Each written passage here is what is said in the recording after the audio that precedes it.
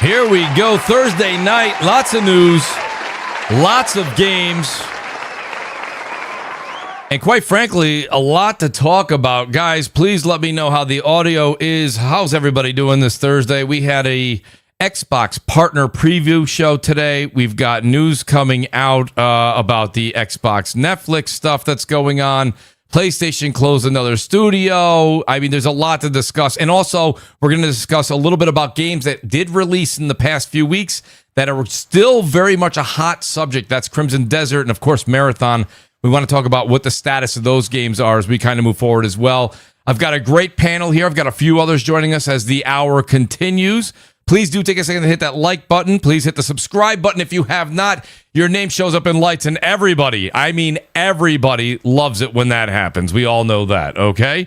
Hopefully Nib is not 60 hours into Crimson Desert and can join us soon. We'll find out. The great Nib should be joining us at some point in time. But guys, right above that outstanding description, if you look at that description right there, look at how much time Mooch puts into that description. That's unbelievable. That's at least, right? Isn't that at least a B plus, Jay? I think that's a B plus in English. 9th grade English. Right above that is the join button. If you'll be so kind to hit that join button and be a part of the Mooch Maniac family members, it would mean the world to me. Great to see so many people here. The great JC 2013 is here. I see a lot of great folks. Guys, we got a great show for you. Let me get to this great panel here. First and foremost, the great Death Singer is back with us. You guys love him. I don't think you love to hate him. I think you just love him. I know we do. So I know you guys must. The great Death Singer is back with us here. Death, how you doing tonight, buddy? Oh, I'm doing fantastic. Great. Crimson Desert's going great. There's tons and tons of games to play. I got tons of stuff going on. It's fantastic. I'm really fucking good right now. It's just he is the epitome of high on life right now. I am so good just because there's so many games releasing. I have to put some in my backlog because there's just not enough. There really is. No, Death Singer, it's not going to get any easier for you in 2026, by the way. It's just not. It's just not. Well, it's just like with Crimson Desert, I made a deal, right? Because I have come to the conclusion I'm not going to be done with this game till like 300 hours in, right? 400 hours in. Right. Just the way I play RPGs. Yes, that's true. Now, the problem is Pragmata comes out soon. So you got time. Now, but I'm not going to finish it nowhere near. No, not 300 hours, no. So what I've decided was, when a new game releases, I'm going to pause Crimson Desert, play the new game, because I guarantee you it's going to be a hell of a lot shorter, then go back to Crimson Desert, and then basically, in between each release, repeat the cycle.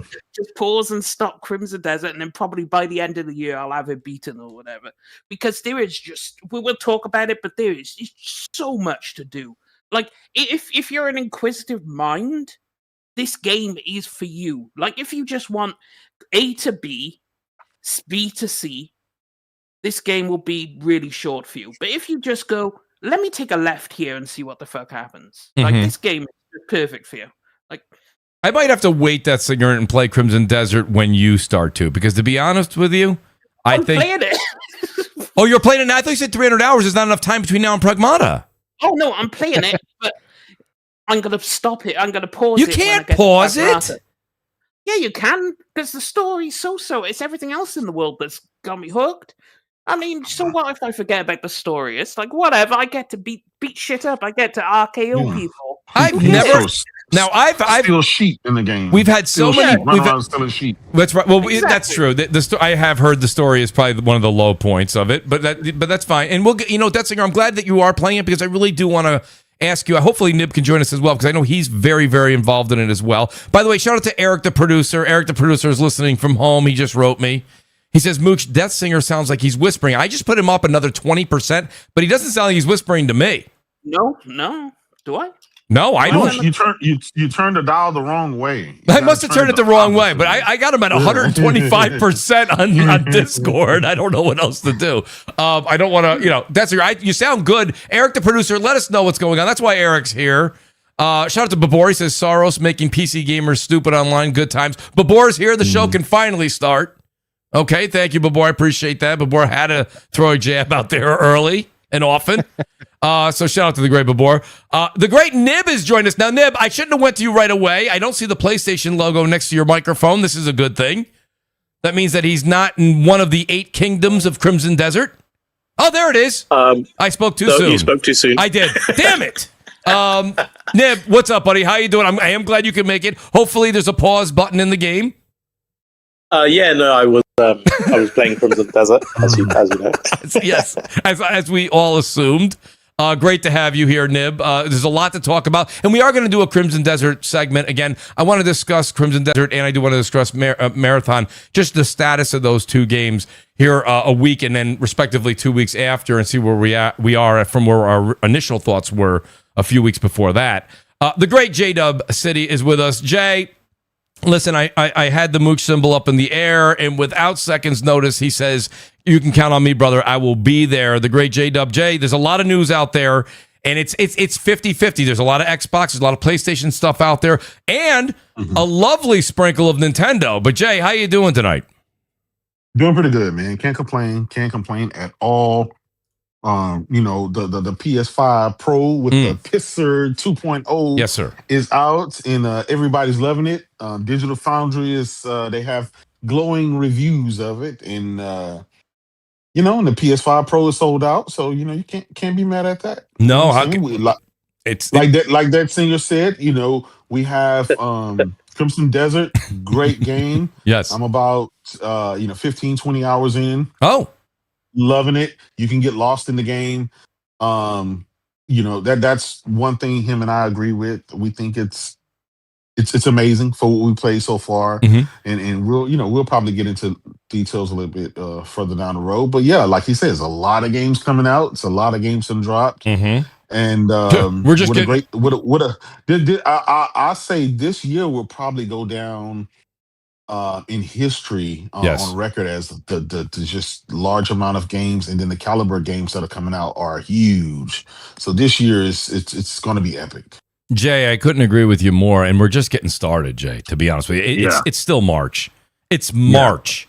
And April stacked. Can I get my fill cap on? Sorry, the check just arrived from Sony, so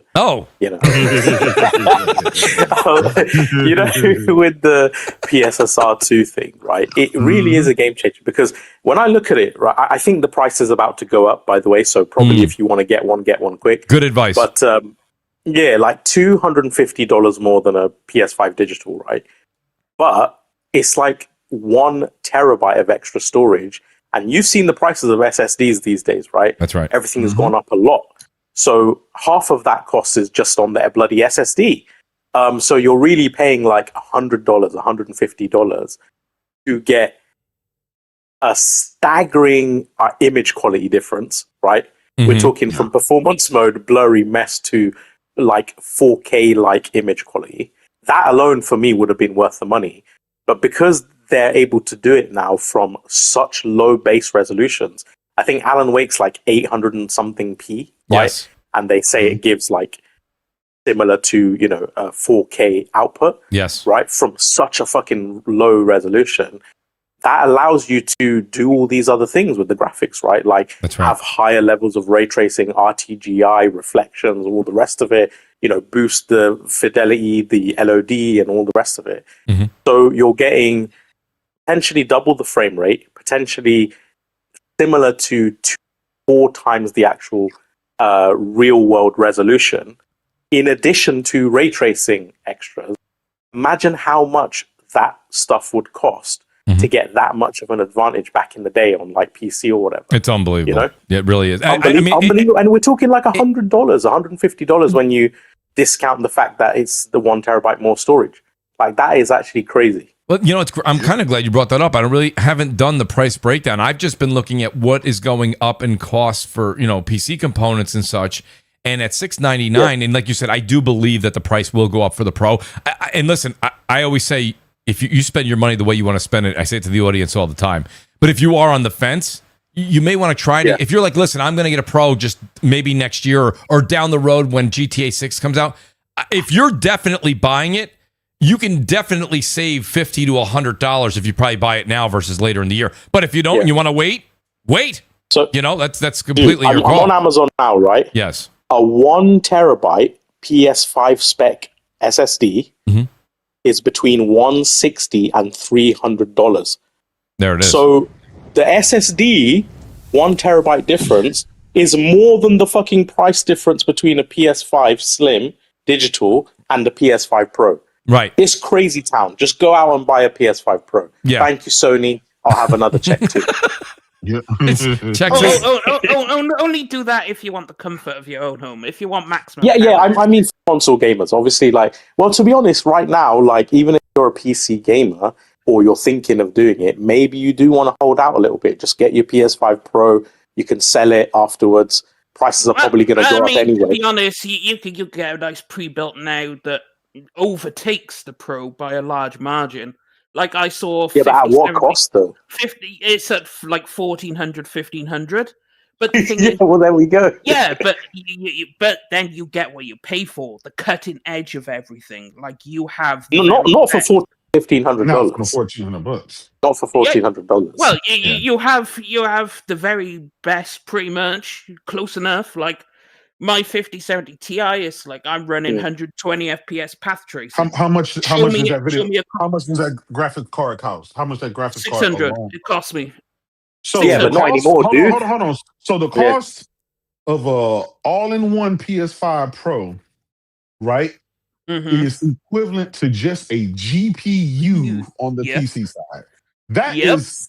That is bananas. That's the thing. I'm on. Hold on. Factoring in all the other components and everything else. The thing is, if you do it, it's what you want, right? If you're investing in PC, and you still can't play Wolverine. You still can't play GTA. Well, but then again, it depends what you're looking for and what kind of gamer you are. Like they're looking for great goatees. They're goatee winners. The thing is, right? You said $600. The Nvidia prices haven't been that for a while. Like, I'm on Amazon right now. Yeah, and a 5070 Ti is $1,000 plus, right? But that's because I bought it when it launched. Right. Yeah, but don't talk about past prices. I'm talking about today. We're talking about today. Was $699, right? So just to get a 2 terabyte hard drive is going to cost you half the price of a PS5 Pro or more. Yeah. The thing is, like, if you play PC, you expect to pay a premium price because you're getting the premium product. No, you're not though. You're just paying premium margin. That's what I'm trying to say. You're paying for Windows. You're paying for. You're paying for the AI boom. That's what you're paying for. Yeah. You're not actually paying for the. You are paying for the performance because let's think about it. No, you're not, because for the same money that you're paying today, you could have paid 40-50% less than that. Because you're comparing money. But let's compare performance for what you're getting for that money. No, but you're misunderstanding my point. What I'm saying is the same performance differential pre-AI boom would have cost you half the price, So you're not actually paying for the performance difference. Now you're paying a premium on top of the performance difference just because PC consumers aren't as important to the wider market, basically. Well, it doesn't matter though, because if you're going PC, that's what you're buying into. You're an informed consumer. You know what you're getting if you go to I expect path tracing. I expect 120 plus FPS. Yeah. I expect all the bells and whistles. I expect the best looking, and guess what? I get it. But that's because I paid for it. The console is a great entry point and great for what you're paying for. Price to performance, it's great for how much you're paying for that box.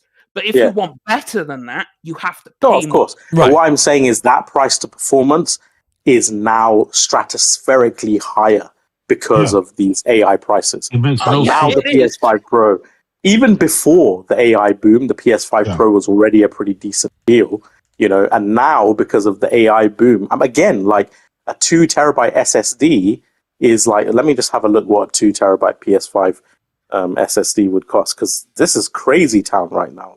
These prices, if you're in the market for a console, the best experience is the PS5 Pro, hands down.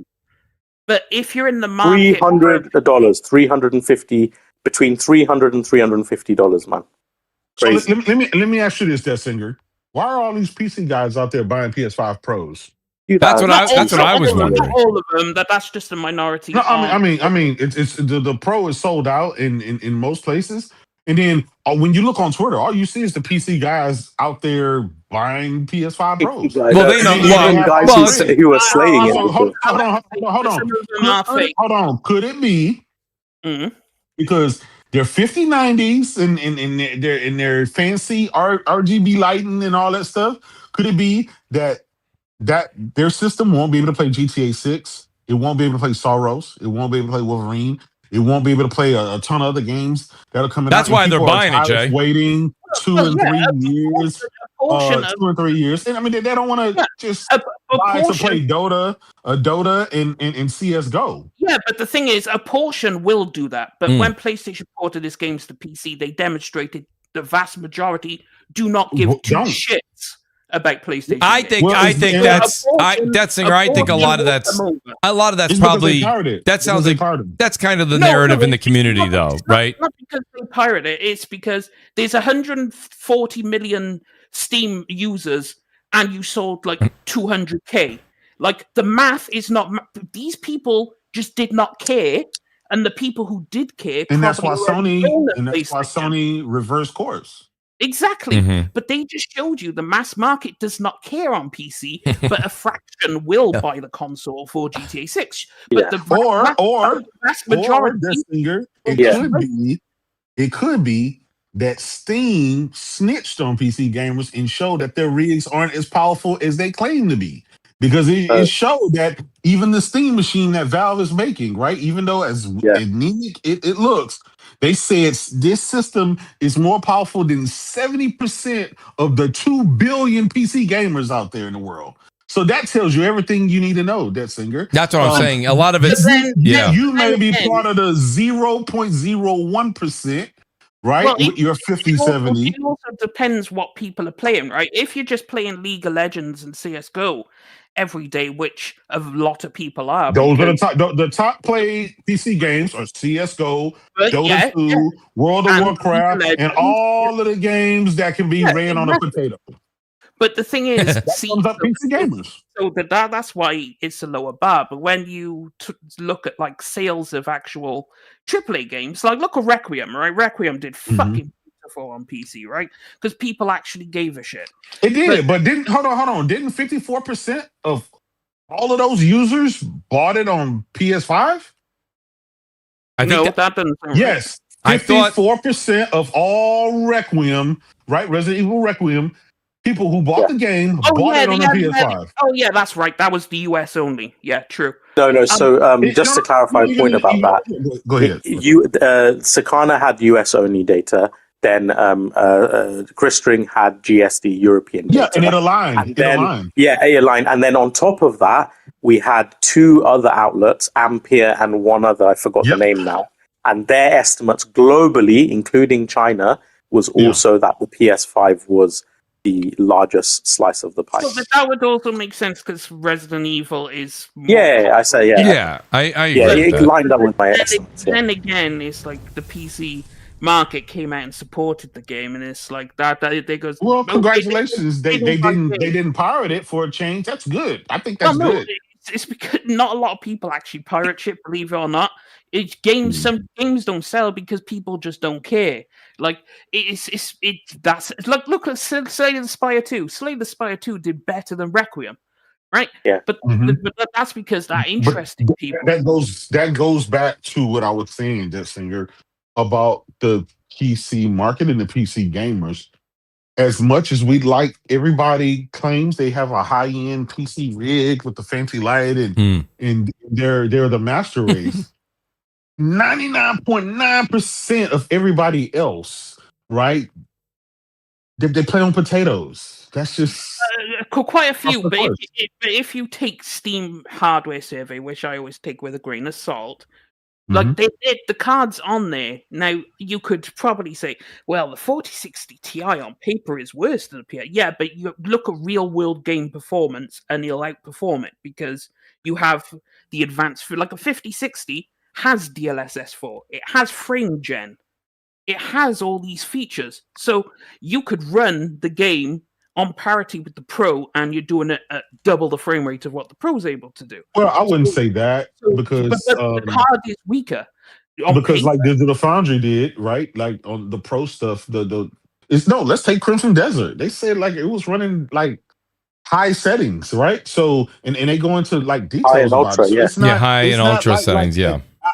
I see like a lot of time the PC game and before I get ridiculed, y'all know I got a 5090 and so we gonna dead that, right? That narrative. But I'm just saying when you look at it, right, I think a lot of PC gamers think consoles are just playing at low to mid settings, and that's no longer the case. It's not the case anymore. It really isn't. As a matter of fact, Microsoft asked Digital Foundry, could they not do comparison with the Xbox and PC because Microsoft doesn't like telling you what settings are high or mid or low or whatever. Yeah. And so Digital Foundry stopped comparing PC to Xbox, but Digital Foundry continued to compare the PS5 with PC, and which I thought was crazy. Like, why are you going to do that? But here or there. But we got the Pro here, right? We got the Pro, so let the switches turn up. Tell us what I have. Oh, I got this full blown RTGI, full blown ray tracing, full blown everything else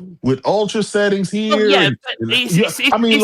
But the thing is, and that's not a card game. That's the latest top of the line graphical game. So, but then you have to consider one of the best games ever made. Why I can say the 5060 Ti on paper is worse than the Pro, but it's like if you consider it like running 1440p upscaled to 4K, right?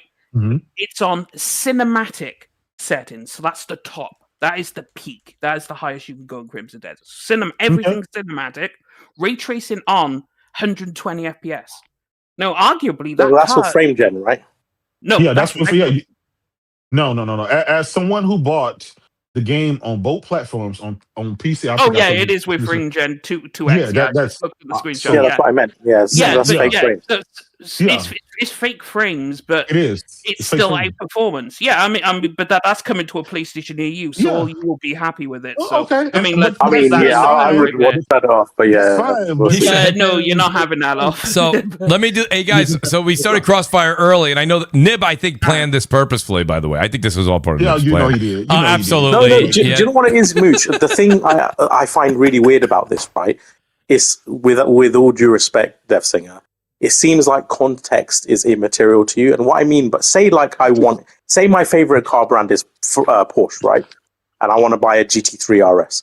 But the thing is, if the aftermarket, say because of supply and all this other shit, a GT3 RS, instead of 180, 250K with the YSAC pack or whatever, say it's selling for 500 sticker, 600K sticker, right? For that price, I could buy a bloody hypercar. So at that point, there's going to be people who still think it's worth it, but I wouldn't recommend it because you're paying so much above sticker price for the same thing. So I would say wait for the market to come back to reasonable, unless you're filthy rich and you don't care, you just have money to burn. This is not a wise investment anymore. Yeah, You're basically PC is a wise investment. Well, when we're talking about but what I'm saying, you're basically.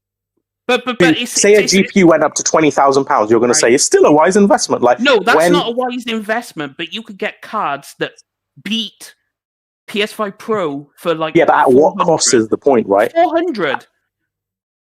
But what I'm saying is your GPU is now $1,000, right? That's not including the $400 SSD or the $300, the $400 RAM and the motherboard and all these other things. So what I'm saying is so to get that little bit of extra, let's be honest, in real world situations, it's not much of a difference, right? That's a friend of mine he's building the piece. $1,500, $1,000. It's not worth it. Dude. A buddy of mine. It's not even that. Go on. To put it in, I just want to put things in context real quick, Detzinger. A buddy of mine, he's building his PC as we speak. He's got all of his parts. He's building it himself this weekend. He's building it. He's got a 5080. I believe he went with Intel. I know you guys are all going to throw tomatoes in a second, but he went with a 14900. He's at $3,800 US.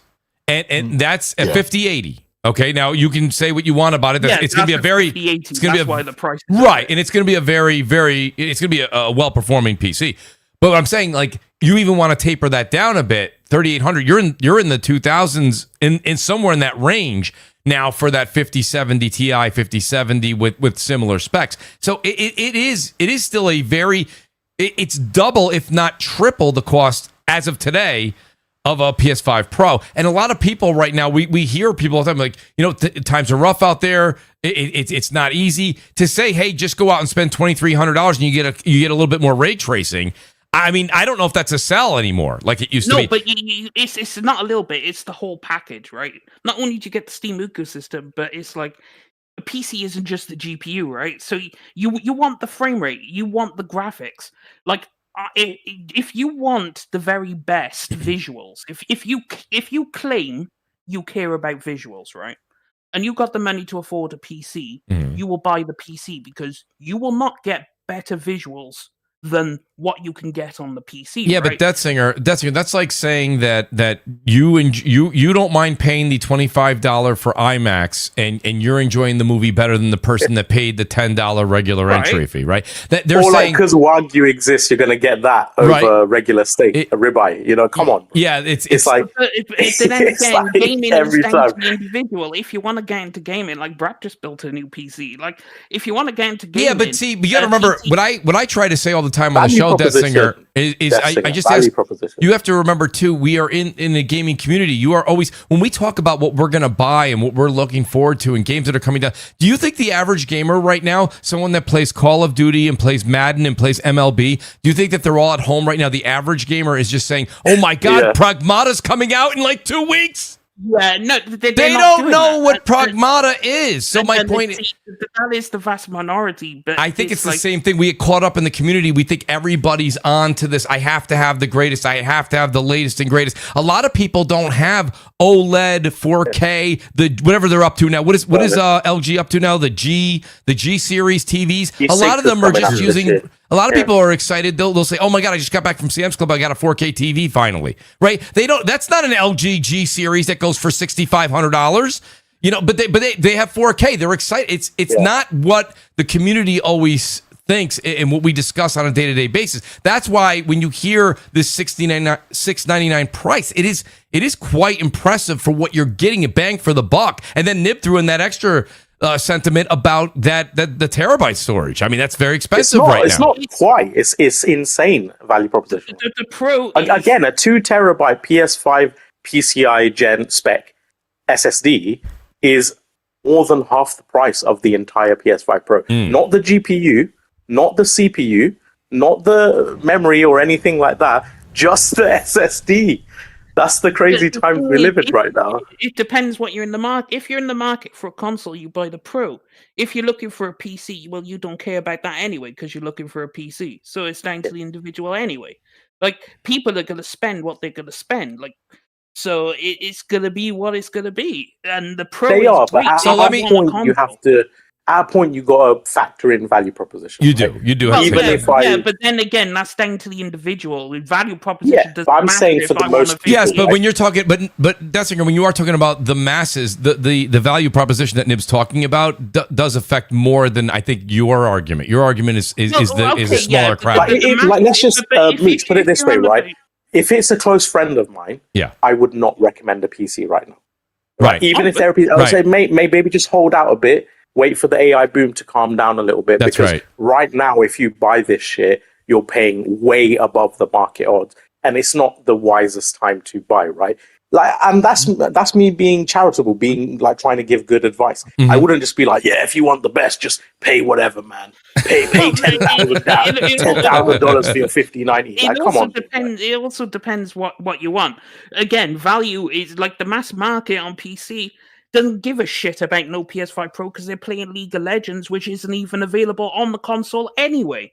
So, like, my dude, the mass market is playing Fortnite too. Like, you gotta remember, it's like not as much on PC as console.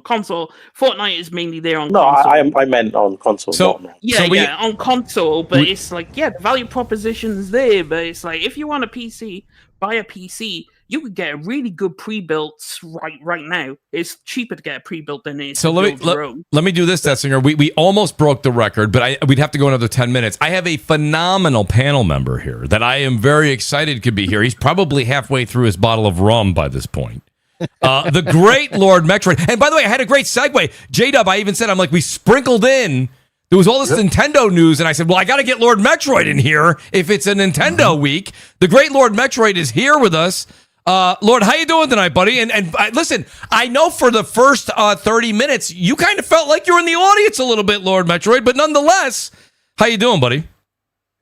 I'm doing fantastic. I was just, absorbing the conversation, finishing my rum. So thank you all, fellas. You know what I mean, for making me happier. Absolutely. So, I can't complain. So, but no, thank you for having me, Mooch, and I'm excited. And I saw that Saros is one of the topics. Yes, I am a huge Returnal fan. I have over 200 hours in the game. Okay. Yes. A quiet taste right there. That's right. Beautiful game. Yeah. Beautiful game. Cannot wait. Absolutely. And I finished it after the patch. So, even better. Yeah, even better. You weren't running around looking for the trophies that didn't pop like me for an extra 20 hours. Yes. Yeah. I did it before you frauds half Daisy way. That's anyway, right. I'm excited for We deserved that jab, by the way. That was great. I'm excited for Returnal. And they show they have like a preview gameplay.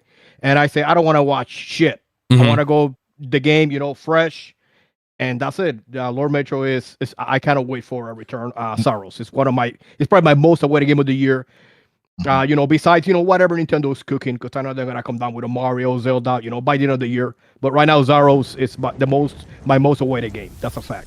Well, let me do this, Lord Metro. Feel free, by the way. Now that the intros have been completed at 7:36 Eastern time in New York, I'll just say this, Lord Metro. You chime in whenever you want. You do not need to be called on. You just chime in. But I do have literally about 7 or 8 super chats, which I appreciate. The great gaming ledger, who's going to be joining us in a few weeks, very excited to have him on. He said, "I was excited before for Saros, but after the previews, it's looking like a Game of the Year contender."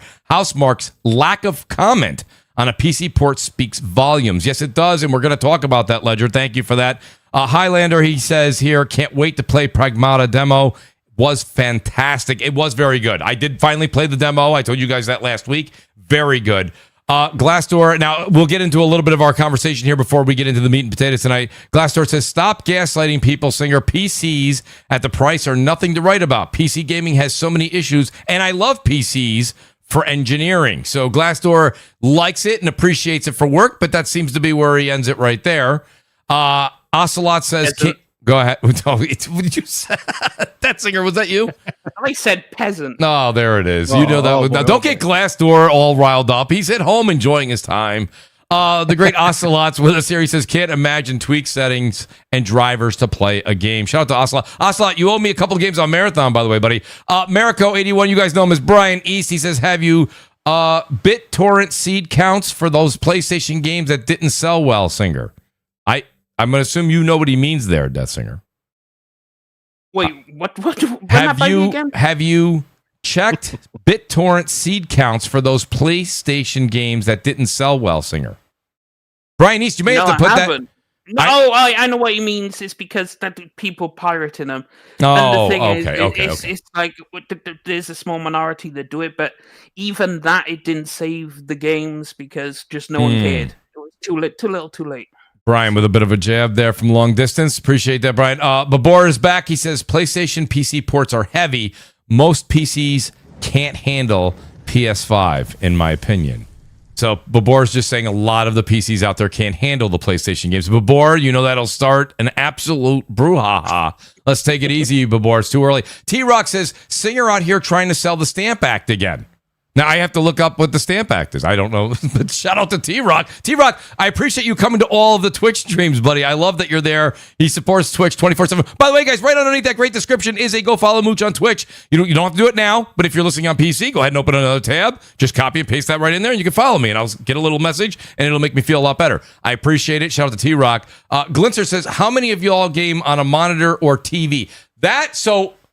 So that's interesting, guys. And we have so much to talk about tonight, but I'm torn. I typically, when I play on PS5 Pro, which you guys know I bought Resident Evil 9 on, I play that on my OLED TV in the family room. I have an OLED screen for PC gaming that I also have a PS5 Pro hooked up to, but I use the TV for console gaming, and of course I use the monitor for PC gaming. No. As it should be. Correct. That is correct. I think that's, but Jay, you're a good person to ask. Jay, you have a PS5 Pro and a very powerful PC. When you play your PlayStation games, are you on TV mainly, or are you on monitor?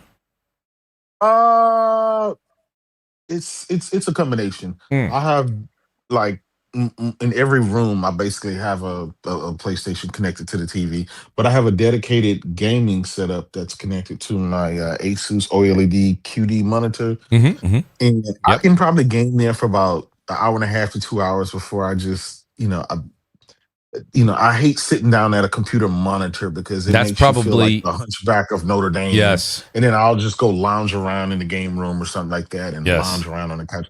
That is like my preferred way to play, not sitting hunched over, at a desk. Yeah, I that you kind of spoke for me there too, Jay. Like I am here. I enjoy playing, especially when we're streaming on Twitch. I'm here in the office with the PC gaming, but like I said, when I'm playing, I don't know how many hours. And I think the hour thing is messed up again on PlayStation because I told you guys I was probably about an hour out last week. I did not realize I had to do one more run. But I'm not kidding you guys. I'm probably 30. I think there's 50. How many trophies are there for RE9? Nib, did you take a look at that, or Jay? Did you guys see the number? I think it's like 50 it's like 50 or 51. I think I have I'm in the high 30s. I just got to close out a couple of small things that I didn't even know that were things that were going to challenge us to do, but I have to do. I have to get Mooch, 2 zombies. Here's a pro tip for you. Oh, please, Death Singer. Don't buy a gaming chair. Just get a nice, comfortable ass chair. Like I got a nice, regular, thick, heavily padded, just general chair, and it's just so damn comfortable. I got a really comfortable armrest. I can just relax in here, and you could even go for a recliner if you wanted to have a bit of, you could do most, gaming chairs is the biggest bait. Because gaming chairs... Don't buy a PC gaming chair. Buy an ergo chair. Yeah. Buy an office ergonomic chair. Yeah, buy an ergonomic chair. I think that... Well, all right, so you know what? This we'll do off air, but Death Singer and Nib, if you guys have a great office chair that you can recommend, I will say the great J-Dub, who's on the show tonight, Jay recommended the seat that I have right now. And I will say, I have sat in many gaming chairs. Jay, you did knock this one out of the park. This is probably the most comfortable gaming chair that I currently have, but it's still a gaming chair. Which one he recommended? Well, it was there's a guy who does scientific tests on YouTube, and he compared 15 different chairs for gaming and office use and stuff, including all the Herman Millers, all the expensive shit. Yeah. I saw that and the one that won was a Staples mid-range one. I think it's $400 or $350. And most in his team, again, it was blind test, so they didn't know which model they were using. Most in the team preferred it to the that's a different one. I did see somebody do about 12 different chairs. This was different. Staples one. Wow. Okay, I'd like to see. I got to see that video. Shout out. I have a office chair too, because I have monitor all my stuff that I do for podcasting and browsing the web. I have a Mac Mini M4, and it's phenomenal because I use Windows at work every fucking day. I don't want to come home and use Windows again, right? Right. So I got a nice 4K monitor, and I have Steam. I mostly use it for indie games, Metroidvanias, Rogue-lites, and games like that. But other than that, I have a gaming chair. It was like $100 that I use for to do gaming because I do console. I'm a console gamer, through and through. For that, I have a LG OLED 65, and I have a gaming chair. But for streaming and stuff like that, I also have an office chair. Plus, I have one at work, so I'm used to use them. Some of these secret labs, and I don't know if the other one's called Titan. I don't know if that's the name. Titan Evo constantly does a partnership with League of Legends, for example, as the esports chair of choice. And the thing is, it's I got one of them, but that was because it was an exclusive KDA celebration design, and it looks sick as fuck. But I don't use it. I just use my regular office chair. I'll be honest with you. That Titan, a buddy of mine had one in his gaming office, and I was sat in it. It was like sitting on a stack of bricks. That was absolutely one of the most uncomfortable things I've ever experienced in my entire life. I don't know what in the world. I said, "What do you?" Well, he goes, "This is one of the top rated chairs." I go, "Yeah, but have you sat in it?" I don't give a shit what the number is. I mean, but it's got to be comfortable. So I think you guys have some good recommendations out there. Merrick goes back. He says, "Hot take." Oh, get ready for this one. He says, NVIDIA is the biggest villain of gaming, but forgiven for being evil because they are only top shelf option for gaming. Well, I mean, that is essentially the rinse you, but they also provide the very best experience you could possibly get in gaming. So you kind of you're making a deal with the devil. I think that's what Brian's saying. Yes, yeah. So that's Matua's back. Matua, good to see you here. So paying 900, and he's got it in here in I want to say euros. 900 here in Europe. He said for the No-Go Pro without the disc drive and stand. The way to go. Yeah, but so that's his counter to you, Nib. He's saying $900 out there for the Pro, and with the stand. Yeah, but that's kind of a silly rebuttal because PC stuff would be even more expensive. In Europe, we pay VAT and taxes, right? It's 20%. Yeah. Depending on what country he's in, maybe it'll be 25%. Some countries in Europe is 27%.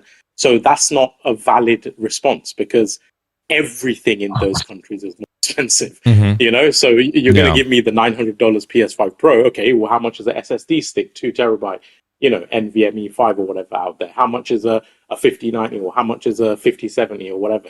Right. You've got to keep it in context. You do have to. That's true. Also, in answer to the guy in the chat who said, why do PC guys stick to monitors? The thing is, when you're playing a competitive shooter, if you're close to your monitor, your eyes take in everything. You don't have to, like, if you're playing on a big TV, if you want to see what's happening in the corners, like on the 70-inch, you're not taking in just the edge of your peripheral.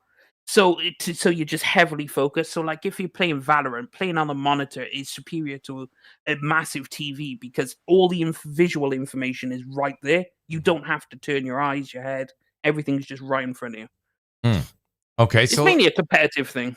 Let me go to. We have two more here. Then I want to actually get to our main topic, or one of our topics. The Gaming Ledger says my neighbor has a pretty beefy rig and wants to play NHL, which is big here, and he can't buy it on Steam. These are the types of issues with PC. Interesting. I don't know. I mean, that is a thing, Detzinger, right? There are certain games that are still. Is NHL? Well, yeah, exactly.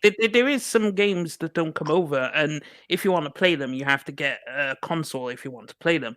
So obviously, you will do that. And obviously, if you wanted to play Wolverine, you'd have to get a console, for example. Yes, but that's just part of it. But like for the majority of your games, you're playing on PC. But if you need these extra games you want, then you just buy a companion device. And I had a hunch that T-Rock was going there. It's been a long time since I really dusted off the American history books. But T-Rock says the Stamp Act was a precursor to the Boston Tea Party. Yo, T-Rock, that's a no chills comment there. Shout out to T-Rock. Shout out to everybody that's here. Thank you guys for that initial conversation super chat that's brought to you by everybody in the chat. So I'll go ahead and put J-Dub City on the hot seat first here. Jay, let's open up with the Xbox partner preview that aired today. I've got a list of the games here if you need them read off. I don't know if you got a chance to see it. I saw about 3/4 of the show. I got home. I watched about as much of it as I could get before our show went live here. But I'll be playing it actually for you guys real quick. I have a couple of video montages, but I do have the partner preview in case you guys are watching in the show right now and you're like, I didn't see it. Well, it'll be on the screen for you guys to watch as we talk about the games. And it's only about see what were you talking about? Sorry, the Xbox partner preview that aired today. Oh, okay. Oh, so I didn't watch it. Sorry. That's okay. Well, okay. So what I'll do for you then, Nib, also in the Crossfire chat, I'll dump the names. You've seen some of these, and you can make a comment based upon that plus the video.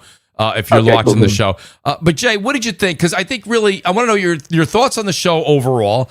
And it's just like, I'm sitting here and it's the same thing I said with the last Xbox show. It's like, I mean, yes, you're watching it. I think if you're a Game Pass subscriber, you're watching with like bated breath because you're like, okay, let's see what I'm going to get on Game Pass. And I think they showed a good amount for people that have Game Pass. But the thing is, the Game Pass model, we already know is not doing what Microsoft wanted. And we know that because we're going to talk about it later as well. They're talking to Netflix. They're probably talking to Doritos. They're talking to everybody they can to try and get Game Pass associated with something before they decide whether or not they're going to pull the plug in a few years. I think that they did a good job showing that these games are going to be coming to Game Pass. But other than that, it's like Xbox partner preview, even some of the PlayStation shows that have like the third party. It's like, okay, if it's not an exclusive third party, I almost feel like the third party should almost show their own at this point. the days of E3, Jay. But what did you think of the show? And again, I have the video that I'll have here, and I'll also put this into the chat for us so that you have a list of the games. But what was your overall consensus? I'll be honest. It's traditional Xbox, meaning it's associated with Xbox. This is the caliber of games that Xbox has just kind of been putting out all gen long, last gen. They're not. I'm not saying they're bad games. I'm not saying they're great games. They're just your old run of the mill. Well, if you ran out of things to play, you may want to go look and try something out. That doesn't get people excited. They just don't have exciting games. They have games like, okay, well, that's what it is. I think the consensus from everybody is that the show was just mid. It didn't sway you to go and pull out your credit card and subscribe to Game Pass, but it also didn't make you just want to get out of your seat and just go cancel Game Pass either. And I think that's the problem with Game Pass. It doesn't do anything. It's just stagnant. It's just it's the middle of the road, So I don't know. How can that strategy works? How can it work for long? I don't know. I agree with you. I think they're looking at Game Pass with a fine-tooth comb, and they're saying, what are they going to do? I don't think it's sustainable. Either you want people to sign up for the subscription or you don't. And shows like these are not going to get anybody to sign up. That's just what it is. And I know we were joking earlier in the DM, and me and that singer were, kind of jiving each other. I said, with Xbox, it's like, everybody in the community wants a girl with a nice set of boobs, right? But then a good A cup of passion, and then it's like, that's all they're delivering is some A cups. It's like, but everybody's here for the D cup. Pause. What? No. Where did this conversation go? How did Victoria's Secret get into this? This man must have left the mall. Now he's got that shit on his brain still. Right? What? This dude is talking about. I'm like, my wife is like next door. She's gonna be like, "Yo, what kind of podcast is this guy?" Maybe my analogy was too much. But, get ready for the explain this to my wife. PS5 Pro A cups covers coming near. Just a little insight to what me and that singer and the crew, be talking about behind the scenes. It's that singer's mods are like double Z, triple Z sizes. He's like, I'll just mod it. I'm not worried about it. You know what I'm saying? I'll take it. Hey, man, I tell you what, my games are looking completely different to what you're playing on console. He said that to me. I ain't gonna sugarcoat it. That singer. I ain't gonna sugarcoat it. I have ass and titties. Yeah. That singer said to me one time. He's playing Crimson Desert. He's playing Crimson fans. Nib. That singer say he won't compromise. I won't compromise. I want both ass and titties. You know what's funny though? The singer is like, when you play Stellar Blade, you gotta put Debbie Yard to get the real effect. No, I wish it had beer. He threw out. That singer said to me one time. This is what put things in perspective. He said, "Mooch, the Stellar Blade you're playing is not the Stellar Blade I'm playing." I said, "Let's leave it there. That's right. Let's leave it right there." So he goes, "That's a completely different game." I said, "Okay, Death Singer, I see your game." I picked up Stellar Blade for 40 for PS5. I'm definitely gonna play it at some point. Oh, you should. It's a phenomenal game.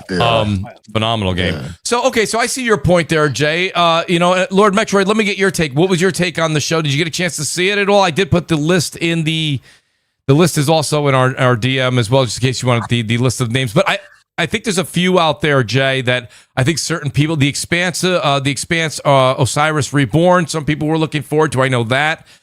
Stranger Than Heaven also was one they were looking forward to seeing. I'm trying to, I'll tell you something. And Lord Metro, I want to get your take on this. Stalker 2, what looks to be their DLC, I think it's DLC, right? It looks like added content. It's not like it's not a new game. It's an addition to Cost of Hope. I thought it looked pretty good. Now, I don't know if the game's going to look that good because I think it looked a hell of a lot better than the game they released originally. And then, I don't know if I'm saying it right, but Musa, Dirty Fate, that actually looked quite interesting. There's a few games out there. What did you think? I thought it was quite good. My highlights were Hunter the Reckoning. It looks like with the corrupted cop that's a vampire. I thought it looks really good.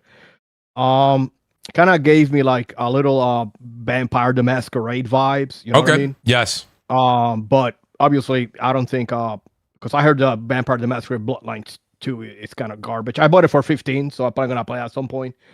But it looks quite good. And another one that I liked was what's the name of it? I'm looking at the list right now. Alien Deathstorm by what's the name of the developer? Rebellion, I believe it is. It's kind of gave me alien vibes, sci-fi first person shooter. Oh, the Adamfall Depths. Yeah, it looks really good. Yeah, the Stalker 2, the DLC. It is a DLC. It looks pretty good, but I definitely want to get Stalker 2, but I'm gonna wait until they work out the kinks because it was quite buggy when it launched. Yes. But they're working on it, and I'm definitely gonna play it. But the highlight for me, it was definitely the Eternal Life of Goldman, that hand drawn 2D. It looks absolutely beautiful. Mm-hmm. And I bought that months ago. I pre-ordered already, and I cannot wait to play it. And another one that I really like is Super Meat Boy. I love Super Meat Boy, and Super Meat Boy 3D looks really good. And I love platformers in general, and I'm definitely gonna play those games. Yeah, I mean it was a partner showcase. You kind of not there was no first party games, anything like that. I thought it was a pretty solid show. And it was in my opinion. Yeah. So I appreciate that, Lord Metroid. Nib, I want to ask you a question here because it was something interesting. I actually did not purchase Dispatch yet, and Dispatch was a game that I know that a lot of people said was amazing. Nib, I think you said it was very good, right? So when I saw this, right, I'm sitting here watching the show and I see Dispatch come on. I'm like, you know what? Okay, I'm gonna pull a Nib here. Nib will play a game on Game Pass that he hasn't picked up, and I believe it or not, I still have I got a 1 month, so I still have the month. So I was like, I'll save the month till Dispatch comes out, and I'll play it. Unfortunately for me, Dispatch is not on Game Pass. It's not coming to Game Pass. So hey, stop being welfare pass. Yeah, I know. I'm just gonna buy the game. I understand. Believe me, I hear you. So anyway, I was like, okay, whatever. But at the same time, what did you think of the show? And the one thing that kept going through my mind, Nib, that I want to ask you, because I know you like to always bring it back, as I do usually, to a business discussion on this, is I'm sitting there and I'm thinking about the person that does not have Game Pass, and they're watching this, and I'm like, is this something that somebody would want to pay $30 a month for moving forward? And that's the question I'll ask you. What did you think of the show? And is this something, if you didn't have Game Pass, that you would be like, you know what? I think I need to invest in this now. So I'll be honest, I've only been going through it like as we've been on the show and just before. So it's me playing catch up. I have actually watched all the trailers for all the games now, I think. Anyway, I would say like some of it looks interesting, but there's no real like standout. Like, you know how we talk about system sellers? There's not like a Game Pass seller. There's not a service seller. There's not a system seller in here. And a lot of it is just multi-platform games, right? Like, is it something that's specifically going to get you to buy into this ecosystem, this service, this platform, etc.? I'm not sure about that. I don't see it personally. But I would say this partner program probably isn't supposed to be that. It's just, it's a partner program, third parties and stuff. They have a lot of big first party games coming out this year as well.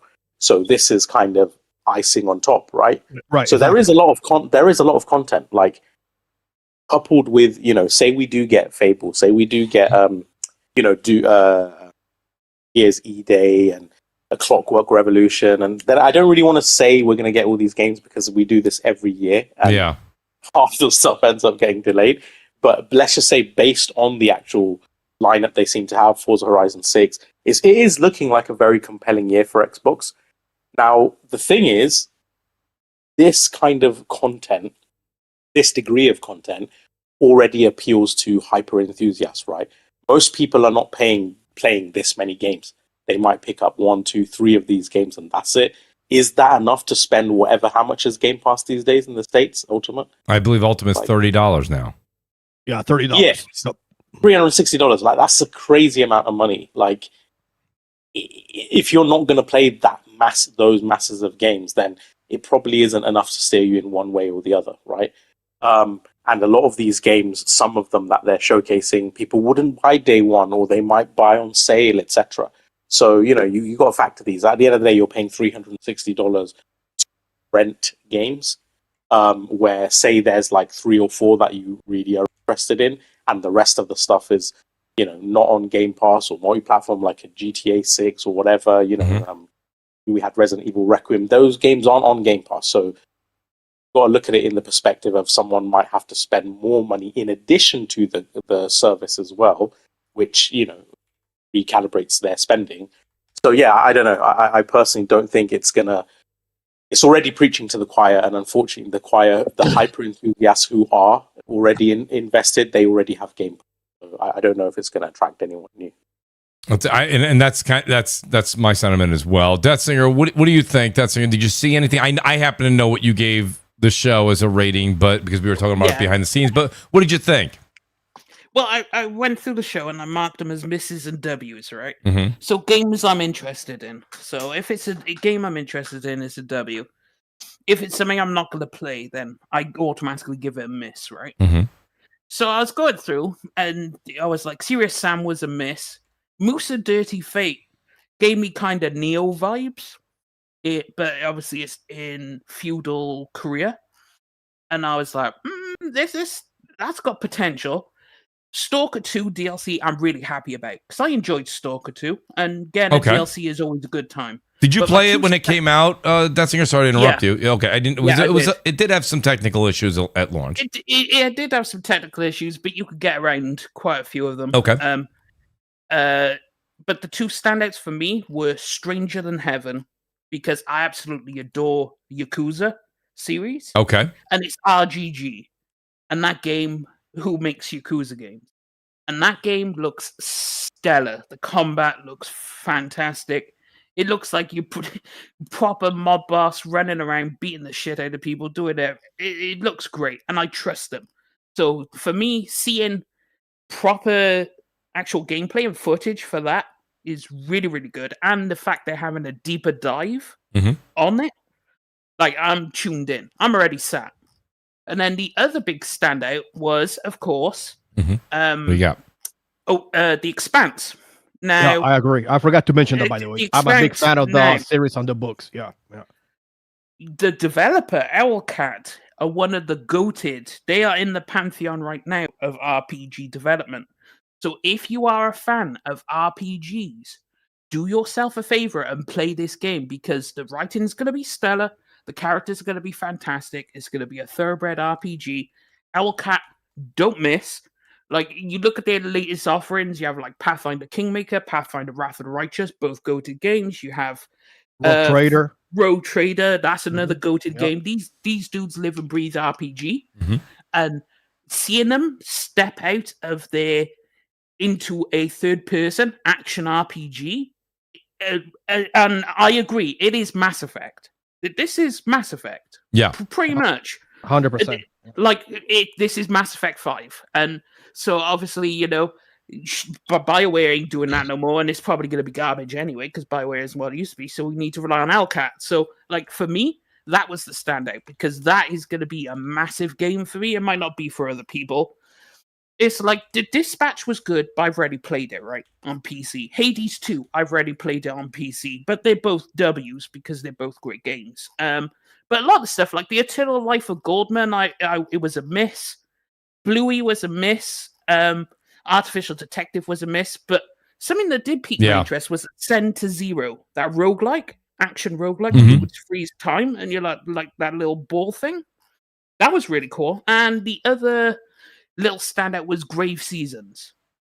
And that's because it gave me kind of Cult of the Lamb / maybe a bit of Stardew Valley, a couple of other things mixed in.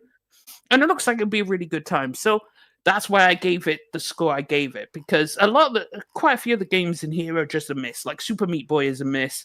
Oh, Vaunted was the other one. Now, yes, the art style threw me off, and I'm still not sure how I feel about it. But it's a tactical RPG, and it looks really good. And it's made by the guy who helped make XCOM. And he left for Access. And he now did this, his own version of XCOM. So I'm down. You know, when it comes to games like XCOM, and I don't know if I'm in the majority or the minority here. I just, those games don't really interest me. I don't know. I know. I need a little bit. I get it. There's a lot of strategy, and I really do. I just, at the point we're at right now, like, you know, we always talk about this, Death Singer, where you say your time is precious for, you know, with all these games out.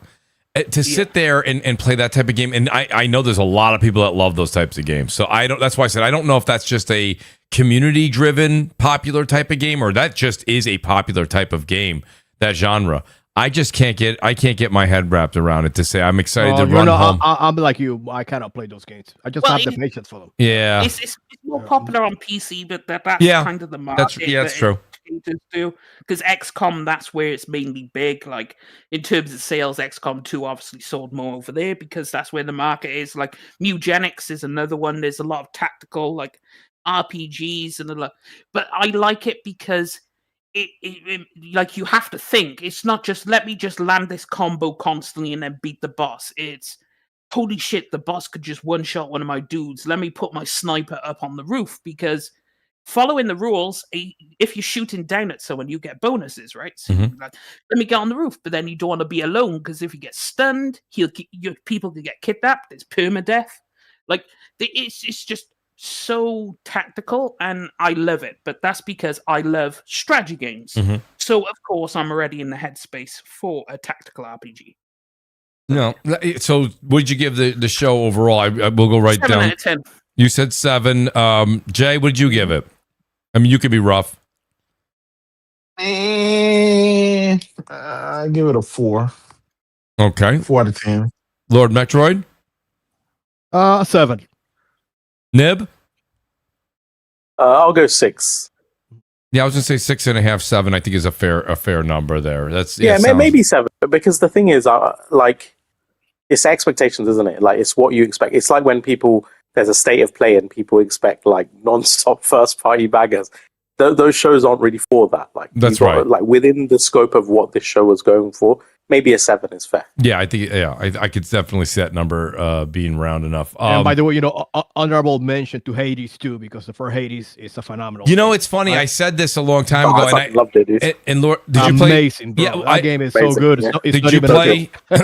Has anyone played Hades 2 yet? Improved on the first one. Yeah. You played 2 on the Switch, Nib? No, I on my MacBook. Oh, you did. Okay, so.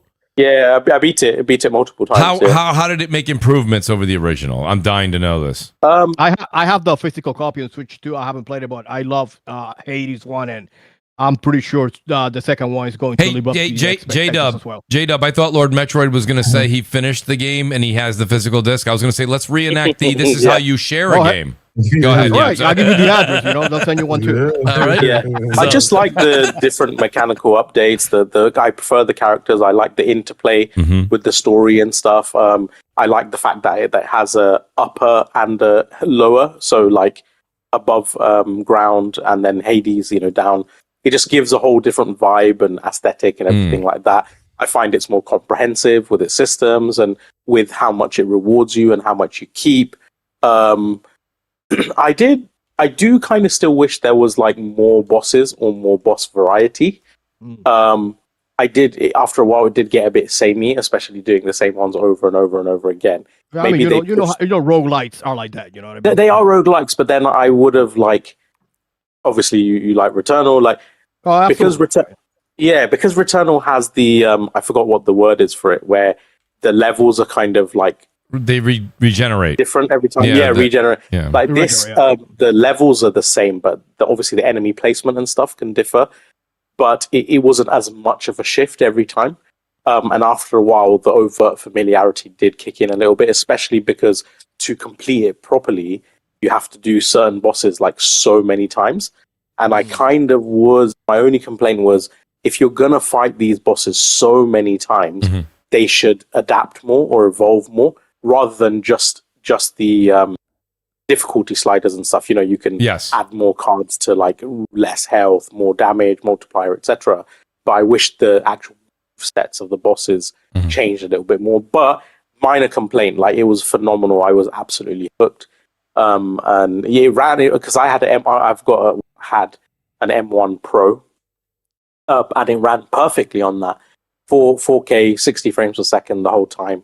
I had it HDMI out into my TV, ran flawlessly. Got an M5 Pro now, but I haven't played anything. Do they offer any type of achievements or trophy system when you play on Mac? Yeah, it's got all the Steam achievements. So it's just Steam on Mac is what you're playing. Yeah. I thought you were playing on some sort of an Apple browser. Surprisingly, a lot of the indie type games have Mac versions. And because these days, like the M1 chip is so competent, like I think my M5 Pro, when I watched a review, like a GPU performance review, it was outperforming some of the like high-end mobile NVIDIA GPUs. So Macs these days, like they're not to be trifled with. Like they got some serious, especially the Pro and the Macs. I agree. And stuff. Someone that has a Mac Mini M4, which I use. I have Steam.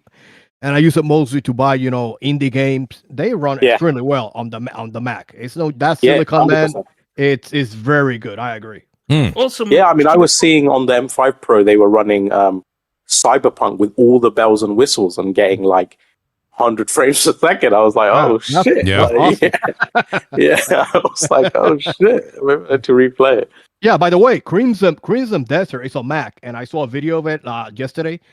And it runs pretty well. It runs pretty well, I have to say. Yeah. Also, Mooch. Yeah, what do you got there, Singer? For Hades 2, like they made so many improvements, like dashing being on cooldown. Okay. The two distinct paths are said, but like the progression system, now you have the Arcana cards, right? Yes. And it's a more tactical way for equipment bonuses, for example. But it's like the mechanics, like you now have Omega versions, and they use the magic mana, I guess, in most games, for more strategic, hard-hitting attacks. But the thing I found the most fun was the familiars. Like you can actually have animals accompany pets. Which one did you use, by the way? Oh, I can't remember. that was ages ago. Like, what are we doing? See, I did really like the familiars, but then I ended up just defaulting to the one that gave you like revives, like more revives, skulls or whatever. Because at the end I ended up having a glass cannon build, but at the end I like basically couldn't die because I had enough revives, and then I would get more revives or replenish my revives. But yeah, it is really fun when games allow you to min-max like that, though. Same with like Returnal and obviously these roguelites in general. Right. When you have so many systems and you can actually make yourself super OP, it's not like, this is too easy now. Also, the cauldron brewing to get permanent stats. Yeah. Like you actually get permanent shit that you can take with you, so you just get stronger. Yeah, that's a good point that Nick mentioned. That's one of the alluring things about Returnal. It's all the system that it has. Like, for example, which weapon should I use against this boss? Maybe this fire is not as effective. Like, for example, there's a boss in Returnal. I don't want to spoil it, but there's if you use the Dreadbound, forget it. You don't use that weapon for that boss. I'm not gonna say which one it is, but that's what I like about roguelites. It's a different game every run, and you get to experience the weapons and your character growing. And it's something that a lot of other genres just don't have. Yeah. The one thing we didn't talk about was whether or not so phenomenal in it, because the different like boons and stuff are can be so different from one another. Like your entire build and the way you play is sometimes structurally completely different run to run. You could be like a long range, you could be close range, you could be this, you could be based on explosions and magic, or dashing is your main ability. Like instead of hitting, you're gonna zoom around them and confuse them and all this other nonsense. It's like, but I love the fact that you could just keep experimenting with all these different things. So in that game, when I didn't get the boons I wanted, usually it wasn't like fuck's sake, RNG screwed me. It was more like, oh, cool, let me see what I can do with this. Right. Oh, okay. And it's really rewarding. So, one of the questions I have for Saros, and if you guys know the answer, let me know. Are they starting this game off with co-op? Is co-op going to be available when the game launches? Or? I believe not. There's no. I don't think so either. Has not, but I think it will, because for the main reason that, unlike Returnal is a very a lone game. You know what I mean? Very solemn. You're just by yourself.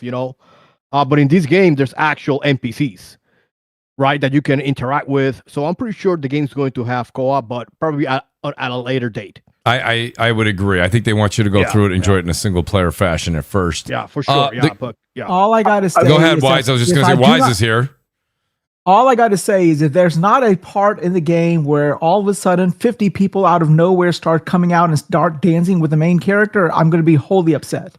I'm going to be wholly upset. So you want people dancing? Deaf Singer wants naked girls with big The main things. character's name is Arjun. What the hell do you expect me to expect? He's one of mine. He's one of us. He wants some Bhangra dancing. There we go. It's locked in the building. It's so great that Wise, glad you could join us, buddy. Wise, now listen, I happen to know because we were talking also before the show. But what did you think of the show? I'm actually a little shocked, but I'm interested to hear your take on air. Okay, so when I grade a show based off of how many games I walked away really eager to play. And I only counted 2 that I really looked forward to. So in my calculations, 2 out of 30 is not a passing grade. So I gave it a 5 because I said, I guess it sort of was meant for somebody. It just wasn't me. Now, if I was talking about just the general structure and overall flow of the show, if that's what we were grading, then I would give it an 8 or 9 because I like the way that it was just one game after another game after another game after another game. Yeah. But none of those individual games, except for that old man Metroid and what was that? That the Stranger, whatever that looks like that Yakuza game. Yeah, Stranger Than Heaven.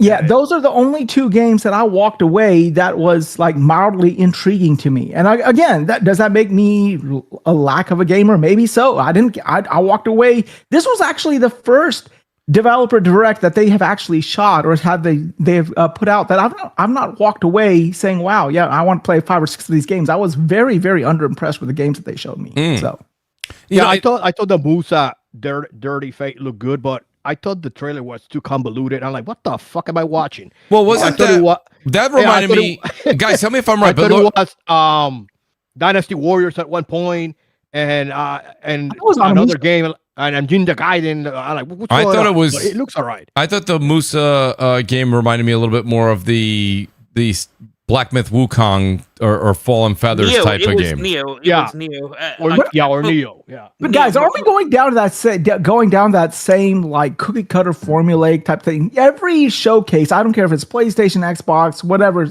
they always have this game based in Eastern fantasies, mythologies about this guy running around killing off these.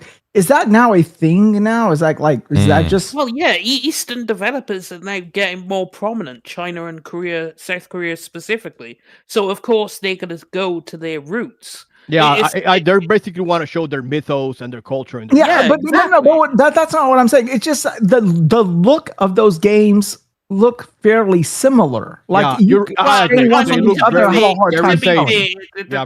be said for a lot of games. Like it's just they all go for this particular Souls-like combat, and they go for that. I guess maybe because it's easier to develop. But I mean, it's quite possible that they're using the same engine as well. No, but even art style. Where are the whimsical games? Where are the games that just looked fun to just look at? It's not their style. Like China specifically, if you watch Donghua, like a lot of which is their version of anime.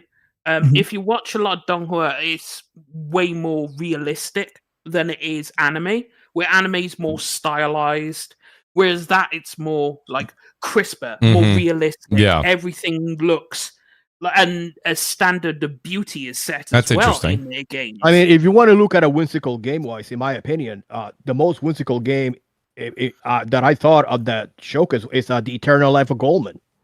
That's that's the old man Metroidvania. I cannot wait to play that game. It looks phenomenal, man.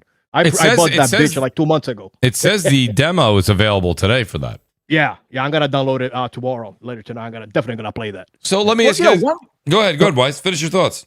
Now, one game that I'm really looking forward to coming out at the end of next month is Mouse PI for Hire, and mainly because I just love the fucking art style. It's something different. Same. And it comes with you get the collector's edition. It comes with the vinyl, and I happen to collect vinyl, so I pre-ordered that one. I'll tell you something. That game just gives you Cuphead vibes, but with what looks like a more not just a boss battle type of game, right? Absolutely. I'm a big fan of the Superman Max Fleischer. I'm a Superman fan, and I don't know if you guys ever saw the Max Fleischer Superman cartoons, and it kind of have the same animation. So I'm really looking forward to that game. Yes, that game, and that's due out in April? Is that April? End of April, Yep. April 30th, I think, isn't it? No, April 14th. I thought it was mid-April because I don't think anything's going April 30th but Saros. I don't know if there's another one competing with one Saros. of them was the 30th, one was the mid-month. I got the 2 dates confused. I'm sorry. Yeah, Saros is the 30th. I think Mouse, I forgot Mouse for Hire is the 14th. I could be wrong, but I'm pretty sure. Yeah, so I think that'll be April is stacked. Not that you guys had to hear that from me, but it's true. It's crazy. Yeah. So let's go on to this. Because we spent 46 minutes talking about PC and PS5 Pro specs, I do want to get to this real quick. We got a couple of hot buttons to touch here. Jay, Netflix and Xbox are, in quotes, kicking around ideas when it comes to possible partnerships. What in the world is going on? We're already at $30 for Game Pass. We all saw today in the news that Netflix is now taking another price increase. Even if they were to collaborate, neither of these teams wants to take a hit. As you can tell, they're both one. Xbox went up months ago. Netflix goes up. Seems like every quarter now. No one's going to subsidize this cost. Who in their right mind is going to want to pay $50 for a Netflix Xbox combo a month? I don't know. And I threw that number out there. Just taking the $20 for the no ad standard edition, and then the $30 for Xbox Game Pass. In case people are like, Mooch, where'd you come up with 50? Those are the numbers. Now, yes, you could do the $8.99, but who knows if they're going to put the $8.99 option for Netflix combined with an Xbox. I'm pretty sure they're going to try to get you to go in the middle road there, and that would be about $50 if you stay with where they are now. Maybe they'll do a discount of $45. But Jay, a lot of the news outlets were running with this 2 days ago. Is this something that's even the consumer would want? Because now they're trying to hit the casual market, but does the casual market want a $50 a month tab? I'll be honest, Mooch. Even when it was $10 a month, right? It didn't really change the fortune. They jacked up the price to now it's what $360 a year. Wow. Jay, you were saying on Twitter the other day when this was announced. I know I saw you saying it. Jay, you said you were like, someone argued with you and said, but Jay, now it'll be on Netflix. It'll be everywhere. And I think it was you, and I saw Crap say it too. Shout out to Crap Gamer. Crap also, he was like, it's already everywhere. Like you can get Game Pass on TVs, phones, computers, everything, any tablet. So it's not, people are like, well, it's more accessible. How much more accessible do you want it? TV, yeah, it's I know they tried to reach 2 billion gamers, but they've peaked. They've maxed out at maybe 30 million Game Pass subscribers. Yeah, it's been dirt cheap. It's expensive as it's gonna get. And partnering with another expensive service, I don't see anything happening there. But there may be an underlying thing with this. And the underlying thing is, it could be. I'm not saying it is, but is it possible that Microsoft may be looking at a way to spin off the Xbox over to Netflix? Maybe a way to kind of get things rolling. Hey, we'll partnership. You take over the gaming side or whatever, and we'll just kind of, I don't know. Is it possible? Anything's possible. Yeah. But I mean, if it's already $30 a month, and then you figure Netflix is what, 20 on average, $25 a month. I don't know, man. Yeah, I don't see how services. I don't think many people care for at that price point. Yeah, no, I'm right there with you, Jay. Nib, what do you think, Nib? Usually you're watching stocks and you're watching interests and you're seeing if things can collaborate. Nib, what do you think from what Jay said? Do you think that this holds water, or is it they're kicking things around? Was the Netflix CEO nice way of saying we're discussing things, but probably not right now? I don't know. Rumor mill, isn't it? Like, they have to do something though, because obviously we've discussed the financials a few times, and the trajectory is not looking good. Because again, I'm kind of repeating myself, but when you've had 2 years of really aggressive price increases in a row on Game Pass, it's 100% increase in the last 2 years and a half, right? 100% increase, and yet the content and services revenue declined. Now, what does that tell you? If you increase the price substantially, the content and services revenue is down, right? It can't all just be lost game sales. Presumably, some of it may be them bleeding subscribers, right? People are just canceling because they should, just the price differential alone, the increase should have increased that revenue side. And we do have some indication of that. For example, like, again, FTC leaks. During the FTC leaks, end of 2022 through to the beginning of 2023, there was, as I've said before, again, 25 million Game Pass subscribers and 11.7 million Xbox Live Gold, which is 36.7 million in total subscribers. And then they announced in 2024, early 2024. Now, keep in mind, this is only a few months after Starfield came out, their biggest release in a long time. 4,000 people credited to its development, 8-year development cycle, Bethesda, new IP, big RPG, all of that stuff. And yet in 2024, they announced 34 million subscribers when including Xbox Live converted to Game Pass Core. So that is a loss of nearly 3 million subscribers. We do not know what the current subscriber count is, but I always get like the Xbox people hit me with these furious PR nonsense, right? It'll be like, oh no, but Starfield led to the biggest day one signups in the history of Game Pass. But that doesn't mean shit, dude. It's day one signups. How long were they signed up for? What's the total subscriber count? And then like, Call of Duty, the highest Call of Duty engagement. Well, obviously, because it's on Game Pass. Yeah. But what's the retention of players? We have different data points, different analysts and different, data loggers like with Sakana and stuff, saying now with Call of Duty Black Ops 7, it actually has less players playing it than some of the lowest selling Call of Duty ever, and that's despite being on Game Pass. So what I'm saying is, I know I'm not trying to be doom and gloom, but if all the revenue trajectories are declining despite the increases in price, if your biggest, that has 8,200, 300 plus people credited to its development, Call of Duty, your biggest golden goose, is also declining to the point where on PS5 in 2025, Ghost of Yotei on the PlayStation platform alone, not including obviously all platforms combined, Ghost of Yotei outsold Black Ops 7. Now, that is not a sentence I ever thought I'd be saying. I know. But it's crazy. It is wild. I got a question. It is wild. Yeah. Let me ask you a question. How much of this is, okay, would you agree that, let's just take Game Pass out of the equation. Okay, let's just look at all of these subscription services, whether you want to talk about Hulu, Netflix, whatever they want to do.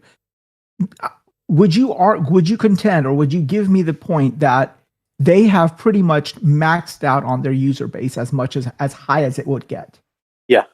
Okay. Yeah, I agree with that, but I think what it is the maxed out user base on Game Pass, because we've spoken about this before on this podcast, obviously. Like, games are a very different type of entertainment medium that you don't engage with in the same way. It's not passive entertainment. It's, integral. Like, it needs your full focus and attention and time. Whereas you can have a show in the background. Yeah. So I agree. I think they've maxed out. And that's why since kind of 2022, they've been hovering around this similar number now, Well, maybe it could go up a million. But how much of this is speculation? I like doing a little speculation on my end. That's what makes my life kind of fun. How much of this, okay, so let's call it a spade here. Microsoft is no longer making money on the box. If they release this Magnus or whatever they want to call it, whatever they sell, the most they can ever hope for is a break-even point on just the hardware alone, right? So they're not making any appreciable revenue on that console. No, I think they'll sell it at a profit. Yeah, they'll sell it at a profit, but their profit, what they make off of that, is just going to probably, on the best end, probably maybe account for a little bit more than the R&D. Like, they're probably going to break even charging full profit on that console. It's not going to be anything that's going to move the Microsoft metric any way appreciably left or right. Would you agree with that? So their only income revenue is whatever those games are giving it. From the Microsoft gaming standpoint, whatever they can do to get you to buy into their game and or their ecosystem, that is what they're doing. Yeah, but the ecosystem is now split not even by a fork in the road. It's they have Steam on. If they have Steam on the Helix, that share of the store you're talking about, Wise, where you would get that money from the Fortnites of the world and the Apex Legends of the world, people are now going to be buying those games, either on the Epic Store or going to be buying that on Steam. So Microsoft's not getting that. So if they're breaking even on the hardware, and I hope I'm following you here. If I'm not, please correct me. Then where is that revenue stream coming from? That's where Nib was saying on the last. No. My point being is, I think they're scared because we are right here in Alabama, which we have one of the cheapest gas, gas in the nation. We're at $3.50 a gallon. $3.50 a gallon is really where the numbers hit between when things really start affecting everything, when the gas prices start affecting everything when it comes to transportation, raw materials, etc. How much of this is a panic stance from these corporations, knowing that when the gas price goes up, the discretionary income expenditures from a household market goes down. So they're trying to figure out, they're trying to scramble. They've already maxed out on all their user base. So they're trying to stop the hemorrhage that is eventually going to occur in the next couple of months if the gas prices do not adjust themselves. How much of that do you think is that? That is my speculation. Yeah, I mean, I think that's exactly what they're going to continue to do, because all of these things are based off of the strategy is not working and then pivoting, right? Like, okay, Kinect didn't work out, so we'll do all digital TV. That didn't work out, so we're going to push this. Okay, we've capitulated our market share, so now we're going to do Game Pass and cloud. Okay, that didn't pan out. It hasn't hit our target, so we're going to move on again. Now we've done a multi-platform strategy and so forth, right? And I think maybe based on, what we've heard rumored and stuff, they might try an advertising scheme of Game Pass where, like, a bit like Amazon Prime, like you have adverts in between games and whatever and this and that, and they can take advertising revenue from their, partners and stuff, and they can gloss up the numbers. Oh, we have this many millions of people, imagine that, blah, blah, blah. So I think they'll try multiple different avenues, but as a, how are they going to stop this hemorrhaging? I don't actually know. Sometimes I wonder if it could be beyond the point of no return on multiple different things. But, yes, they are releasing new hardware, but are we going to get hardware after that? Like, I'm not sure about that.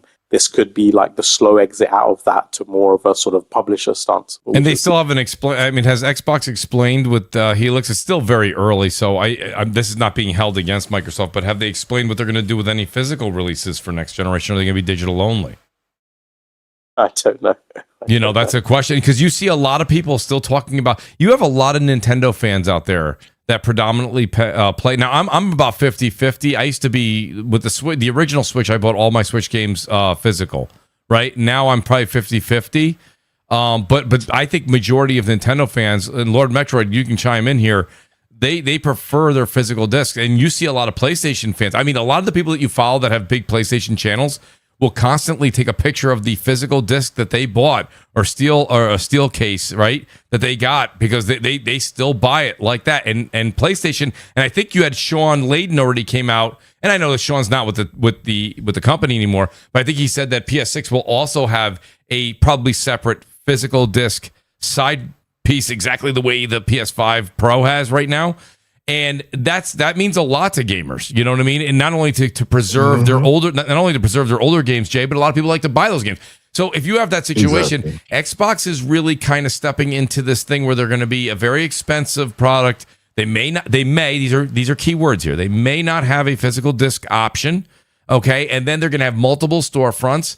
And you just wonder, where is it, if you're an Xbox fan, do you feel comfortable buying this next piece of hardware when, like Nib said, this may be the end of the hardware cycle, and this one may not even play all of your 360 and Xbox One and Xbox Series physical discs? It's, something to think about. Yeah.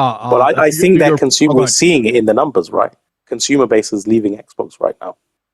Exactly, and you do see that. You see a lot of people leaving. You see a lot of people saying, "Well, I see a lot of people that are Xbox fans that are like, well, I guess," and they take pictures like, "I just bought a PS5 Pro." That doesn't mean that they like PlayStation more. They may still be Xbox fans, but they're like, I see the writing on the wall.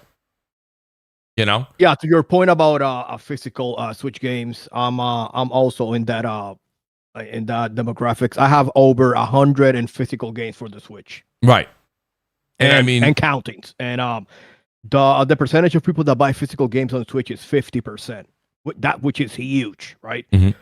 And then I don't see Nintendo getting rid of that because obviously that's a lot of revenue, right? And then I'm gonna go see down the drain. But I don't know about the healers because they haven't said anything. But I prefer physical media whenever I can. So I'm not a fan of digital only. So hopefully they'll give me that option. The thing about it is, Nintendo fans are holding the fort. Respect to you. Yeah. That's what's up, baby. I know. Thank you very much, man. I knew that already, but I appreciate it. Yeah. That and the fact that they've not figured out how to use a micro SD performance consoles, we're shooting ourselves in the foot. And PC already did that. Don't worry about them, man. Like when I bought the Switch 2, I was the first one in line. I went to the GameStop at 7 a.m. It was crazy, and they had I thought they had 15 units, and I said I want the one that don't come with Mario Kart 8. Because I'm gonna get the cartridge, you know what I mean? So that's how much I love physical media. And one thing I like about Switch cartridges is it actually plays from the card as opposed to installing the game, unless it's a game key card, right? But if it's a game, the full game is on the card. Well, the thing is, PC used to see, this is how long ago I was PC gaming. PC gaming used to have shout out to Electronic Boutique. There used to be one before they closed down my shop, and they would have the physical PC games, and they'd come in these big cardboard boxes, right, with all nice designs on it, and then you open the cardboard box, and then there's a disc and some leaflets in there and whatnot. Then you put in a CD drive, and then the advent of Steam, which ushered in the digital age, essentially, it did, when Steam came out, because no one was doing what Steam was doing at the time, and then it's people realized, oh shit, we can actually get all older games we can preserve. So yeah, digital in a sense is, so obviously, it's give and take, right? Because on PC, you can play every single Nintendo game going back, from the Switch all the way back to the NES, right? Mm-hmm. Every single game. And how many can you play legally though? Sega. Well, it's just emulation. But then again, some of these games from back then, if you wanted to get them physical, you're paying $500 a pop for some of these games. They're so fucking rare. So, if you want to play an old game back from the NES and you don't have the console or you don't have any of the games, you have that option. That option is there for you. So you have the preservation factor already done for you. So someone in the chat says, Mooch, what you do is you keep your Series X. That is my plan. But I will say, how long will they support the Series X? I mean, clearly they're going to support it, I would say, halfway through next generation at the minimum. But what do you do? And I don't want to speak for Crap, but Crap's been on the show a bunch of times. He's got a ton of physical media from Xbox. And, that's one of the things that's why I think now he's moved to buying more games on PlayStation, only because he's like, I don't know where I'm going to have my physical media be represented. Now, PlayStation may not. You get the PS7, that's a question mark. We don't know. We don't even know if there's going to be a PS7, but we do know that they're moving forward in that linear line. Same thing with Switch. They're going from Switch 1 to Switch 2. It'd be kind of crazy to think that Switch 3 or what their next console will be after Switch 2 won't have an option to bring along those cartridges with you, right? I mean, that's pretty much, I would say that's pretty much a safe bet. Now, what happens after that generation, that's debatable. Their business model dictates that they make some sort of hardware. That is the main thing from both of those companies. They want to be tethered to the hardware, which is good because that, in my opinion, that's what defines the console experience. So, that was the biggest, that has always been the problem with Microsoft. That's probably why the Xbox did not do as well as a division for them, because it was always secondary to them. For PlayStation, as we've always said, if PlayStation goes, Sony goes. If Nintendo goes, Nintendo goes. Right. So these individuals have to keep this box. So I mean, there has to be some iteration after the PS6 that it's very hard for me to imagine two Japanese companies, and knowing how Japanese companies operate and how conservative they are, for all of them to all of a sudden to wake up even 6 years later and say, yeah, we're just going to abandon this whole business model that we have, and we're not going to sell you a box. We're not going to tether you. Play it on whatever you want, PC, Linux, whatever. That is just not going to happen. Mm-hmm. I mean, like, unless something catastrophic happens between now and then, it is highly unlikely anything like that's going to happen, because both of their companies, their business models are tethered to the availability and sell through of that box, whatever they want to call it. So let me ask you guys this, since we've brought up Nintendo a bunch of times. It was in the Bloomberg report that Nintendo's cutting their Switch 2 output by 30%.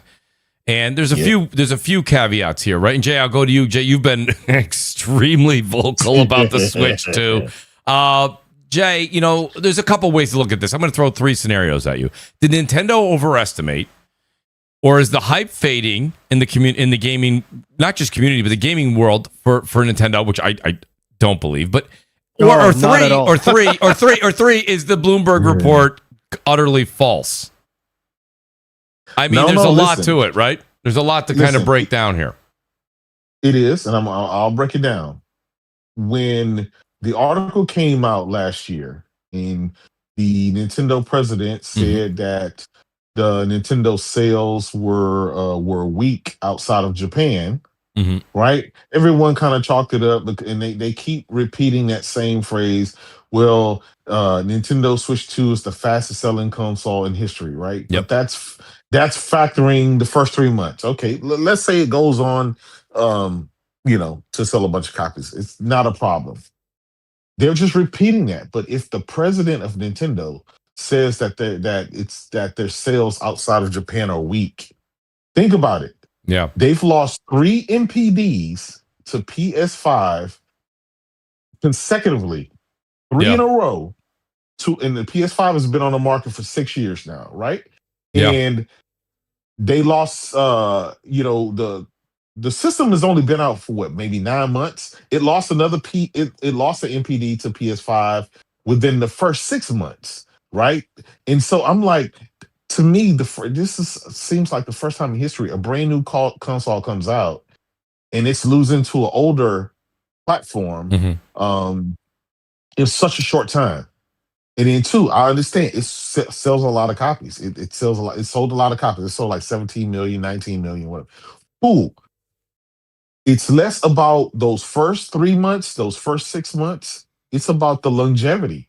So I kept telling people, let's see how this Switch is going to do after month number 6, after the first year, after that time period, once things settle down. We know any piece of hardware that comes out, it's generally sells out, and it's generally going to be, because of FOMO, all the diehards are going to get it. Once the diehards get it, let's see how the casuals take to it. That's where the bulk of your sales are going to come from casuals, not hardcore. Right? Jay, remember, even when the console first came out, it was readily available to anybody. It never sold out. It never sold out since launch. It never sold out. And that was kind of a telltale sign. But I thought about it. Well, listen, it could be multitude of things. It could be the $80 price tag of games. It could be the $540, $550 price tag, the $450 price tag. It could be a number of reasons. But the number one thing that most Nintendo guys keep coming with, they're just waiting on a mainline Zelda or a mainline Mario. But I'm like, wait. The number one selling game from Nintendo is Mario Kart, right? The last Mario Kart sold like over 70 million, 80 million copies. So they launched with Mario Kart World. That's a good game. Donkey Kong, everybody waited 7-8 years for Metroid Prime, right? For Metroid. So you got your Metroid, Pokemons, Pocopia, and let's not act like this thing just dropped and there were no games. There was a ton of games and a ton of Nintendo games from that point to now. But Metroid has never been a huge seller, though. Metro has never been a huge seller for. No, but also another thing. Yeah, and Ocopia or whatever is like here's the salient thing that most people are forgetting to notice about this whole situation.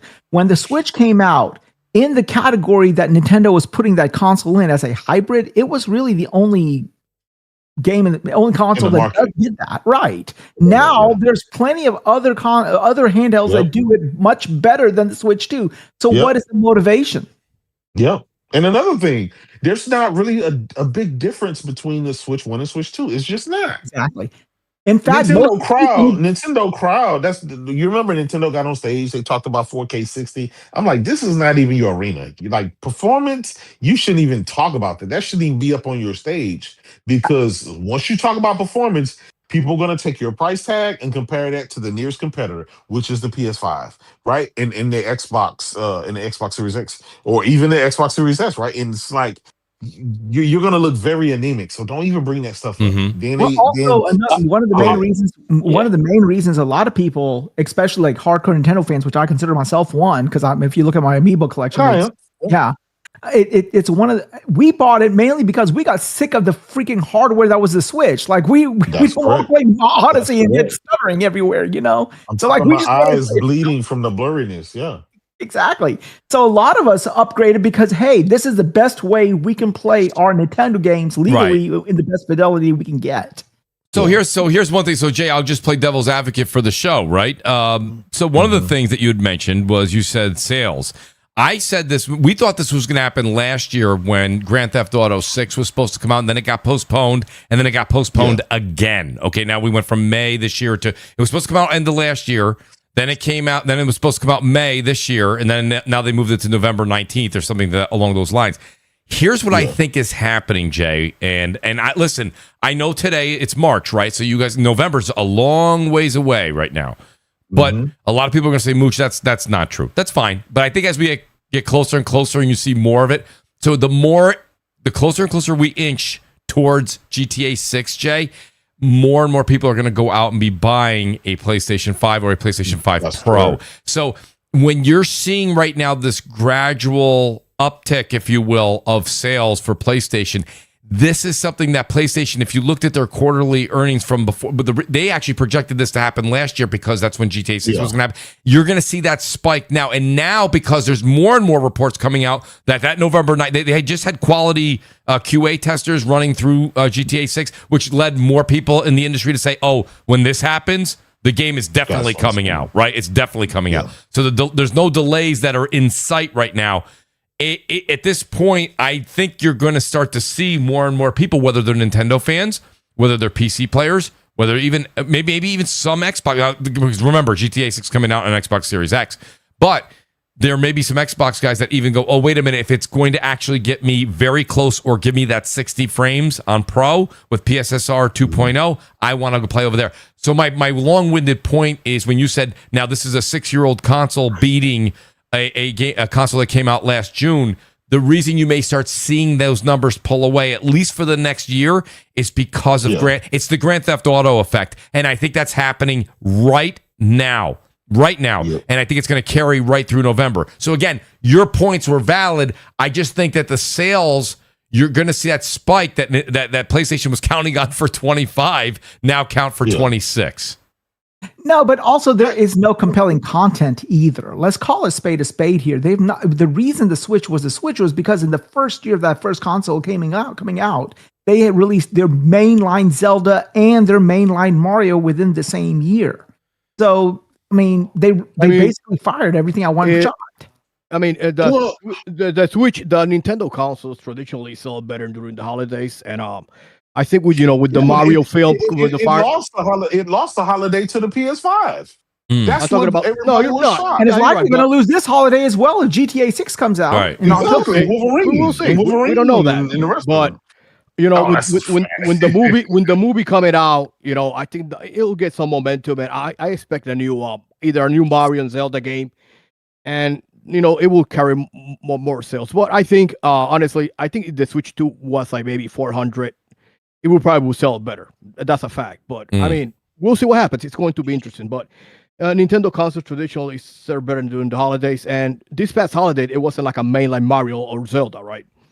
So when that comes out, I think it will do much better. It just right now, there's nothing that first party games that people want to play right now, And so Mario Kart World sold about 14 million copies already on Switch 2, which is like more than half that the user base. So I think Mario Kart World is selling pretty well. So you do. So you think, and I guess this is the question I keep hearing people saying the same thing.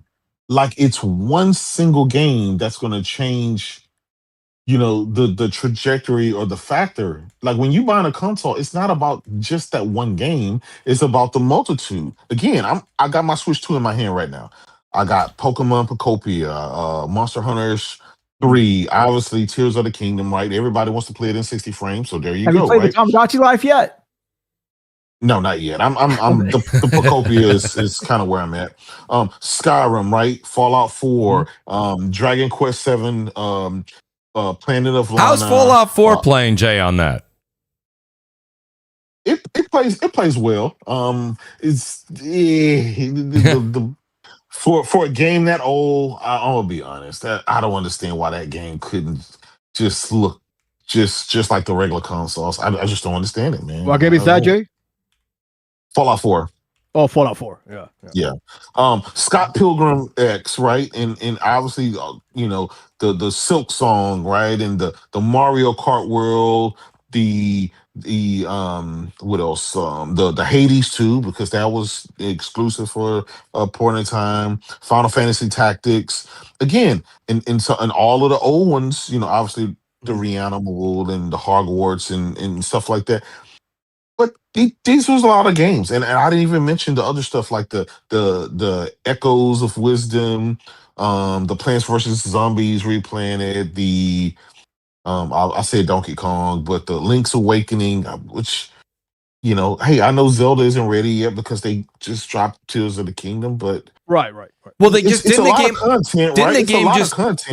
they just drop Mario Wonder for Switch 2? Did that just come out? Yeah, that was a turd.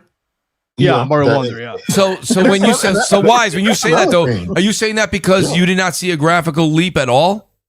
I didn't see anything. No, he's saying that because he doesn't know how to jump for dear life in any of these games. So get the fuck out of here. Shit, when have you jumped in any other goddamn big game besides Returnal? All right. Well, I mean, so there's but let's face it, majority of the games, right, were either third party or there were the old games that you already have from Switch 1. But the games that they did have that did release on Switch 2, like you again, Mario Karts, your Hades, your Pokemon Pocopias, and we didn't even get to the stuff again. Some of the cross-gen stuff that they had, like the Pokemon, is it A and Z or Z to A or whatever? I'm not into that. All of that stuff. With all of that stuff, you would think that, again, you would be able to do better. And again, it's a kind of a weird conversation because when we talk to people, they say, "Oh, the Switch is selling amazing. It's at 19 million copies." And it is true. It's true. It's at 20 million copies, right? Mm-hmm. But if the president of Nintendo is saying, "Hey, this thing is kind of struggling outside of Japan, and it's lost 3 MPDs in a row to PlayStation, and I think last year it lost like 1 or 2 MPDs. Why are you losing? And it's not like Sony has put out Wolverine yet. They haven't put out. It's like they're losing months where Sony didn't put out any games. Yeah, they could have really. This is time to execute, Jay. I agree with you. So I got a couple super chats here, Jay. I want to hear what you think about this and the rest of the panel as well. Glassdoor, by the way, I apologize. I didn't see this before we left that. This is about the partner preview. He said it was soulless. He says, what's the point of Xbox doing them since they're a third party now? They should stick to their showcase. That's kind of what we talked about, Glassdoor. We talked about that because I was also questioning that. I'm like, why are they doing this? There doesn't seem to be an emphasis on their hardware, but the emphasis is still on Game Pass. Game Pass is going to be their moneymaker moving forward. We kind of broke that down. So that may be what that emphasis is, but I don't know how much longer they're going to stick with it. Shout out to Bespoke. He says, hey, nerds, hit that like button and help send Death Singer to space camp. Shout out to Bespoke. I appreciate you, buddy.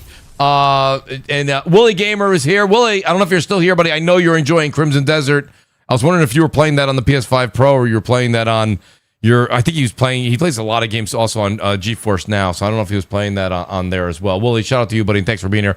Chrono, this is interesting. Shout out to Chrono. He says Nintendo originally forecasted 15 million in the first year. Then they upgraded to 19 million, which with Pocopia, they're already probably at 20 million now. Right. And Matt Piscatella said the Switch 2 is doing better. So I saw that as well, Chrono. Yeah, so with those numbers out there, that's the thing. A few people were coming out and saying that possibly this Bloomberg report, which this is not, by the way, this was not Jason Schreier. I don't know the gentleman's name. It's not that Takeshi Mochizaku, is it? Yes, I think it was. I think it was his. Don't share anything that he posts. I didn't. I was waiting for it because when I saw the author of the Bloomberg article, I immediately that guy is. This is why I did. He's a fraud. He's a fraud. He is a fraud, and this is why when you have so many times, he's never even rebutted. The thing is, like when you brought up the conversation, Mooch, there's a reason I just muted myself and didn't get involved because I saw who the author was. And that was it. I'm not. That's not credible. That's not credible. No. Okay. Listen. I want to say this, right? He's not credible. Cool. We're gonna throw him to the curb, as we should, right? He's like PlayStation's biggest hater. So clearly, I don't care for the guy. But with that being said, move that article aside. We still have to question this console came out roughly 9 months ago. And it's losing NPD, and that's if you look at the Switch 1, that thing didn't lose an NPD for like damn near 2 years. Now here's the thing: the history for Nintendo. So these dudes are fraud. That's what's up. They done this good. Let's go. Move on. If you look at the history of Nintendo, right? One generation, great. The next generation, not so great. The next one, great. And in that chart, right? Switch 1 was great. In this generation, this is that generation for it to not be so great. Yeah, but you can't it's the best-selling console of all time, though. It's the best. It's the fastest-selling console, Jake. You can't say that. It is. History. The argument doesn't hold ground. That's the problem. Up to a certain point, right? Clearly, so he's saying it's fizzling out. The only thing I would say, selling does not necessarily equate to the. I agree. No. Of course. Even the Wii U was sold out for the first year. Like I'm just saying, we have to get past a certain time frame before we take this all into consumption. Right? You just can't say the first 3 months it's the fast selling console in history, and then like that's it. No. You have to keep going. The game isn't over. You got to keep selling. No, I understand that, but I think the reality is a lot of early adopters, the enthusiasts, got it early, right? Yes. And then even people like me, I would say I'm an enthusiast, but I still haven't purchased the Switch 2 yet because one, I'm waiting for Zelda Mario, and two, I do believe they're going to come out with an OLED, and it's just like maybe if I just hold out a year or two, I can just pick up the OLED version or pick it up with Mario and Zelda instead. Which is completely fine, by the way. Yeah, and I honestly think a lot of people are in a similar position. Like, don't get me wrong, it's had amazing games, but they're not like as outside of Mario, which is your bread and butter. Mario Kart. There hasn't been like the AAA kind of system sellers yet. Maybe Pocopo, whatever it's called, the spin-off could do really well. I have no idea, because sometimes these things have a tendency to do better than maybe people anticipated. Like, I believe it sold 2 million copies already. I'll tell you what's going to be big. I'm going to tell you what's going to be bigger. Have you seen all the posts? They put a preview or a beta for the Tamagotchi Life or Tamagotchi Life, whatever they're going to call it, and it's all over my feeds about people putting horrible stuff and Nintendo just letting it go through. It's hilarious. You should watch it. I saw some pictures. Lord, these people, man. What is going on? The thing is, though, I would also say, I think maybe like because PS5, like with the games it's having right now, and obviously with the Resident Evil and all those other games, and then it had the PS5 Pro, PSSR stuff. Then GTA 6 is coming out. It also had more aggressive holiday sales. That's probably why it's like there's still remember, we know from PlayStation themselves, right? I think the last fiscal year 2025 financials that they posted, I believe, if I off the top of my head, it was 42% or 44% of the entire MAU, like monthly active users, was still on PS4. So even though PS5 is tracking very similar to PS4, a huge number of those consumers that have a PS5 are actually new to PlayStation. So loads of PS4 owners haven't even transitioned over. So again, that so many people are yet to pick up PS5. But how is investor confidence for Nintendo right now? Yeah, I don't know. Well, I don't know, but I mean, I don't. Probably there could be some. Nobody gives a shit about those. But anyway, I think when you would get you say Wise, get a good metric if you know what investor confidence is showing. Wise, you say the thing with investors, right? It's stupid. It's not. We shouldn't really worry too much about investors because look at for example, look at the bloody Crimson Desert thing. Look at bloody with oil and Trump and everything. Like investors, then it went back up. Yeah, literally. This Crimson Desert went down 30%. Now it's back up 26%. Investors always overreact. But but correct me if I'm wrong. The stock is taking a slow dip. It is quarter after quarter. That shows a longitudinal investor confidence that's fading. And that's across the market though, because right now we are in very turbulent. Even like Forex, even silver and gold is taking a massive dump. I think silver's from 124 all time now it's down to 65 or something. Silver. I think gold is now 4,500 down from 5,000 something. So the point is the entire market right now. The entire market is turbulent. We've got a war going on, right? The Strait of Hormuz is there's a lot of other factors that are coming into place that are driving the entire stock market down. So I don't think we can read too heavily at just. Well, I think it's interesting too, though. But Why says what's the confidence in the investors? I ask a different question. I ask what's the confidence in the gamers? I bought this day one. I went out there and got it the day it came out. And yes, do I have Metroid? Yes. Did I pick up the new Donkey Kong? Yes. But I'm not going to lie to you. I do want, and I know it's a joke, but it's not funny. I actually want a new Zelda. I want a new Mario game.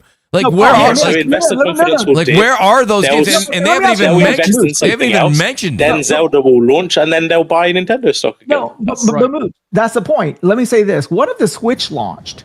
Let's go all the way back. You're coming off of the Wii U era. Yeah. The Switch is launching with Donkey Kong and Mario Kart 9. Will you buy? That would have been a lot more enticing than just Mario Kart World. Yeah. No. I'm not talking about what game? Sorry, what did you say? No. What did you say? I'm talking about the original Switch. If the original Switch just launched with the new Mario Kart and a Donkey Kong maybe 6 months later, would you have bought the original? No, I wouldn't have. No. Well, so here's the thing, and cheers to Nib for saying that, because I truly believe Nib he would not. I grew up on Nintendo. When I heard the new Nintendo Switch was coming out, whether it be the Switch or the Switch 2. Heck, I bought the Wii U. I bought that the day it came out. I've always had a Nintendo. I did. I always had a Nintendo myself. That's why I regret not buying the Wii U because I want to play Wind Waker HD, and I don't know if Nintendo's gonna release it on Switch 2. I regret that. Yeah. So to answer your question, but here's the thing, I'm not huge on Mario Kart. I was thinking maybe Metroid would sell me on it, but Metroid was, it wasn't. It wasn't up to that quality. Nothing. Yeah, Metroid didn't really move the needle. Someone that I play Metroid 100%, and I was kind of disappointed with the game too. I don't think I think it's the worst in the series. Yeah, that's a lot. That's a lot coming from you too, Lord Metroid. And I'm not saying that because it's your name. It really is. I know. It just didn't feel like the cohesiveness that's the first half. It's still a very solid game for what it is, but I just don't think it. Let me ask you a question, Lord Metroid. Do you play, since you play the most Switch, I think here? I mean, maybe Wise will give you a run, but I think you do. Do you play it more in handheld mode or docked? He plays more because he has more time to waste than I do. Hey, you chose your path and I chose mine. It is what it is. But I usually, to Nip's point, I wouldn't wait for the OLED because my Switch is docked 99% of the time. So, to me, I don't care about the OLED. Same. If I was like a commuting, like in a big city, I probably could get the OLED. But I treat my Switch too like a console. So in that aspect, I don't take it out of the dock. Yeah. Okay. I'm in the same boat there. It's the same thing with me. And that's the one thing. Even like I know PlayStation is semi rumored to be having a report on a PlayStation 6 handheld of some sort, or a PlayStation handheld. I wanted to say, going back to the point of GTA releasing in November 19. By the way, that's my birthday. So if you want to chip in, give me the game, I'll appreciate it. Thank you very much. Taking a note right now. Go ahead, buddy. But I think that the Switch 2 is going in a rut right now, and if the CEO says there's issues, sure. I mean, I can understand that, but I think that if GTA launches in November in the holiday season, Nintendo's not gonna be stupid and release a Mario Zelda game. They will probably wait until January and February and then release the game. So I'm not worried about the sales going down. Like I just mentioned, the Mario Galaxy movie's coming out, and that movie's going to do bonkers, and that will increase the attention of the handheld. And I do believe that they're gonna release another Mario game. I think it's going to be Mario Galaxy 3. I could be wrong. Obviously, this is all speculation. Well, that would make me buy one instantly. Bro, Mario Galaxy, Mario Galaxy 1 and 2 are some of the best games Nintendo has ever. Yeah, I agree. Have you seen the leaks online about this a supposed Mario game being Mario Titans or something like that? Have y'all seen that? Nintendo will be fine. It's just right now the console's not selling. I'm sorry, you were saying Wise?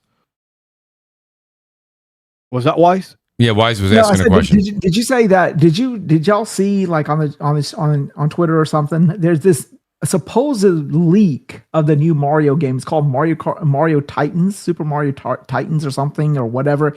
It looks like Mario Odyssey for better or worse, and I don't know. Mario Odyssey is a great game, but I would like a Galaxy 3. I think what the audience is looking for is something fresh, something different from Nintendo. It could be another Mario, it could be another Zelda, but it can't be the Tears of the Kingdom engine. It cannot be the Odyssey engine. If they make another Mario and they make another Zelda that looks almost exactly like that, it's going to flounder. I'm telling you, I'm writing it right. I'm writing it down. I'm not so sure because Tears of the Kingdom sold like 20 million copies, and it was iteration. I would like to see. Listen. I mean, and I know I'm definitely in the minority here. I would like to see them the next Zelda, which I think will come after. I think Mario would be before Zelda, but. Yeah, for sure. Right, for sure. Just look at the timeline. But I hope they step away from the Breath of the Wild, Tears of the Kingdom, and they do something a little bit different with Zelda. Like the one thing about Tears of the Kingdom, and I think the audience really loved it. I think the fan base loved it. The crafting, I gotta tell you, man, you lost me on. I just didn't care for it. I did not care for the crafting. The fan base loved it because you can ride a mech with a big ass phallus or big ass penis in the Legend of Zelda. So I saw like a big wooden giant with a wooden penis, and I was like, pause. What was going on, guys? Yeah.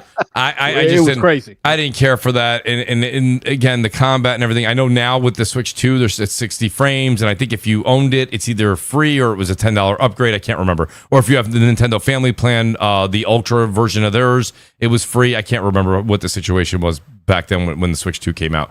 But even the 60 frames, I just want something a little bit more fast paced. You know what I mean? Not that Zelda's ever been fast paced, but like a little bit faster than Tears of the Kingdom and Breath of the Wild. But who knows what they're going to come up with? Those were such a huge success, like Lord Metroid said, selling 20 plus million. I don't know if they're going to leave that formula. I'm not sure if they will. Because I remember Eiji Aonuma, the main game. This Miyamoto is involved in the games, so Eiji Aonuma-san, that is the one that makes the games and the designs. Mm-hmm. And he said that that's probably going to be the formula it's going to use open world.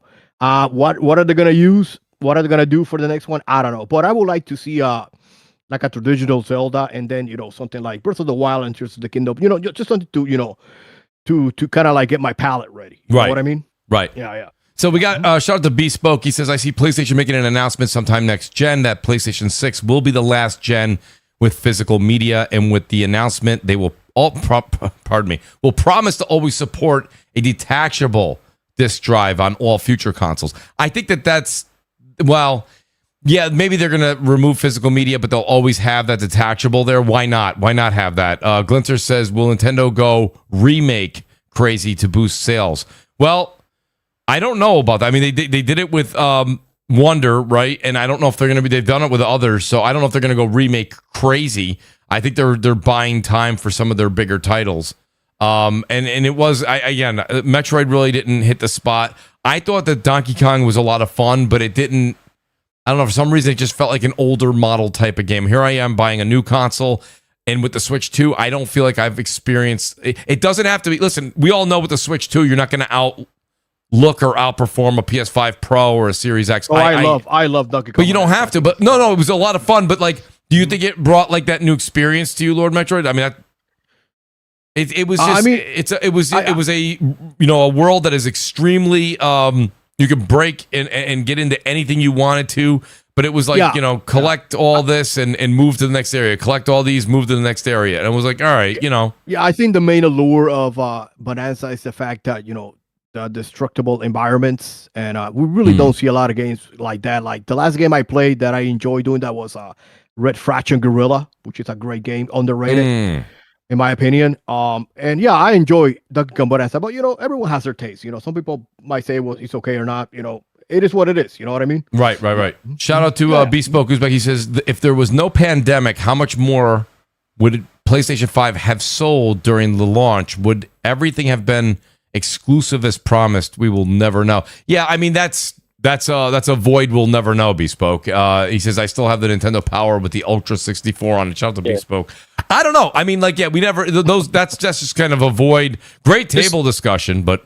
One thing that will be interesting about all this is this. I would love to see the numbers of Switch 2 sales following a new Animal Crossing. Because remember when during COVID, one of the main things that really sold the Switch was Animal Crossing. That was really the only way a lot of people could socialize. They were using that to do talk shows and whatever. And I'm wondering, you're talking about how many consoles PlayStation 5 sold because of COVID. Let's talk about how many Switch units were sold because of COVID and because of that one game. Yeah, Animal Crossing has the same effect. Now sold 45 million copies, which is insane. Will it do it now? Nuts. Will it do it now though? That's a great question. I don't know. Yeah, because back then obviously people were at home and they needed some sort of entertainment. So that's hard to say. Yeah, it is really interesting with the PS5, right? Because the PS5 has no right to be selling as close to PS4 as it is. Keep in mind, PS4, I agree. Just 2.5-3 years into the generation, it was substantially cheaper, and then the PS4 Pro ended up being the original PS4's price, right? And I remember you could buy the PS4 on deals for as low as $250 midway through the gen. And this generation, we're in a situation where, towards 5-6 years into the generation, the prices are still going up. Yeah. Compared to the launch. I mean, it's also a matter of fact that, the PlayStation branding matters, right? And the PlayStation brand is very strong. And, people, they like to buy stuff, that has strong branding. And sometimes that helps also. You know what I mean? Yeah. And obviously, Xbox, with due respect, shut the bed. They've kind of given PlayStation the high performance monopoly in consoles almost. Right? By the way, I have a Series X and I think it's a great console. It's just that the brand name is just not as strong as PlayStation. It's just what it is. Yeah. Well, again, them waving the white flag at one point or another too. Right. But so let me ask you guys this. So speaking of that, you gave me a great segue again, Lord Metroid. Here, I got to ask you. There was a whole thing that came out basically about where is it? Metacritic's 2025, and me and Detzinger, we got to get you involved in this too, by the way, because Detzinger, he's got a lot to say on it. 2025 publisher ranking reveals Microsoft's topping both Nintendo and PlayStation. And my question here is, one hit wonder or more to come? And Detzinger was very, very fast to tell me behind the scenes that Microsoft has won 2 publisher ranking number ones, and I don't have the dates, but Detzinger does. I think one was like 2012 and one was like, I don't remember, 2018 or something like that. And then you had PlayStation only has 1. What do you think when you see these types of things like a Metacritic's 2025 publisher rankings? Like, I think that holds some weight, but we always say on this show that, when it comes down to Metacritic, it's not the say-all, end-all, right? So how much weight does the publisher rank? I definitely say you have to credit it. It's credited, and it should be noted because Metacritic holds a lot of clout, especially when it comes to things like even Game of the Year, right? How they get into the categories. So What do you think about the Metacritic? They didn't get number one. Microsoft wasn't number one, but they were like they were way ahead of PlayStation and Nintendo, I think, in this case. Or I know way ahead of PlayStation for 2025. Do they have like a criteria? Is it because of how the games perform or the No. Yes, they do have a criteria. Metacritic has that, yes, but I didn't. But basically, it totals up for a publisher your average Metascore for all games released that year, right? So if you've released 4 games, it adds up the average of what all the Metascores were, and then you get points for products with good reviews. So of at least Metascore of at least 75. They also score products with bad reviews, so 49 or lower, and then great titles which are 90 and higher. So you get points depending on what your games do. Okay. So the lower you are on the list either means you didn't release many games or your games did bad. Oh, I see. Interesting. So what do you think about that? I mean, Dessinger, what were the two? You tend to think that this is a bigger deal than I do. I don't care if the PlayStation won it or, but I only viewed it that is because PlayStation didn't even make the top 13 of 2025, right? 13 publishers. And the reason being is that their own published games, they had a weak year, right?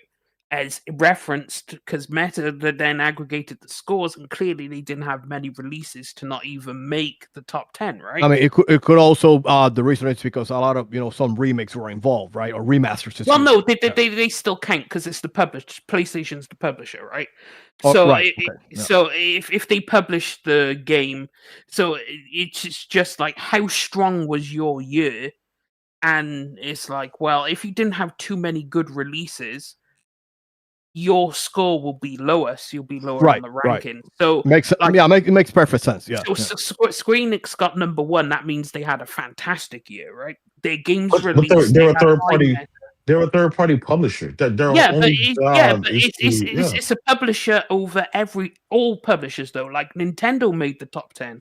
Yeah. Xbox made the top 10. The only people that did make the top 10 was Sony put out Sony put out what, 2 games? Yeah, but I think it's because they had a lot of partnership games like Lost Soul Aside and stuff, which was published by PlayStation. That brings down the average a lot, right? Right. That's why I think, like Metacritic average, I'm not saying it's not, obviously, it is important. Consistency is important. But absolutely, yeah. What's more important than just having an average that's decent is having the few bangers that people really want to play. Right.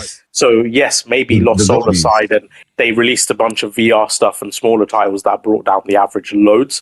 There was another title, I forgot what it's called. It's like I don't think no one's even played it, and it scored like 60s or 70s or something. But nobody cares about that. What people care about is Ghost of Yotei and Death Stranding 2, right? Yeah. So yes, there was these 3-4 games that drastically reduced the average, but that's not what people see of PlayStation. They see the high quality tempo titles. I think a bigger question I have is, like, Sony didn't spend $100 billion buying publishers and stuff like that. It was Microsoft, right? And they ended up coming up with number 5, even though they owned Call of Duty and all the big games, whatever. Well, their average Metascore was obviously 80, and then their best game of 2025 was Forza Horizon 5 on PS5, which scored a 92. Bear in mind, PlayStation releases on PC also counted towards their overall meta, because they published the game, right? Yes. So it counts towards it. So obviously, Microsoft published Forza Horizon 5 on PS5, so it goes towards Microsoft's thing. But it's like they just released more products and they had a higher Metascore. Whereas if you look at like Square Enix, they release less games, but their average Metascore was 85. So they had a very good year. Obviously, Final Fantasy VII Rebirth being their highest rated game. I think it's important to do a few things. I think a couple things. I mean, first of all, credit where credit's due, like you just said. But I do think, someone just said, Magnet Lord in the chat, he says, Mooch, how many of those games do we even remember? And I know that Deathsinger, you hear that and you're like, to you, that doesn't make sense because the games that were credited and awarded were games that you truly loved last year on Microsoft publishing side. Mm-hmm. But a lot of people, I think, in the sales will show it. like Avowed and Outer Worlds 2, I don't think those sold very well. I know they rated very well on Metacritic, and that's tribute to Obsidian for that. But I'm saying, like, I do agree with that. Like, when you stop and think about it, Babor's here, and of course, Babor has his points here. He says Xbox has like 2 reviewers per game, Death Stranding 2 and Ghost of Yotai. Those games, there's still people are still talking about Death Stranding 2, and people are still talking about it, whether it's the controversy or the game or whatever. Ghost of Yotai. No one has Yotai with Legends, man. It's a banger. And Legends, thank you. But not a lot of people are talking about Avowed anymore. Nobody's talking about Outer Worlds 2 really anymore. And I don't know. Oh yeah, I mean they came and went, but it's I get it. I think the award is still the award. I don't want to. I don't want to take away the award. It was just they had a good year that year, right? Yes. When you look at the previous winners, it's like 2025 was Sega, then Capcom. Then Sony in 2023, which makes sense because that's when Spider-Man 2 released. They had a fantastic year and they scored really fucking well. So, of course, they won that year. Then Microsoft won 2022 and they won 2012, but that's going all the way back then. Nintendo got one as well back in 2015. You said they won 2022, but they barely released anything in 2022. So I assume, what did they win with? It must have been mostly remasters and stuff, right? Yeah, because all of that counts. Let me see. Who won in 22? Microsoft won in 22? No, Microsoft. Hang on, I'm seeing if this is actually correct. I just didn't. I didn't hear who you said won in 2022. Wait, 2022 wasn't that the year they didn't release anything? Yeah, that's why I think this particular. I'm looking at it is wrong. Right, yeah. 2022 was Sony 1, Paradox 2, Activision Blizzard 3. This was before they obviously bought them. So Sony won 22 and 23, or just 22 then, Deathsinger? I'm looking at it now. 22 and 23. Yeah. Wait. Yeah, 22 and 23. Yeah, Sony is Metacritic's highest rated publisher of 22. And then 23 was Capcom. Okay. I was going to say, I remember it being Capcom. I didn't think it was back to back. Yeah, okay, so I got the dates mixed around 23 and 22. Either way, whoever put that Microsoft 2022 is lying. But they still had 2012. Yeah, they didn't release anything. They still had 2012, and they had, obviously, this year. And then Nintendo had 2015, which makes sense, because if you think about what Nintendo... 2015. So Xenoblade Chronicles X came out in 2015. A hell of a game.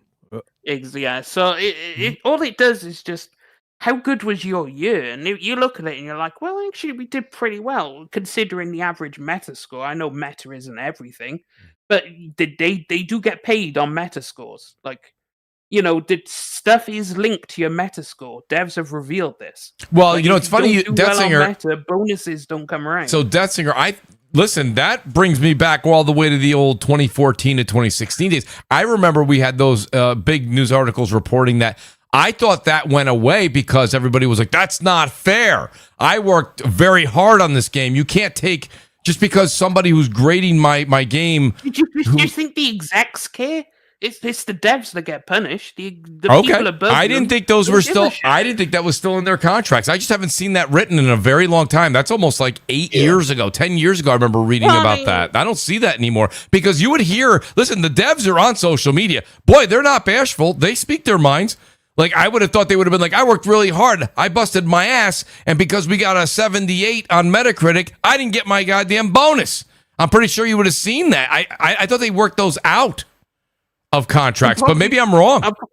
Well, I mean, to be fair, the ones that they used to, you're right.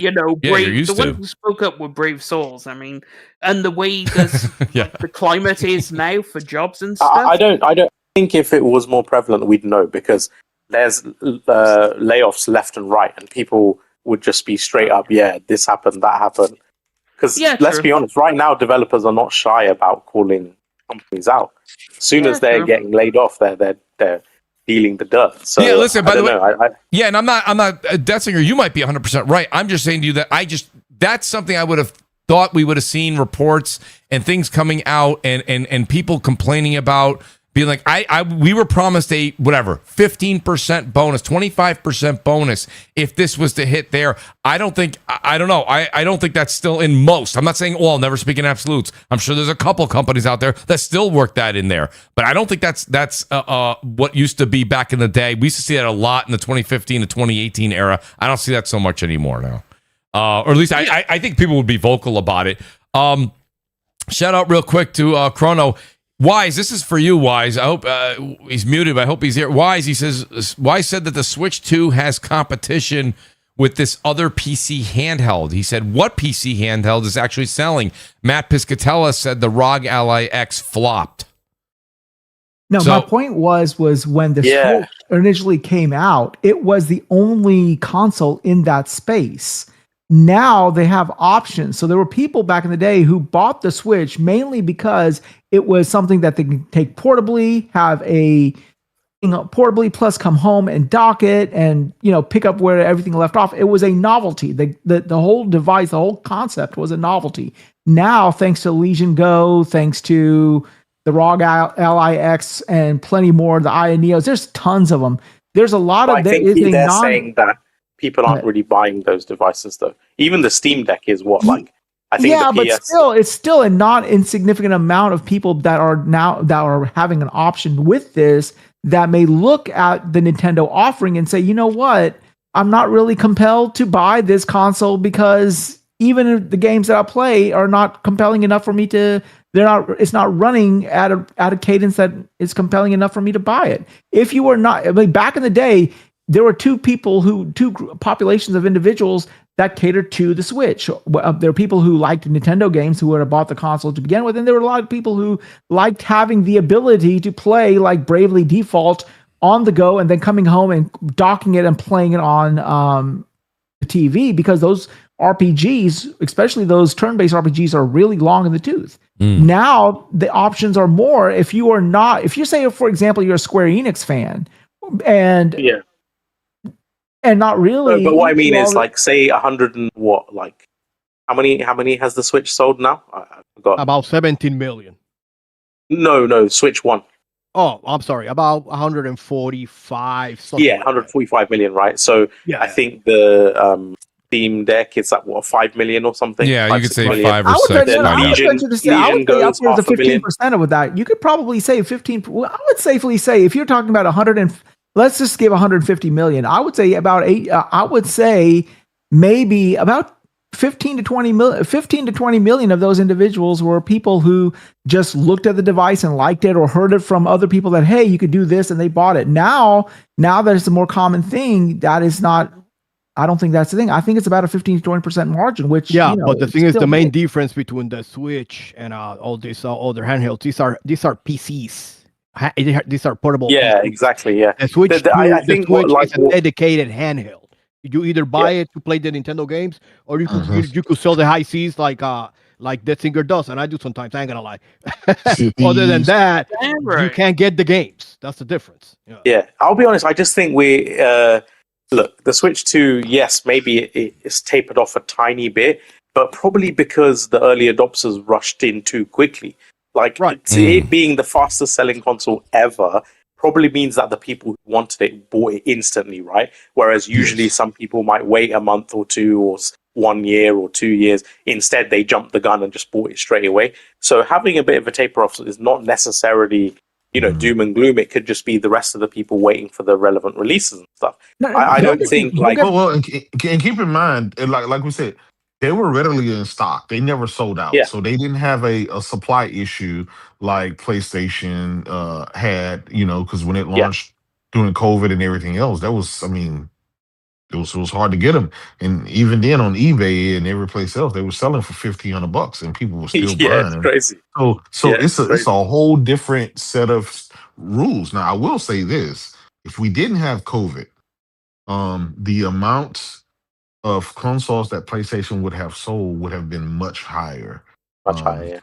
If they didn't have those supply restraints and everything else. I'll go one further. I'll go one further to agree with you on that. If there wasn't the situation with COVID, I also don't know if they would have extended out the PS4 life as long as they did. Yeah, that's true. I agree. I agree. That's true. That's true. And I wonder now. So since we're projecting here, Nib and Jay, let me ask you guys a question in panel. Do you guys think that the PS5, Xbox Series X will have the same longevity that the Xbox One and PS4 had once PS6 and Helix arrive? Oh yeah, without a shadow of a doubt. I think that would elongate Even the right cross-gen now. period. Wow. Okay. Even more so now than last year. Because you can negate a user base regardless of how small. I know, but 30 million or the 90 million. Also, you can negate that. But also the lines between generations are so blurred these days. Back in the day, if you wanted to play the new games, you had to get the new console. Now it's like, do you really need to get the new console? And plus, with the PS6 handheld, it basically means the hardware is already pinned down to PS5 level and specs. So, the way I'm expecting it is cross-gen to be elongated. I'd love to be wrong because I love ditching cross-gen as soon as possible. I actually can't stand it. I have a little bit of a pushback as well with your earlier statements, guys, that y'all said that you believe that if it wasn't for COVID, you think the PS5 would have sold more. How much of that frenzy that we saw of, all this scalping and all that bullshit that happened with both the Series X and for a more appreciable extent, the PS5 was because people were just sitting at home and they were now embraced gaming. Yeah, but you couldn't buy one though. You couldn't buy one, but that didn't stop a lot of people just waiting. Every time they dropped it, they would sell it out. How much would have that happened had it not been for COVID? To be fair, given everything that happened, right? Given COVID, given just everything that happened that could have went against it, it went against it. All the restraints, everything else. The PS5 is still a line, and it just recently, I think, surpassed the PS4 that had no restraints, no restrictions, and nothing. Right? So that's telling you something was holding that PS5 back, and I clearly it was COVID. Because when you look at it, think about it, with the restraints and everything that happened, it was still able to go neck and neck with the previous generation console that went on to sell 120 something million units. I think, I'll tell you right now, I think the PS5 is going to surpass. I mean, this is probably an easy prediction with GTA 6 not even out yet. It's already It's already at 100 million. Right. Before GTA 6. That's before Wolverine, and that's before the PS5 Pro, right? With people, and keep in mind with Xbox going the way it's going, then people talking about Wolverine. This might be unpopular opinion, but I don't care. I want to play Phantom Blade Zero before I play Wolverine. But the point about COVID, just to offer a bit of context on that, the PS5 in its first year, full year, or let's just say second year if you want to call it that, but essentially the first full year, sold nearly 5 million units less than the PS4, and that was purely because you just couldn't buy one. Like I actually think, because it sold faster than the PS4 initially, and then obviously because of COVID, the chip shortages and everything, you just couldn't get one. I reckon if it was available during COVID, it would have spanked the PS4. Genuinely, I believe so. Yeah. And again, honestly, if people are willing to pay $800, $1,000, $1,500, I'm going to be honest here. I know people hate scalpers. I sold my fucking PlayStation 20 Anniversary Edition for obscene money because I was like, I really wanted that shit. But then I'm like looking on eBay and I'm like, look, as much as I love this grey coloured fucking console, I don't love it that much. You know what I mean? Right. I don't love it that much. I'm going to give up $1,500. Yeah. And when I can just buy the plates on Alibaba or whatever, Right. Temu got them plates. Go for it. Exactly. Exactly. Temu fam, they got you $2. Let's go. Probably Etsy. Etsy's even cheaper. So Here's another question. Right, this generation is coming to an end. They launch, let's say, I don't know when they're gonna launch PS6, right? Let's call it 2028 at the latest. We know there's still gonna be cross-gen games. That comes because of part of the architecture, the x86. They didn't have that capability back then. Well, now they do, right? And so instead of just starting from scratch and having that 20 million install base for 4 years until the price. Remember, traditionally, you would get the hardcore would buy it. And then once the price came down to, $2.99, Exactly. $2.49, Right. $1.99, then that's when everybody else jumps in and get it. It was true for the PS2.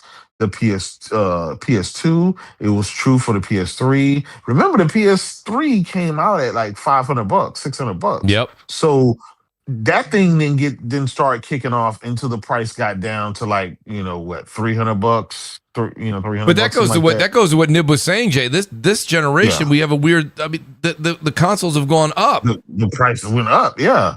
So I mean, that's but and then here we go. Right now, it goes to say when the PS6 comes out, will that price be the same as a PS5 Pro, or will it be more? Will we? We were very lucky to be able to have PS5 launch at $399, right? That's what the digital at launch was $399.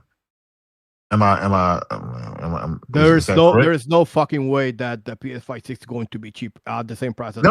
I get no, it. no, it's not what he's saying. No, it's not gonna happen.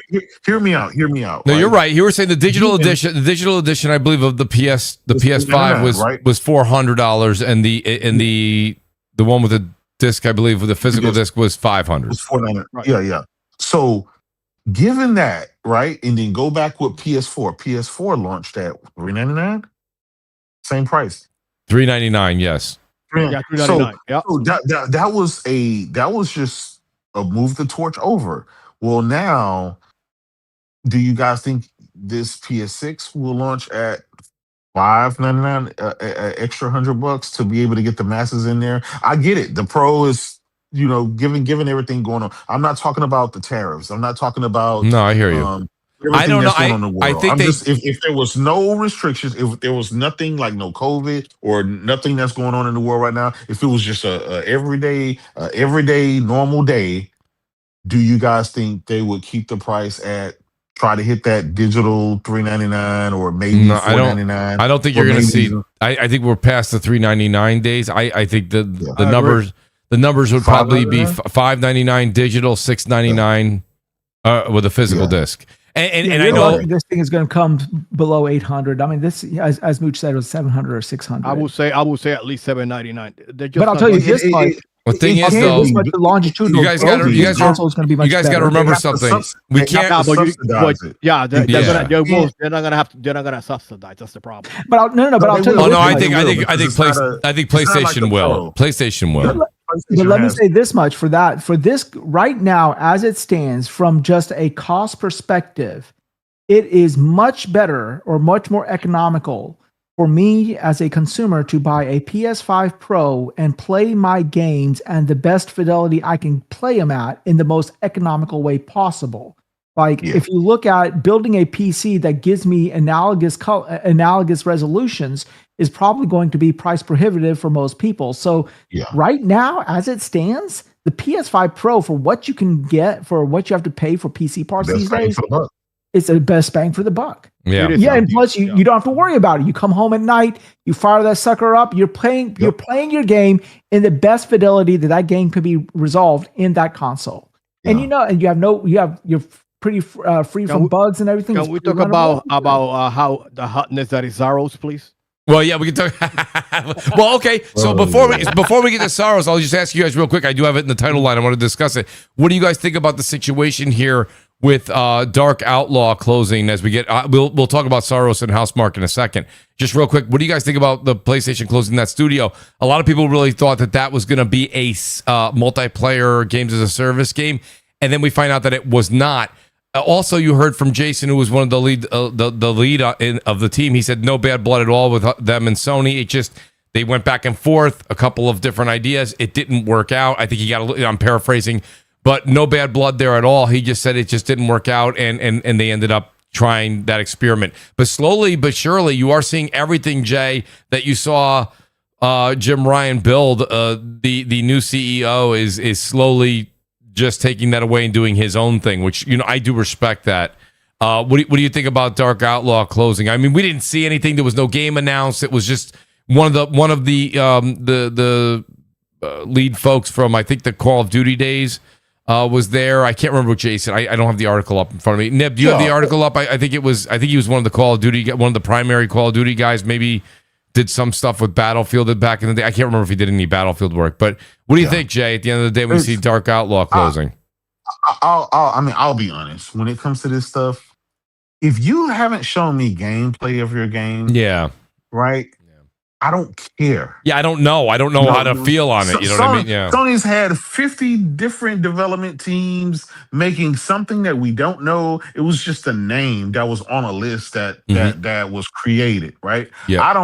I know absolutely nothing about the name of the game outside of the name of the studio that was created. That's it. I know absolutely nothing about that. I mean, hell, we don't know anything about half of the stuff that they closed down, right? We never seen anything from it. We never seen a trailer. So how can I miss what I never saw, what I never knew existed? That's why all of this closing down of stuff, it really doesn't bother me. I never, now it would be something if they showed me a trailer, right? And I'm like, oh, this looks good. I can't wait for this. I'll wish list it, and then they cancel it. That's a whole different story. Right. Like we saw of something. Like we saw, just to give an example, we saw Perfect Dark and they showed us footage of it. And then we heard about the initiative and we heard about Crystal Dynamics helping them and all that. And then we found out the initiative got closed. You're like, oh shit, I was really looking forward to Perfect Dark. And this one here, I'm like, okay, I was intrigued. I will say I was intrigued by who was running the studio, but we didn't see anything. We don't even know what the concept was. And after they were announced they closed, he did a show or a podcast and he said, no, just so everyone knows it was not a live service game. That's all we know. Yeah. So you can't really miss what you've never seen or heard of or known. Yeah. But I just think it's a clear symbol that this CEO is making sure he's cleaning any messes up that he does not like. Well, think about it, Mooch. They've recently they canceled the car. I had a pre-order for the Feeler, right? So got canceled, right? They got rid of that. These guys are scrubbing the stuff that don't really make them money. They sold the TV division to they partnered with them. So TCL will be making the TVs now and they'll own like half of it or something like that.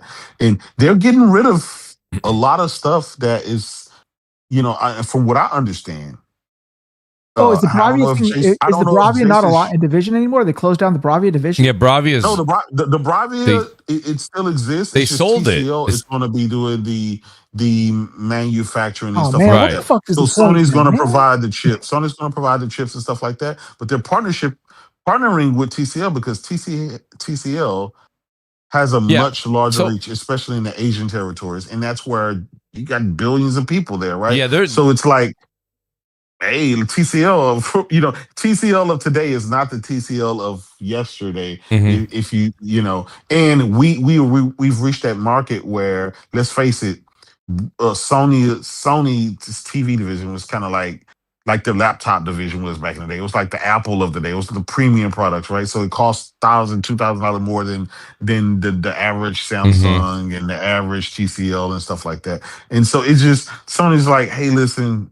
It doesn't really. The numbers aren't numbering. Let's save some money. Let them do X, Y, and Z. We'll make some money. Basically, somebody is restructuring. Well, it's basically what IBM did back in the day. IBM used to. You go back into the 90s. IBM used to make the actual PC. Now IBM makes a lot of the parts inside your PC. Exactly. And that's what makes me so comfortable about buying games on their service because, as you said, the TVs are not cutting it. Whatever is not cutting it. What is cutting it? PlayStation as a division. They're going to fight tooth and nail before they let that division. So real quick, I just want to put this out there because I was saying it. I did look it up here. So Jason, or is it Blundell? I believe it is. Let me see here. Jason Blundell. He's a veteran of Activision and Treyarch on the Call of Duty. Founded Deviation Games in June of 21 with fellow David Anthony. Well, anyways, they were working on what was going to be something from Dark Outlaw Games, but again, it didn't come to fruition, and nothing really came of it, and they decided to close the doors there. So, not saying anything great about it or not so great about it. We don't know. But no, it's just they're competing to who could close the most studios between Microsoft and PlayStation because They're just having a competition right now. Who could be? Because PlayStation's in the lead right now. They did got one up on them now.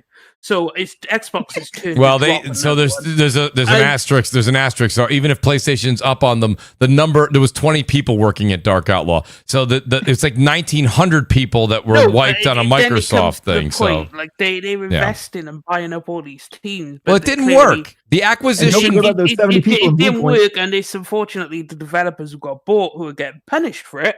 But it's like PlayStation is just they're getting back at doing what they did originally, and it's just when Xbox announced some of the closures, it was everywhere. Everyone was slamming, rightfully so. And then it's like, well, because the number, but that's the numbers have to be equivalent. When Microsoft was getting slammed, it was like the number had a comma. You know, it was like 1,000, it was 1,100, it was 1,200. When these studios are closing, when like who was it with Firewalk?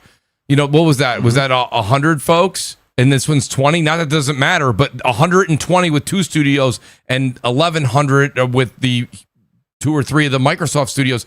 It's different, right? That's a lot of people that went in the Xbox. Yeah, a closure is still a closure. A closure is a closure, but it's not that's not the same. If Pizza Hut closes, okay, or your mom and pop closes down the road, Pizza Hut's going to unemploy thousands of people. The mom and pop store, you feel equally as bad, but it's like 8 people. It's not the same thing. So when you're talking about news. You know, news. I'm just explaining. You said the news spiked. Well, the news spikes when you have a larger number. Epic Games this week announced 1,000 people being let off.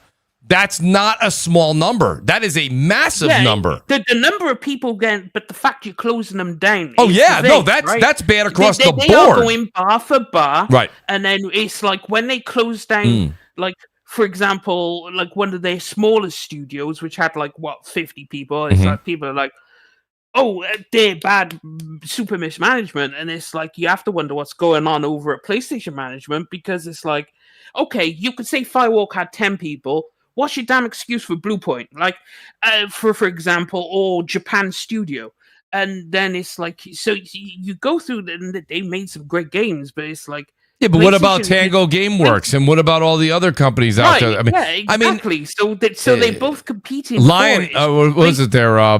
Who made the original Fable there? I want to say Lionheart. It's not Lionheart. Lionhead. I mean, if you're going all the way back then, what about Zipper Interactive? Well, you did Japan Studios. That was a while ago. I mean, like that's Well, it was recent and not like Lionhead time period away. But it's like they both just overhired and then they're closing down all these studios and losing the games. And it's like, well, they're both fucking up right now. Well, again, it goes back to the only difference is PlayStation's making the most money it's ever making in its entire life, and Xbox is but they're also not a $4 trillion company like Microsoft is, right? No, but it's like we made $40 billion this year, and it's like, but we closed down Bluepoint, and it's like, what? You didn't think to use any of that money? Wait a minute, but that's Singer. You have to understand what's Epic just lay off 1,000 people, something like that. Yeah, 1,000 people. Yeah, but Epic's got their own. But Bluepoint was partly because their remakes did actually not sell that well.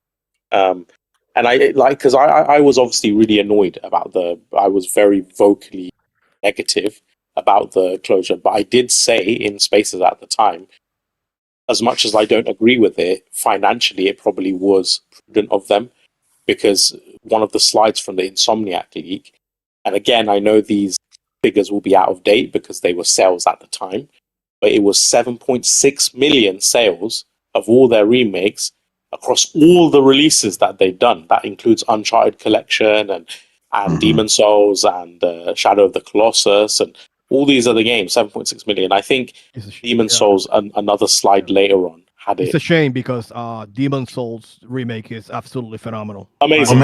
It is great. One of the best games ever. It's still next gen today. Yeah. Oh, absolutely. I would have loved for them to. But it's one of those. What have you done for me lately? What have you done for me lately? That's right, Jay. Because think about it. Yeah. When we see a studio, right? What you don't see is these are a bunch of people. We have to we have to pay for their salaries, their insurance. We have to pay for the studio itself, the physical studio, all the real estate, the fees and everything. We have to pay. It's just everything. So even if this studio has been sitting dormant, remember they released Demon Souls at PS5 launch. That's 6 years ago, right? So they hadn't released anything in 6 years, but Sony has been fitting the bill for them, paying them salaries and stuff. So if a CEO comes in, it's like, hey, listen, we need to tighten our belts. We need to focus on stuff that's going to make us money. And they scale back on the live service stuff. Remember, it was 12 games, then it was 6, and then who knows what it is now. But they've clearly scaled a lot of things back. They're getting rid of this division here that's not really making them money, or it's not making them enough money. They're doing all of these things. They got rid of the car, right, that they were focused on, and they're just going to double down and focus on stuff that really just matters. That's going to make them the money. I can't be mad at that. So as much as we would like for them to carry on with Japan Studio, do you know what I am and all these other studios I that have a produced business. anything. I have multiple businesses. Now we used to cater, or we used to contract our payroll to a third party payroll person. They would just issue the payrolls for all the people, right? We kind of thought about it. We looked at how much we're paying them for that service. And we said, well, screw it. Each company can make its own payroll. We don't have to pay a third-party company doing this. We hired one or two other people, and we didn't need that service anymore. It's the same thing here. Why do you want to keep a development house open? And then you have, as you said, Jay, real estate. You have other people that has to come in. You got security guards, because those offices, they have a lot of expensive shit. They can't just be sitting there overnight. You got people who have to come in and clean. You got all of this officerial stuff that they have to also do on a day-to-day basis, when they can get the same thing, the same services that company is going to give them through their other divisions. Like, why do I need Bluepoint to handle the next God of War remake when I can just increase Santa Monica's size by hiring those people, putting them there, and then having them do the same thing that they were doing? But now I'm saving real estate. I'm saving all the other discretionary expenses that I have. The only thing I would say to that, though, and the reason I do think it is on Sony predominantly and not Bluepoint, is because you said you own a business, right? You own multiple businesses. And one of the things with a business owner is the delegation of tasks and the right person for the right job, right? If you hire a baker who, he specializes in a certain type of bakery, right? And he wants to evolve and create, more broader types of, desserts and things like that. And then you put him on salads, right? And then he fucks around and messes up with salads for a time, even though his entire expertise is in, type of bakery. And then a few years later, you say, oh, sorry, you did a shit job at salads. I'm going to get rid of you. But it's like, dude, I come from bakery. You put me on salads. So, yes, like they put them on a live service game that apparently the heart wasn't even in it. They didn't even supposedly know it was live service to begin with. They were designing it around, being single player. And then it moved on to live service, apparently, according to the insiders, whatever jargon. And then when they do finally get off that and it's cancelled, they pitch idea for remakes and stuff. Financially, it's not feasible. They get denied. And then there's a single player game, apparently it was a Ghost of Tsushima type spin-off. And they thought it was going well. And then it never even got greenlit, right? It never even got to prototyping stage. So again, it's one of those things. Yes, they were squandered for numerous years. But also, why did you delegate them on a live service game when all they'd done before is remakes? It's the most asinine management in the world. Like, well, I think it comes to the head of that studio, because you got to think about it, right? Sony is a big corporation. Each one of these studios are its own company. And it's up to the head, the director of that company. It's up to, it's up to those guys on what project they're going to work on, what they have. And from my understanding, from Shuhei Yoshida, it's like junior baker, hey, what do you? If the junior baker says to me, "Look, I can be your head chef," am I going to delegate him to head chef? No, I'm going to say no. I'm going to say, I don't care if you think you can do the head chef job. I want to see you step up to that. So I'll give you this bakery project first. We'll see how you do, and then we'll move you up slowly, right? They put them straight on a tentpole AAA live service game.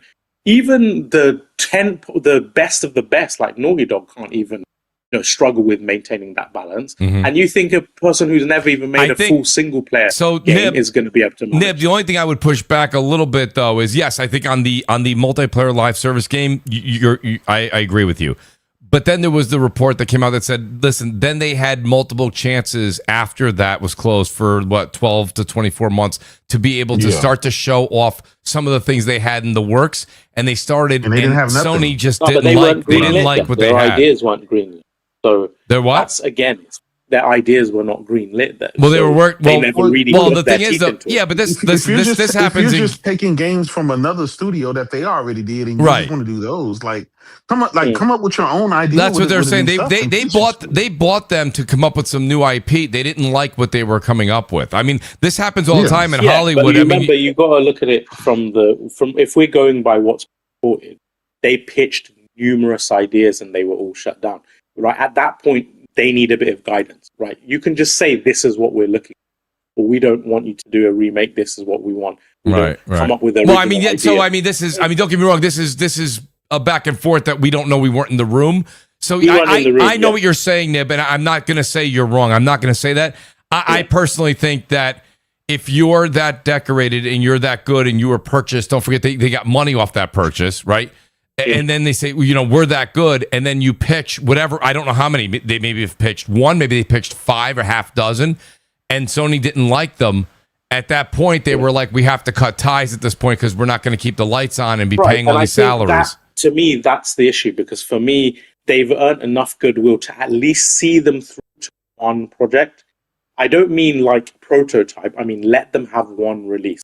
Right? It's not even a big studio. It's like, I think the report was that by the time they closed Shuttered, it was only 50 people or something. Okay, I was going to say less than 100. Yeah, so I'm saying okay, spend another 50, 100 million. Okay. I know, obviously, business doesn't work like that. Right. Let them have one release. Yeah. See how they do. Because not just from even a technical perspective, Demon's Souls to this day, I played it once I heard the Blue Point news, and I was like, holy shit. This came out as a launch title, and games still don't look as good as this. Yeah, it looks amazing. It does. I was a fan of the first one on PS3, and I played the remake. It's faithful to the original. Listen. Look at the shot of the Colossus. That holds up even today. Yeah. But again, it is. Listen. So listen. The what they can do with their craft and how they remade those games and kept true to the models and made them absolutely stunning, gorgeous. You tip your cap to them. But what Jay was saying, and that I do have to agree a bit of it, is it's one thing to recreate and beautify somebody's work, and that is nice, right? Like I bet we can go find an amazing artist that could draw the Mona Lisa and do it amazing, right? But the thing is, though, you have to create your own. Demon's Souls, right? They thought Demon's Souls was shit when they first saw it. Sometimes you just need to give the studio an opportunity. Yeah, I don't disagree with that. I just don't know. Again, like you said, when you're talking business, that's where the ruthlessness of the corporate world, and we talk about that a lot, right, comes into play. And they don't have maybe they don't have that heart, Nib. I'm with you. I'm telling you, this is why I can't stand consolidation. And people always say, "Oh, it's Microsoft." No, bro, I don't want anyone acquiring. Right, nobody. Always happens. Yep, even Destinger was saying, right. I was saying to people, you think PlayStation is not going to do this?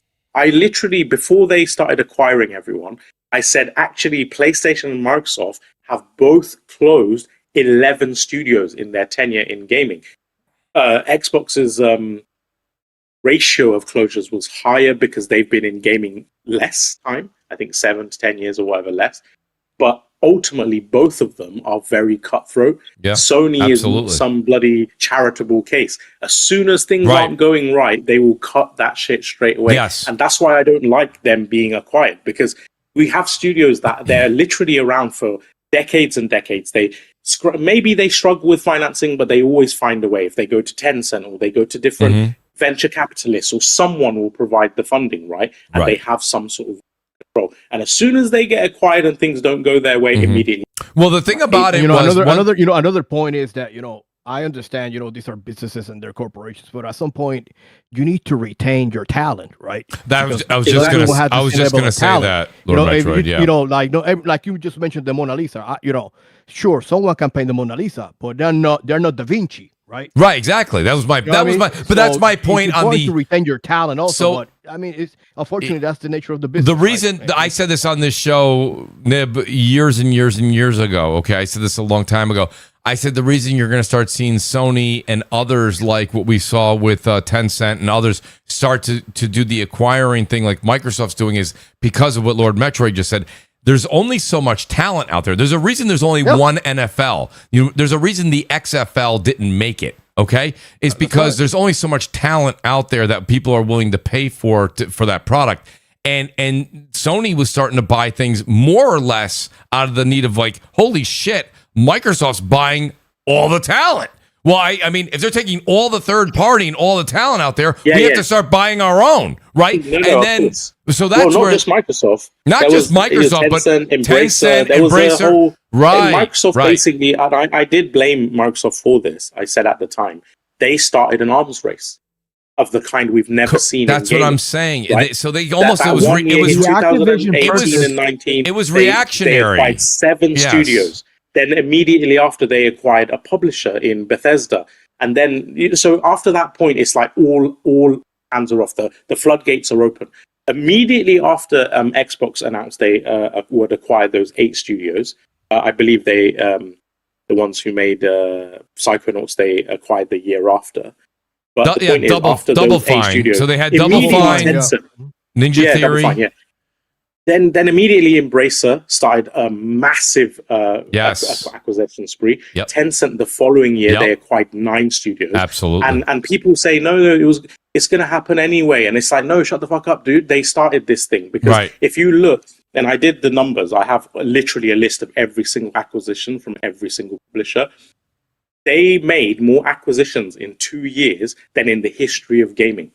And it all started from Microsoft starting that, big push. And I think at the time, the biggest nail in the coffin was the ABK purchase. That spooked Ryan. That spooked him. That's what made him go to the board and made them do what they did so famously. Live service it up, that spooked Ryan substantially. The board actually did not think that it was such a big issue. Ryan sort of convinced the board otherwise against it and said, no, this is a palpable threat. And I mean, as you know, he famously said in the hearings that I don't want, I'm not trying to do anything. I'm just trying to make sure you don't get this game, the Call of Duty, whatever. I mean, I'm paraphrasing it, but that's what spooked him. That is what really made it go egregious. The fact that Microsoft bought what was that? Psychonauts people, I can't. Double Fine. Double Fine.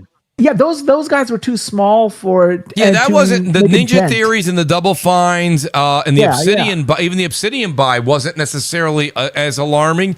Once they went and got Bethesda Softworks and what was the other? What's their parent company now? It's just dropped out of my mind. ZeniMax. Yes. That was when everybody was like, oh, this is where they're going. Okay. All right. And I said that there's only so much talent out there. So it led to a buy of Bluepoint. It led to Bungie. It was just a chain reaction. And now we're seeing the fallout of what's happening from those acquisitions. But what happened? Let me lay the timeline, right?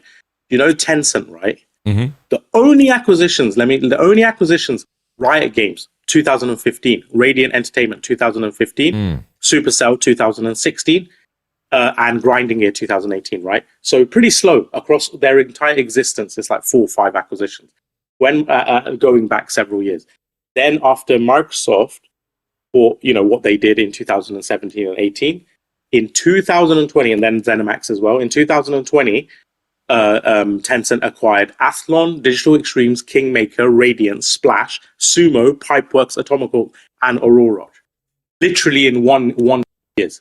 So there's no way you can say they went from like 10 years acquiring like 3, 4 to in 1 year acquiring and then Embracer did the same. Even PlayStation in their entire existence, 30 something years, right? They only acquired 11 studios, and then after Microsoft's acquisition spree, in 2 years or 2.5 years or whatever, they acquired another 11.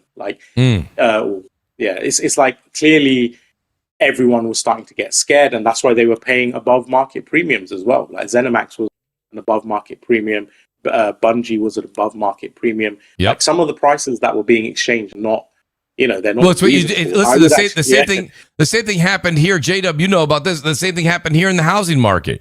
Like I know people that were out in California that are friends of mine. There was people paying 15% over asking price at bids. This is insane. Like there was a run on houses. You know what I mean? Like there was a run on developers, Nib. So like people were like, I will pay over market. They really did think that there was a chance that cloud and subscription could be the future of gaming. Mm-hmm. And in that world, content is king, right? Yeah. Like if you don't have a constant stream of content, then you're going to be left in the dust. And I think because it's in a really weird predicament now, because PlayStation has seen that bet didn't pay off for Microsoft. And even worse than that, they've capitalized their console market share. So actually, PlayStation doesn't really have much of competition right now. Like they don't even have to pay for exclusivity really anymore, because no one's really buying games on Xbox anyway. Unless it's on Game Pass. Right. No, that's 100%. It's literally the opposite. Instead of them shoring exclusives and having a dominant subscription and cloud service, they've just killed their console market share, and the Game Pass hasn't really gone anywhere. So now, PlayStation is in It'll be interesting to see. I mean, they're still doing some console timed exclusives. You have Phantom. Is it Phantom? So I think that's Zero? Not really for Microsoft. I don't think that's to do with Xbox. I think that is them trying to penetrate the PC market in the Chinese hemisphere. I think they really want to be. Yeah, but that game's coming out to PC day one. Yeah, no, of course, because the publisher can't afford to not release it. So right? yeah, so my point with Phantom Dark, what is it? Phantom Blade Zero. That's a console exclusive. So that is a direct. I think they're trying to stomp out any competition that's left in console. Yeah, they want to be the dominant. Yeah, they're the dominant console. Yeah. That's right. But I mean, I don't think that was a slight against PC at all. So wait, real quick, Glinter says Kingdom Hearts was a gamble and success for Square Enix and Disney. If Nintendo did a team-up RPG with someone, Star Wars, DC example, it'd sell a gazillion, in my opinion. So Glinter, I see where you're coming from there. And then Babor says Miyazaki saw demos Soul graphics and effed over Blue Point. Oh, I'm sorry, he didn't finish the sentence. Miyazaki saw Soul's graphics and effed over Blue Point. I don't know about that conspiracy theory. Yeah, you know what? I know it's a conspiracy, but I can kind of see it. I see it. I just because Miyazaki is like, you ain't doing this shit without my say so. Right. And of course, Miyazaki just came off Elden Ring, so he ain't giving a shit about no Blood Bowl. He could be making Elden Ring too. This guy already saw the green. Like, why are you going to go back? No, but it does indirectly show him up, right? Or at least the tech side of things, because these guys can't even get frame pacing right, and the visuals are kind of a bit aged. And then another studio essentially takes their work and polishes it up. Right, it's like it is a bit of an embarrassment. So let's be honest. It is for him, but like he's like, fuck it, Elden Ring exists. He does? No, but he clearly cares. They even said the politics of it was involved. Right? Yeah. But either way, also I know that it's not slight, because obviously PC will forever be dominant in China just because League of Legends exists, Valorant exists, and like that is. Yeah, but you need to be forward thinking, right? If console is gonna start getting more and more popular, because this is one of the reasons PlayStation is so dominant, is because they target the European market when everyone was just looking at America and Japan, basically. Nintendo tied up Japan. Xbox was purely focused on the United States. And PlayStation, and actually because of Jim Ryan, as much as he made a lot of shit moves, this tenure, he was actually one of the driving forces between PlayStation's dominance in Europe. When they bought Psygnosis, they had he ran the European sector before he took over. Yes, He did, and he basically, because people don't realize, but PlayStation is more dominant in Europe than the United States. And a large part of that is because of Jim Ryan.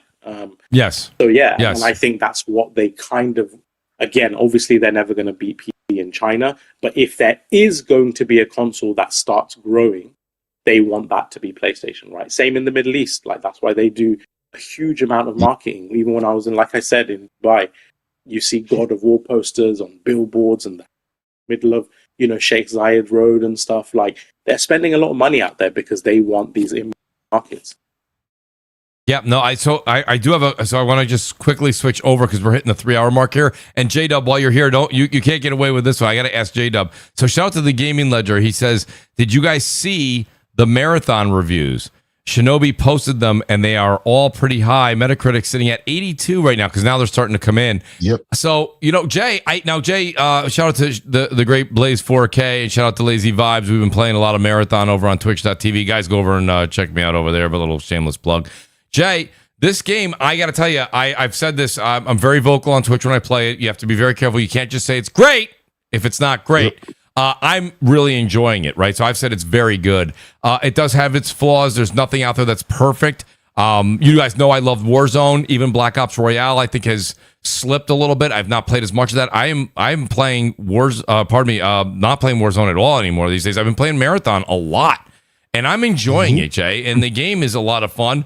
What do you think? Because I mean, shout out to Gaming Ledger for saying that. A lot of people, you want to put some emphasis on meta, and then you don't, and then you do, and then you don't. Well, it's sitting at an 82, and a lot of times when you look at certain games, I can't remember. I don't have it committed to memory, but I think like Destiny 1 was in the 70s, and Destiny 2 got an 86. So this is sitting in between, and there's a lot of hate online. There's a lot of love, but there's a lot more hate online for Marathon. I have about 235 or 245 hours of Arc Raiders, right? So I enjoy the extraction shooter. I like that. So you can't say, I don't. I do.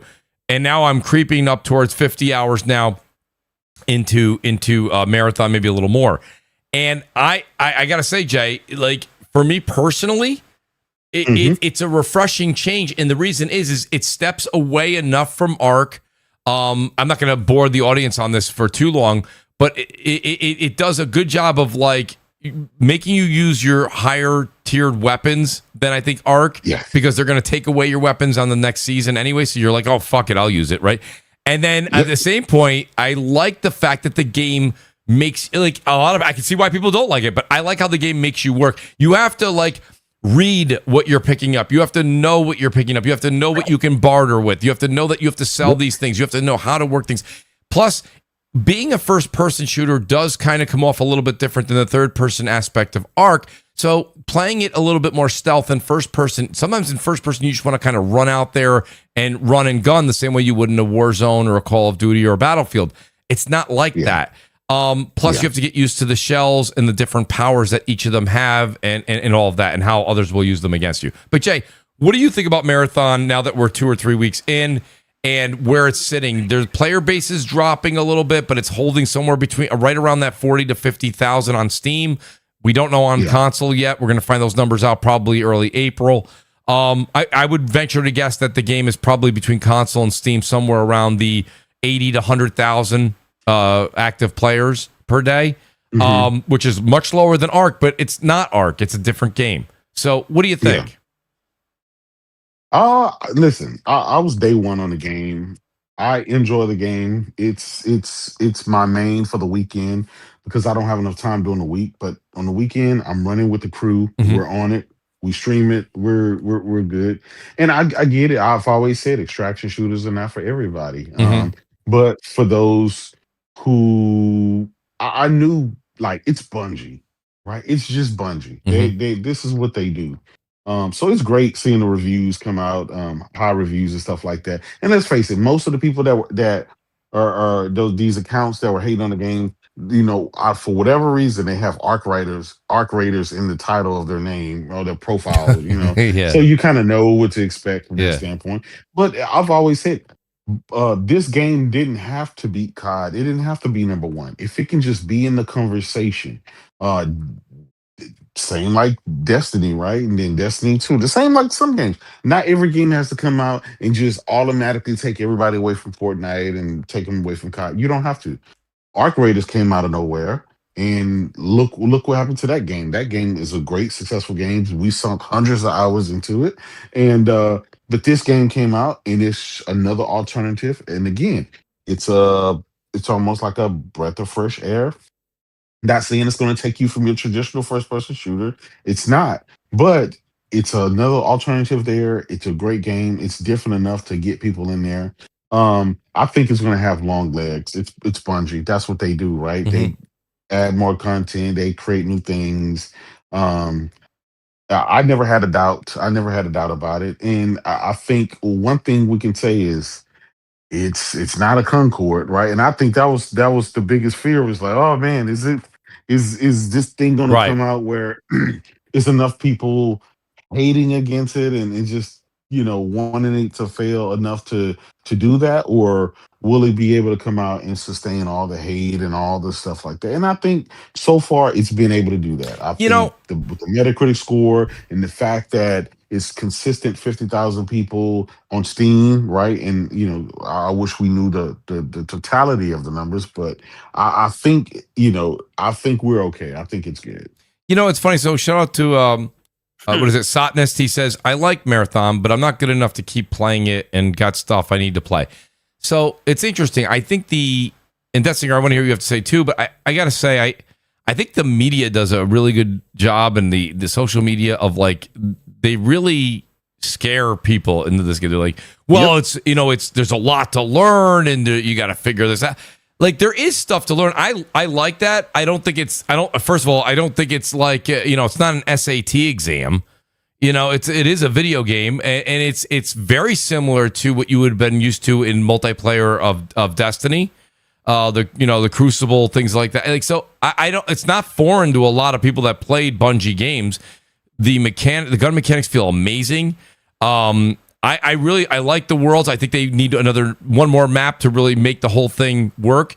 The Cryo Archive, I did run through with the guys, and we didn't know where we were going or what we're doing, just like any first raid with Bungie, right? In Destiny. Yeah. Didn't know where we were going, didn't know where the keys were, didn't know how to open up, and we actually survived the Cryo. We just died because we couldn't find the exfil after 30 minutes, but that's because we didn't know where to solve the puzzles. You got to kind of do your homework and this and that. But like, that's an end game. That's an end game thing that I think is great that it's there. You don't have to do cryo. You can do ranked and get some great loot, or you can just play the game and get some great loot. And then there's in-game things to open and keys and things like that to find different areas with higher loot values. I just really like it because I like Ark, and when Ark has their new map come out in April, I'm gonna go back and play Ark too. I like that I can go back and forth between two different extraction shooters. And I think it's just because the things I used to say about Battlefield that a lot of people go, oh, Mooch, you just hate Battlefield. It's not that I hate Battlefield. It's just Battlefield 6 came out, and I know it surged, right? It did really well. But like, it was just more like, team deathmatch, and then more, capture the flag, and more domination, and more the same stuff we've been playing for, like, it feels like 20 years. And the same thing goes for Call of Duty. Like, I bought Call of Duty, I bought Battlefield 6. This is the first year. I mean, by this time last Call of Duty, Black Ops 6, I think I prestiged almost 7 times by now. I did the full 10 on the last one. I prestiged 10 times, got the master level, did all of that. This time here, I've only prestiged once. I'm like, I'm not feeling like going through those motions again. I like these extraction shooters. I like going between Ark and Marathon. The thing I would say to people is, hey, I'm not going to tell you to go spend $40, but if you're like, I got $40 burning a hole in my pocket, I want to try something different. This is a multiplayer game that's different. It definitely takes teamwork. Same goes for Ark. And like, but it's different than Ark. It's the extraction genre, but it's not the same. And I think that people are just harsh on it. I think they're hating on Bungie. I don't know, maybe some people don't like that it's a PlayStation-owned game. I don't know what some of this hate is. I think the game plays really well. It's polished. Listen, there's all types of tweaks that have to happen in order to get this game to like that center line. But that's one of the things that the Ark community is really pissed off right now with Embark. They're pissed. They're like, you need to fix this. You need to fix this. You need to fix this. Bungie has things they need to fix too. The game's not perfect. I think the 82 to 85 score is kind of the right score. But yeah, I mean, what do you think, that singer? I know that you tried it, and I think, like, you know, I don't know where it's gonna. It's doing worse than what I thought. And I know for a fact Bungie is not happy, and PlayStation will not be happy. They called you? Oh no, go ahead. I know for a fact it's a Bungie. It's a Bungie AAA title. And you are free falling. Like, it hasn't stabilized, so we have to see where the player count stabilizes, right? Because at the moment it's just going down. Like, the trajectory on the Steam chart, it's just down. It's not stabilizing, it's just going down. And now because it started at 88, it's got down to 40. Will it fall even more to 20 and then stabilize? Yeah, because it has 40. to go back up at some point. Yep. And I know for a fact the amount of money they probably spent on this, and the fact it's a Bungie title, so it's got all that goodness to it.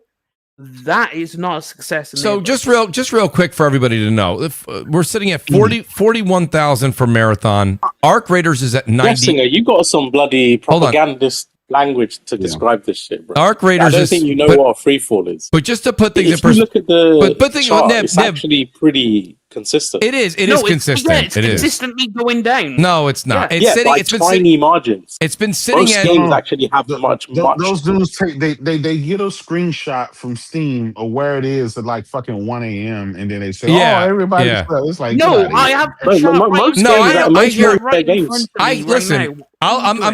Listen. I'm going to ride with that singer here, but hear me out real quick. Arc Raiders is sitting at 97,000 right now. And Marathon's at 41,000. Marathon topped out at 88,000. Arc Raiders topped out at like 350,000. So if you do the ratio there, okay, Arc has really dropped as well. And I hear what you're saying, Death Singer, but where Nib's coming in and Jay's coming in and making a bit of sense is you're saying it's continuously going down. What I'm saying to you is it's been sitting between that 40 and 50 now for just about since the third day till today. And you can say it's downward trending, but it's downward trending by 1,100 people a day, and then it spikes up, and it spikes down by 1,100 people. That's not exactly a gravitational pull. Yeah. No. So, for example, the peak on the 20th of March, that's more than a week. That's nearly more than a week ago, right? Was 47,000, and then the peak today was 41,000. So we're talking a drop of a few thousand. That's not a free fall. A free fall would be like something like High Guard or, other games that have gone from, hundreds of thousands to 50,000, 60,000. And even tomorrow starts the Cryo Archive again. And that's when a lot of people go back in again. You'll see that probably get back up to the 50 to 60 margin. Now, again, you guys want to sit here and say 50, 60,000 is a failure? I mean, I don't know. We'll find out exactly how Sony feels in the near future. But I will tell you that that's not necessarily awful. And right now, Arc Raiders is sitting at 97,000, which, don't get me wrong, higher than 41, but it was at 300. It's so, I mean, these numbers, not everything is going to do what a deck of cards does, Death Singer, for, $20. It's not. But, like, the chart is just going down. It dips up and then it dips down. But you look at something like Arc Raiders, right? It's stabilized. When you look at the chart, it's going up and down, up and down, up and down, and it's consistent, right? So it goes up, down, off time, peak time, off time, peak time, and it's just March 22nd. It was at 158,000. Today it's at 98,000. That's quite a drop. But it's a significantly bigger drop. Are you looking at the time? So this is time period because you can see when peak times are because it's consistent. This was peak time is. Yeah, well, this is Sunday. The peak time on the 22nd, at the peak of it on that day, was 156,000. Yes. And the peak today was 105,000. I was looking at the peak of both of the days, yeah. Yeah, so that's a drop of a peak of 52,000, whereas Marathon in the same time has had a drop in a peak of 2,000. So what I'm saying is, like, again, context matters. I would say Marathon is actually stabilizing and it's nothing close to a free fall. In fact, it's been pretty consistent the last week. It's maybe it might hover around like 38 to 45 or something, but that's actually a pretty stable number. That's a pretty stable range. Then when they drop new content, it might spike up again. So yeah, I don't know. Like I honestly thought it was going to drop more than that. It still might drop more than that. It depends. It might, but doing half of your all-time peak is actually really good retention. It's surprisingly strong retention. You know, you've got other games like Battlefield and even Arc Raiders. They're not even close to their peak. So actually, Marathon, what it's showing is the people who bought into it, they're actually sticking around. Yeah, but it's like the total volume of sales is lower. So how does that factor into what they thought the game was going to do, right? But don't forget, though, this is a live service game, right? So you got something that goes on and on and on. So that's you're right. If we're talking about initial sales, we don't know what those numbers are. I know that one, what's the name of that? Starts with an A. Alanis. Analytical, whatever. The one that's always the one that most people don't get right. They're claiming the one that's always wrong. Yeah, they're wrong usually, but they said 1.2 million sold on whatever it was, the first 3 days or something like that. So my point being is that we'll see the numbers, and I'm not saying they're wrong. They've been wrong more often than right, but they might be right this time. My point is this is something that's generating money throughout, right? People are buying in-game currency. People are buying things off the store. Like there's that stuff that's going on too. So they're making money too. I don't know what that differential is. I don't know if that makes any difference to Sony. We'll find out, believe me, when either early or mid-April comes. But I do think it's interesting. The one thing is like people will say Metacritic doesn't matter, and then they say it matters, and then they say it doesn't matter. Like with Crimson Desert. Crimson Desert was supposed to be Game of the Year, and everyone loved it the week before it came out, and it was going to be a darling, and and it got a 78. Right. And I'm not saying that. So I'm sitting here saying, but everyone I talk to loves the game, but it got a 78. This game gets an 82 right now. But it's not the same genre. So it's not apples for apples. But I'm just saying, I find it funny how Metacritic matters. Like if I go, well, Marathon got an 82. Like, well, come on, there's only 41,000 people playing it. Yeah. But does it matter or it doesn't matter? That's why Metacritic really when it's convenient. When it's convenient, it matters. When it's not, it doesn't matter. Of course, Metacritic gets brought into that, but it's like the thing is when you think of Bungie, you think big AAA production. It's a big Bungie game, and if you honestly, hand on heart, and go 88,000 was your all-time when the game launched, you are probably pretty disappointed that for being a Bungie game. This isn't some no-name fucking studio that came out of nowhere. This is big bad Bungie, and they did this on their game, and it's a brand new IP, right? Well, no, it's not. It's an old IP. It's an old. No. It was their first IP. In fact, it's not quite the same thing. When did that game come out? When did that name? Years. Came out like 20. What year? 2000 or 1999 or something. Yeah. Like that. Okay. My point is proven, right? Like, come on. Yeah. Point is, it's not a new IP. It exists. So no, it's not a new IP. Doesn't matter what kind of spin you try to spin it. It's a new IP. It's not a new IP. A new IP is something that don't exist. 100% of the people that bought it. A new IP is Ghost of Tsushima. That's a new IP. Nobody remembers the original Marathon. You don't. Yeah, but I don't. It still exists. So stop it. It still exists. So it's not a new IP. It's a new game. It's a new game, right? It's a new game, right? It's a new game of an established IP. Right? It's not established. Oh my god! I wouldn't say that, dude. Established. I don't think it's even the same genre besides being first person. Yeah, come on. I mean, Marathon existed, so therefore... Like, we're talking 2-bit, 8-bit... Yeah, I was like, that's extraction shooter. It's not a new IP. Detsinger, you have a good argument in some of your categories, but that is not one of them. No, it is fundamentally not a new IP because it is Marathon already existed. It's like brings people.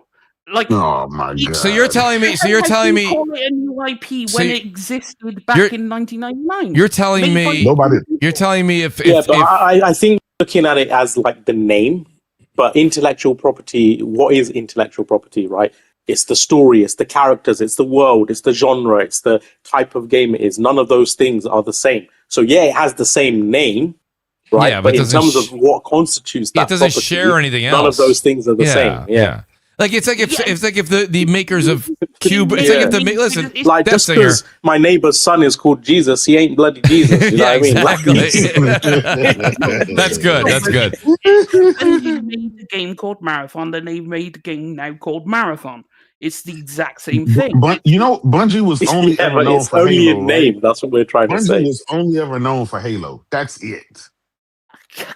Come on, no. A lot of people like that. Nobody says before Marathon came out. Nobody was like Destiny from the makers of Marathon. No. Mm-hmm. You know what I mean? Even the people who did play Marathon were probably like, "This is not Marathon. Right? This is an extraction shooter. This is a fucking Marathon. Like, what are you talking about? They just use the same thing." Hey, Destiny, the chat is on you, man. The thing is, you know what's funny? It's like people say new IP. It's a revived IP. Oh wait, so it exists. So it is already established an IP. We live in a world. We live in a world right now. That's fundamentally. So of course I am correct. Everyone's shilling for PlayStation like it's some fucking like making up. This is a new IP when clearly, if you understand what IP is, it's not new. You just kind of proved the point though, right? Because this game technically has nothing to do with PlayStation. It's on everything, right? It's on Xbox, everything. So it has nothing to do with PlayStation. It has nothing to do with Sony. We're talking about Bungie. We're talking about this particular game. Nobody knew anything about the original whatever game called Marathon back when we were toddlers. I'm just saying, like, come on, man. Well, listen. Here's the thing. As a matter of fact, that Marathon game that you're talking about, that Bungie did or whatever, that original whatever, was released on a Mac. Yeah, and it takes place in the same universe. They even said that. So its thing is, it's a revival of a classic IP. So yes, it can't be a new IP because it's a revival of an old IP. Congratulations, there we go. We've established it. So Taz, I'm glad he's yeah. Taz, mean, that is true. I get it. I don't know what you want to call it. It's the same name, but they reimagined it. Yeah, yes. I mean, you could say to me, it's a whole different game. You know, like. Taz, so hear me out. So here's the thing. So hold on a second. So hold on real quick. Taz says on Blue Sky, Schreier and Paul Tasky said the game costs $200 million at minimum. They'd need to sell $5 to $6 million to recoup. So yes, I'd say they're not happy. How do you know it's not going to get there, dude? I don't understand what you're like. You have to. Does it have to sell $5 million on the first 24 hours and then people are happy? What if it sells $5 million in the first year? Is that good? That's not. While it's also reoccurring and making money in the store and making money on people buying in-game currency and other things. So while that's all happening, that doesn't count as money.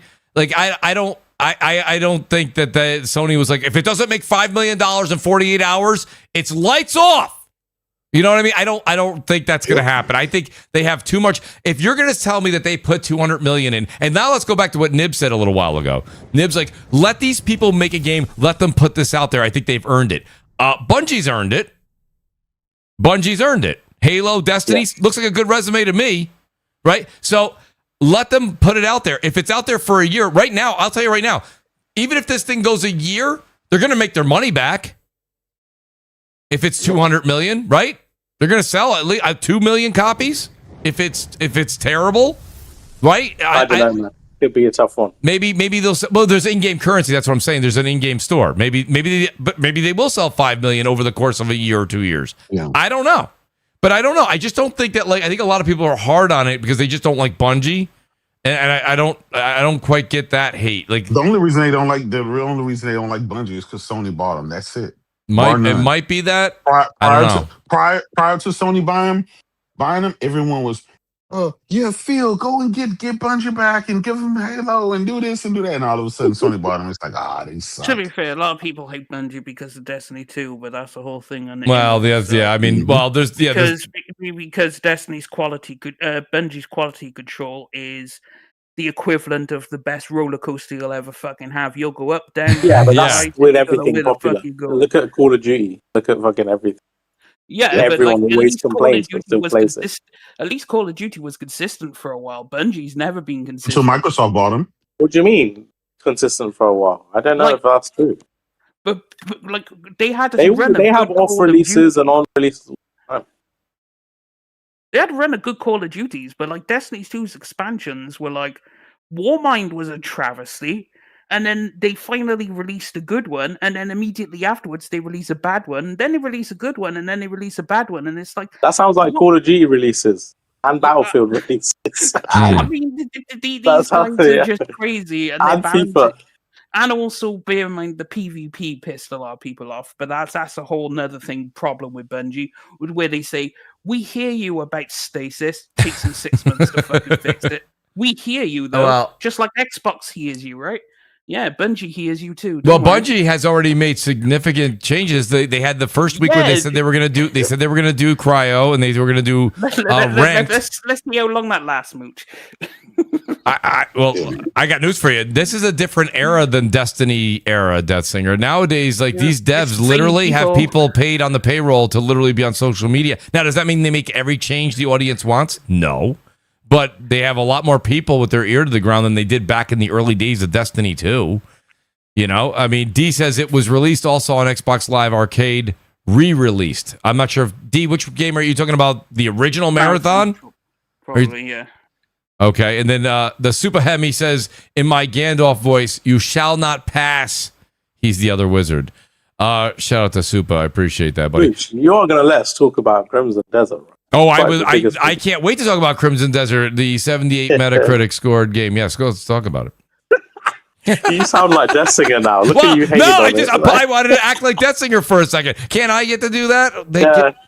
Go ahead. No, let's hear about it. No, I think this game, I think Crimson Desert looks phenomenal. I think it's probably one of the most beautiful games. The only thing I've just talked to a lot of people, I just wish it had a little bit more story, but I apparently the game doesn't need it. From what I'm hearing from a lot of my friends that play that are enjoying it. So I think it's doing great. I think sales are phenomenal. They crossed 2 million in a weekend. Now, yeah. You know? So I think the numbers are there. I think the money's there. They're listening to people. Like people have made all sorts of recommendations about Crimson Desert right now. They wanted to have storage containers added. They wanted to have this. They wanted to have that. Certain things fixed with the UI mechanics, and they did it so far. They're doing it. So this is the thing I was going to say with this 78 Metacritic score, right? It's not necessarily relevant to the game we're playing right now because there's already been quite a lot of changes that have been implemented from, quality of life and little tweaks in there just to make a lot of the complaints that the reviews had more manageable, right? So even the things, when I look at some of the reviews, I'm like, oh, I actually don't deal with that. Change that. Or this is the problem. Now you have a storage in your camp and all these other things. And I can imagine that would be one of my primary complaints because I fucking hate that shit in games when you're just constantly inventory, right? But now, like in KCD2 and other games, like I just dump my stuff in my storage, so it's not really that much of an issue. Right. And I think the inventory management is fairly balanced now. Like, yes, if you do loot everything under the sun, maybe you should have some sort of punitive measure, right? At least you have to be a little bit more careful. And then if not, then take the time to store stuff at your base. But yeah, what I would say, like, initially when I first played it, I was like, I think the reviews got it right. I think it has, it's very polished, it's beautiful, but it's very rough around the edges. Some little bits are lost in translation. There's a little bit of jank. You can tell it hasn't been play tested. And even now, I do agree, it clearly hasn't been play tested properly. But we are kind of play testing it now.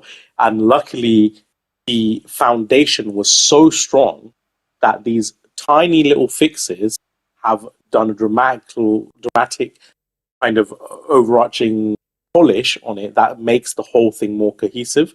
Because I would say I went from saying this is a decent game but needs a lot of work to I am loving this game. Because again, the number of systems, the mechanics, the story is not great and some of the acting and stuff is a bit crap, but yes, so that side is missing.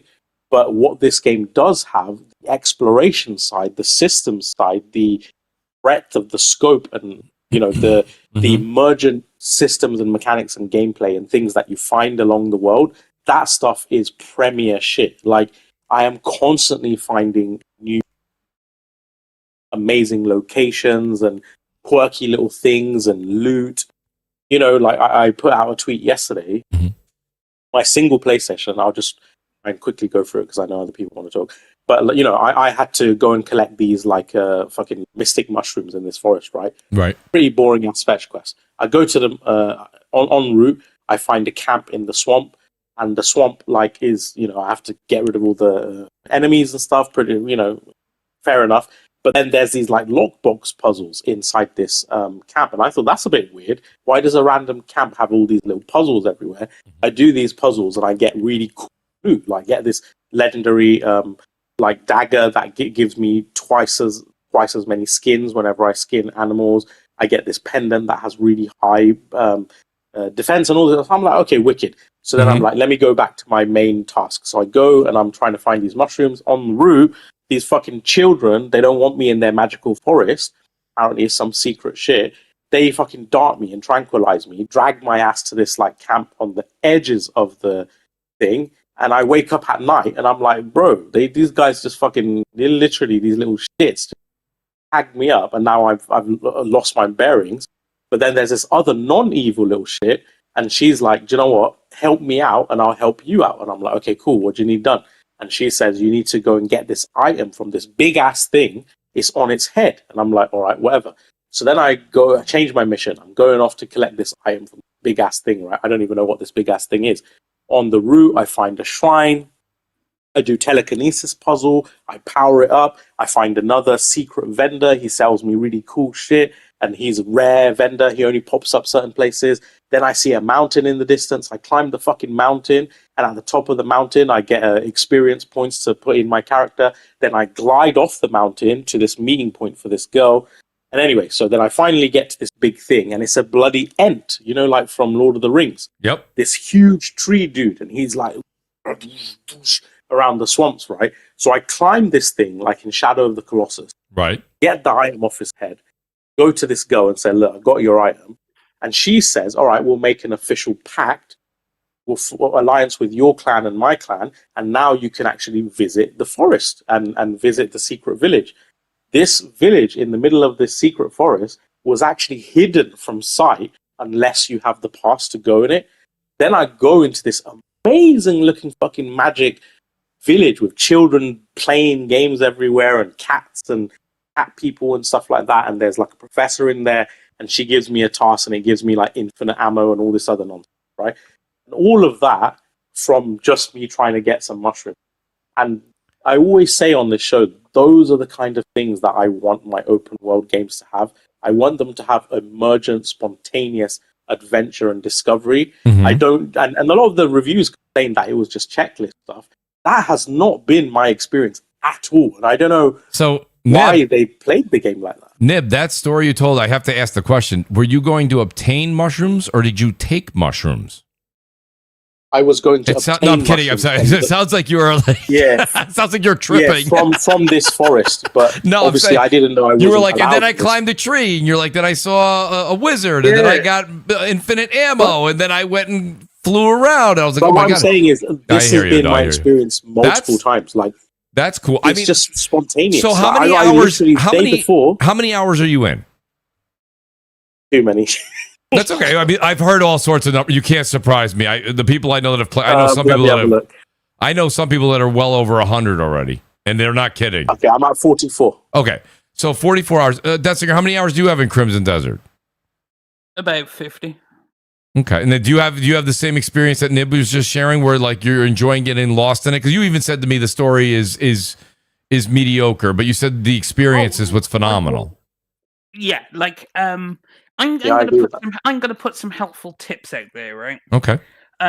Because stuff I've learned along the way, and some funny stuff. Complete requests because you get more inventory space. Do that. Okay. Because if you on the notice boards, there's requests for like random strangers and whatnot, and if you do them, they'll give you a few slots of your storage. So do that. And then also pet and feed your horse, because we considered that because we were chatting in the Discord and he was like, have you pet and fed your horse? I fed it, and it turns out your horse has skills.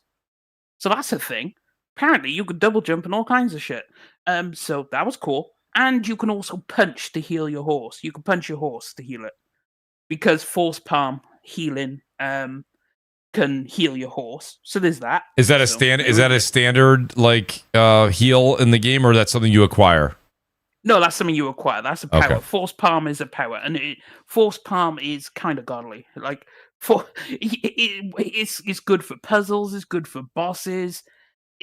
Like force palm is just your general go-to. Also, refining your gear is stupid cheap in this game. It is like it's so stupid. So you may, I think they need to increase the cost or something because it's just like it's like some copper and some ore, some iron ore, which are but a higher level gear takes much. Well, yeah, you need bloodstone for that for the max level refinement. And then also another one is also quick way to make some cash: recipes, sell them.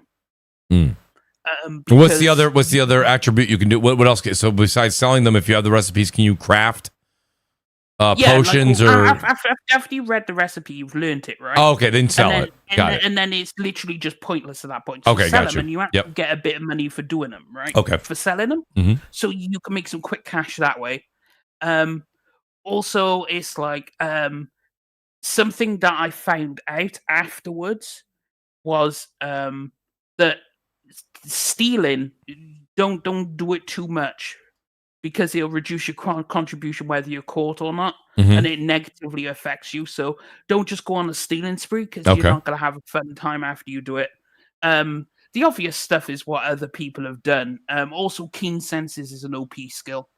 Then you have like some other things. Someone pointed this out to me. Let me solo her.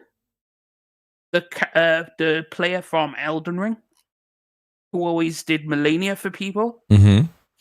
If you go to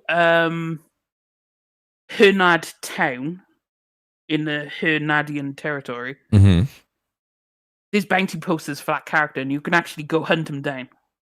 Okay. So that was pretty cool. Also, if you go to the ancient, if you don't play the game, does the main? Can I ask you a quick question? That's here. You and Nib and Jay, you're playing too. Does the main quest, like a lot of times in other games, a main quest will set you off on a path, and then you'll just run into all these different things to experience with side quests or just things happening. Are you following a main path to get to the side, or are you just ignoring the main path and you're just walking around? Just walking around and finding shit. Yeah, I'm straight up ignoring the main quest. Yeah, I don't care.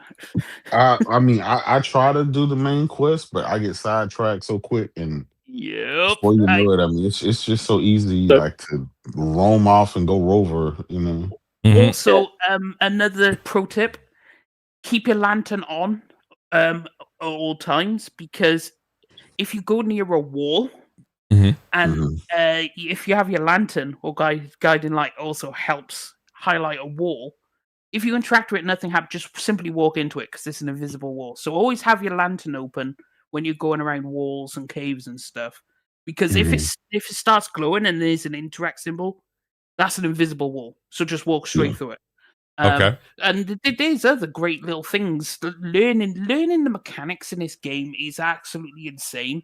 Because I've seen people like cooking food with sunlight, and and all this kind of shit. And I'm like, there is layers upon layers upon layers of mechanics. So I just put out a tweet literally as we went live, right? So it already has, I think, like 900 likes or something like that. It has tens of thousands of views, and it's basically. I don't know if other people. I don't know if other people have discovered this already. I haven't seen anyone else buy it. I'm sure people have, because the gaming is like that. There's always 50 million people discovered things before you. But like one of the issues is the stamina doesn't last that long. So even though you can glide and you can do this and jump and whatever, your stamina doesn't last enough. But so I managed to. What everyone was doing was this triple force boost thing, where you use the force from your hands to boost yourself 3 times. I'm watching. But then I've got this other ability now where I basically can do a powered up forward slash with my sword. But I realize it like propels me forward like 5 meters or something. So I've combined the boost jump with the forward slash, which takes really limited amounts of stamina. And now, I kid you not, with a single stamina bar, I can climb entire fucking mountains in one quick go. I'm seeing so that. I just boost in the air, and I just do my forward slash while in the air. Boom, slash, slash, slash, slash. And it will literally take me to the top of a mountain. Is this footage? It's so sick. Is this footage from the PS5 Pro? Yeah, PS5 Pro. That's impressive. And also another thing is upgrade your stamina, because stamina is what dictates your ability to glide. So make sure you work on your stamina, because stamina is important in this game. And it also comes back to, remember when this was initially going to launch, and I said it's like the type of game it is, you can't compare it to like a Kingdom Come or a Baldur's Gate, because it is just a complete sandbox game. And as we know, the kings of that originally was obviously Bethesda. They were kings of the sandbox. Like they had the sandbox down pat. Where it's like the main quest, mediocre, nothing to write home about, but it's what you could do in the world that actually people care about. And this nails it. Like the main quest, I couldn't really give two shits. I'll be completely honest with you. But I'm enjoying it a lot more now, though. I like building my base and getting all the Greymanes together, because I feel a sense of camaraderie with them now. I like just getting drunk with them and hearing their banter. So I can see that. But do you have one home base? Do you have one home base that you build upon? Okay, good. Yeah, you do. Right. You basically, in the beginning of the game, your clan gets like scattered and dispersed because you get this attack. Yeah, fuck it, bro. It's in the first like 5 minutes, man. Who cares?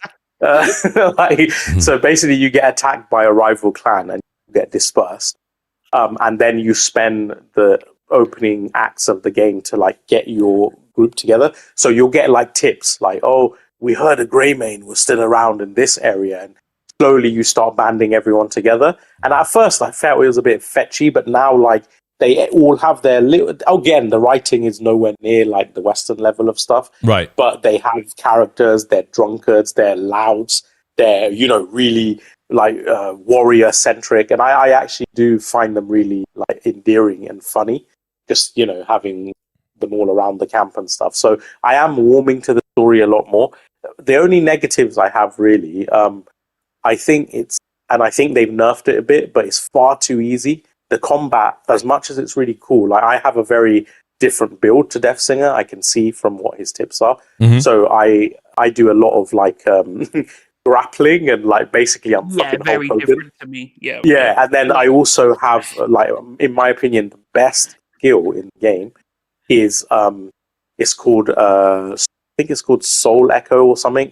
So basically it doubles all your attacks. So whenever you do like a certain type of attack, there's a nature's whirlwind version of it that gets repeated like an echo. So you kind of, every attack counts as 2 or 3. And it's so dominating. Like I just took out this boss that people have been complaining about for a while, even post-patch. And I just obliterate him first try because, again, every special attack that I'm doing 2 or 3 instead of 1. And that's obviously a big boon. So I just wish it was a little bit harder, because the mobs, and you fight loads of them, it's getting to that kind of Assassin's Creed state where it's like, I'm not really thinking anymore. I'm not. No, you're just hack and slash. I'm just mindlessly, and it's still fun because the finishers and the feedback in the triggers and stuff. How about the boss fights? Have you run into? Is there the boss fights demanding at least?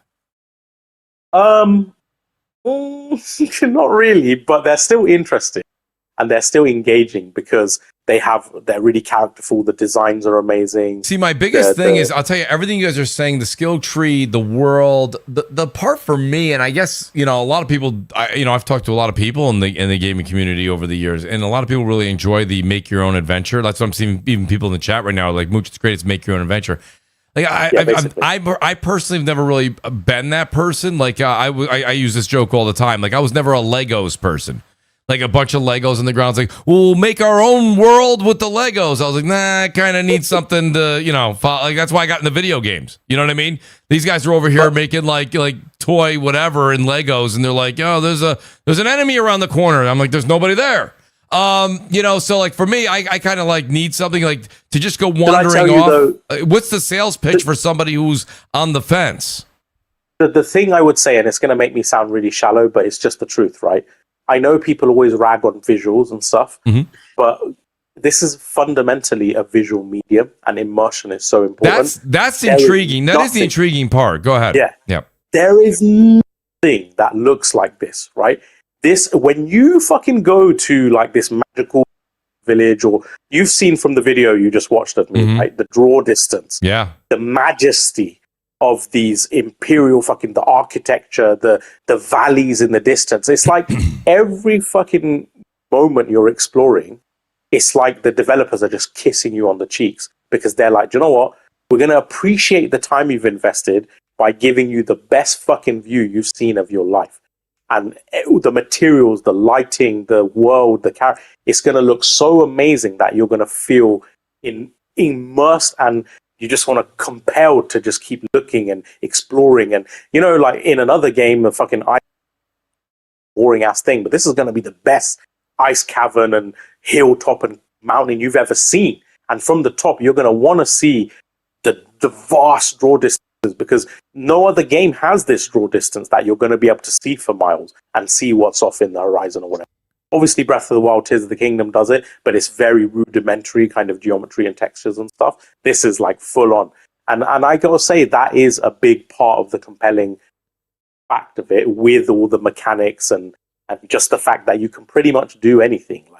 From, robots and dragons and this and that. It's so much to it. Also, on our build differences, I'm using the Soul Spear. It's a good weapon. Yeah. It's the Soul Spear, and obviously for Mooch, when you kill someone, it shoots soul attacks after you kill someone, and it spreads out. And so I like it for mob clearing, like just in groups, because obviously the projectiles will shoot out.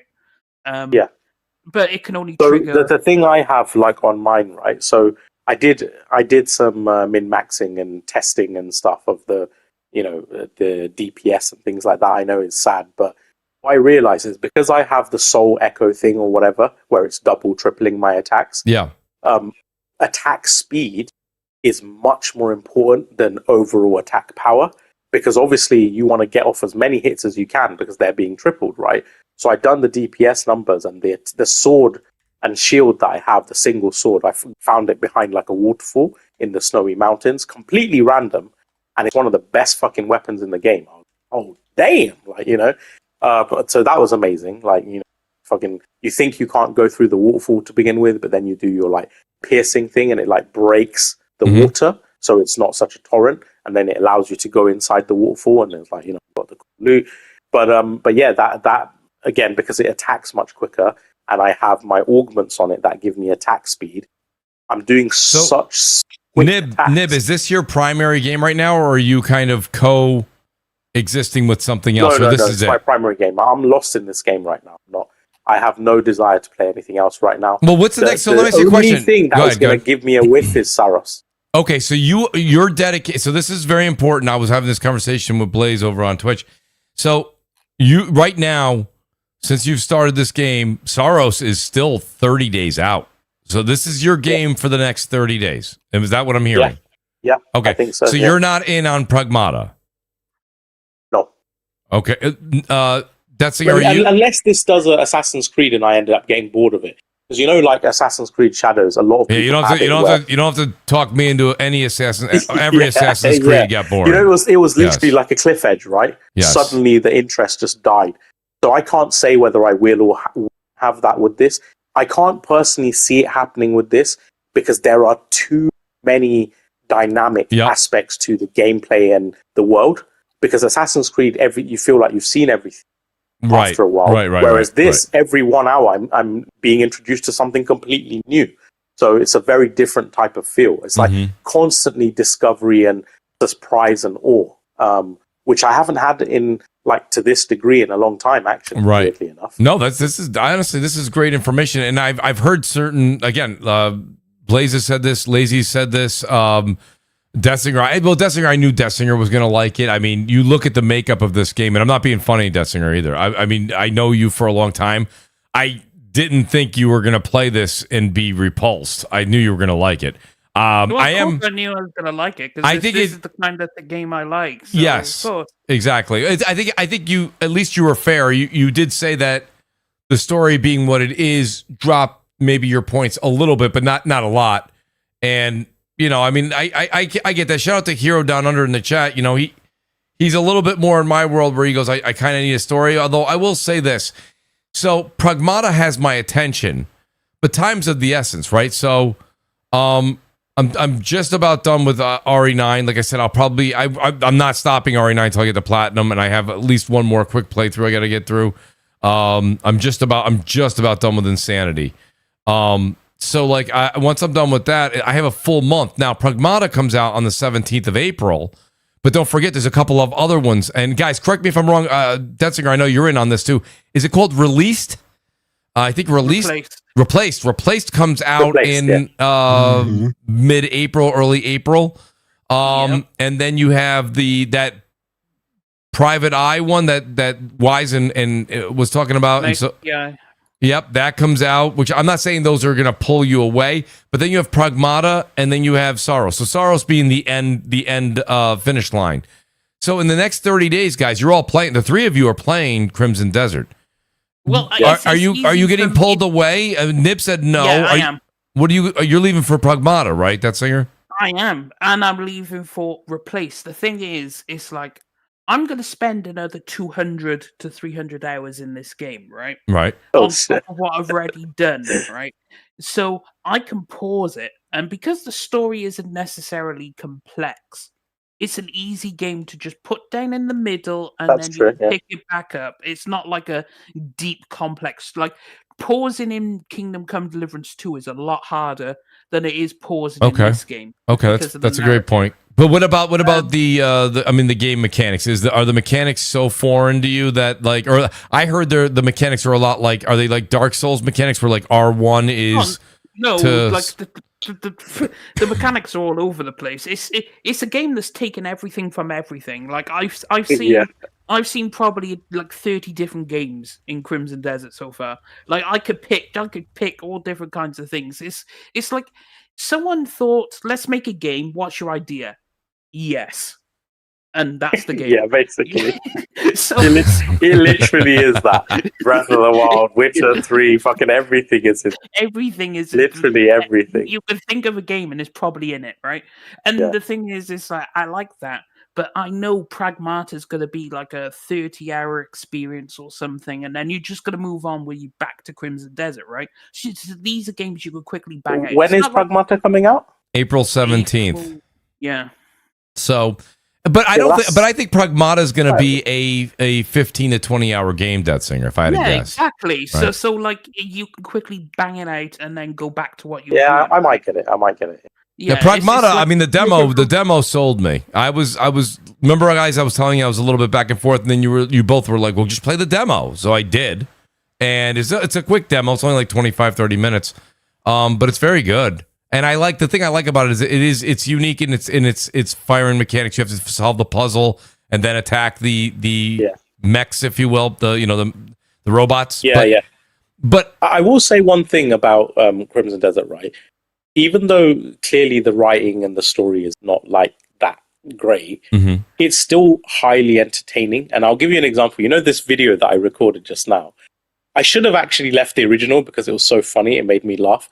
But when I went down the mountain and I was going to show the example of me climbing the mountain with that technique, when I first did it and I jumped, I boosted in the air, there was like a guy who walked past me and he was like, he said something like, "You fucking wanker."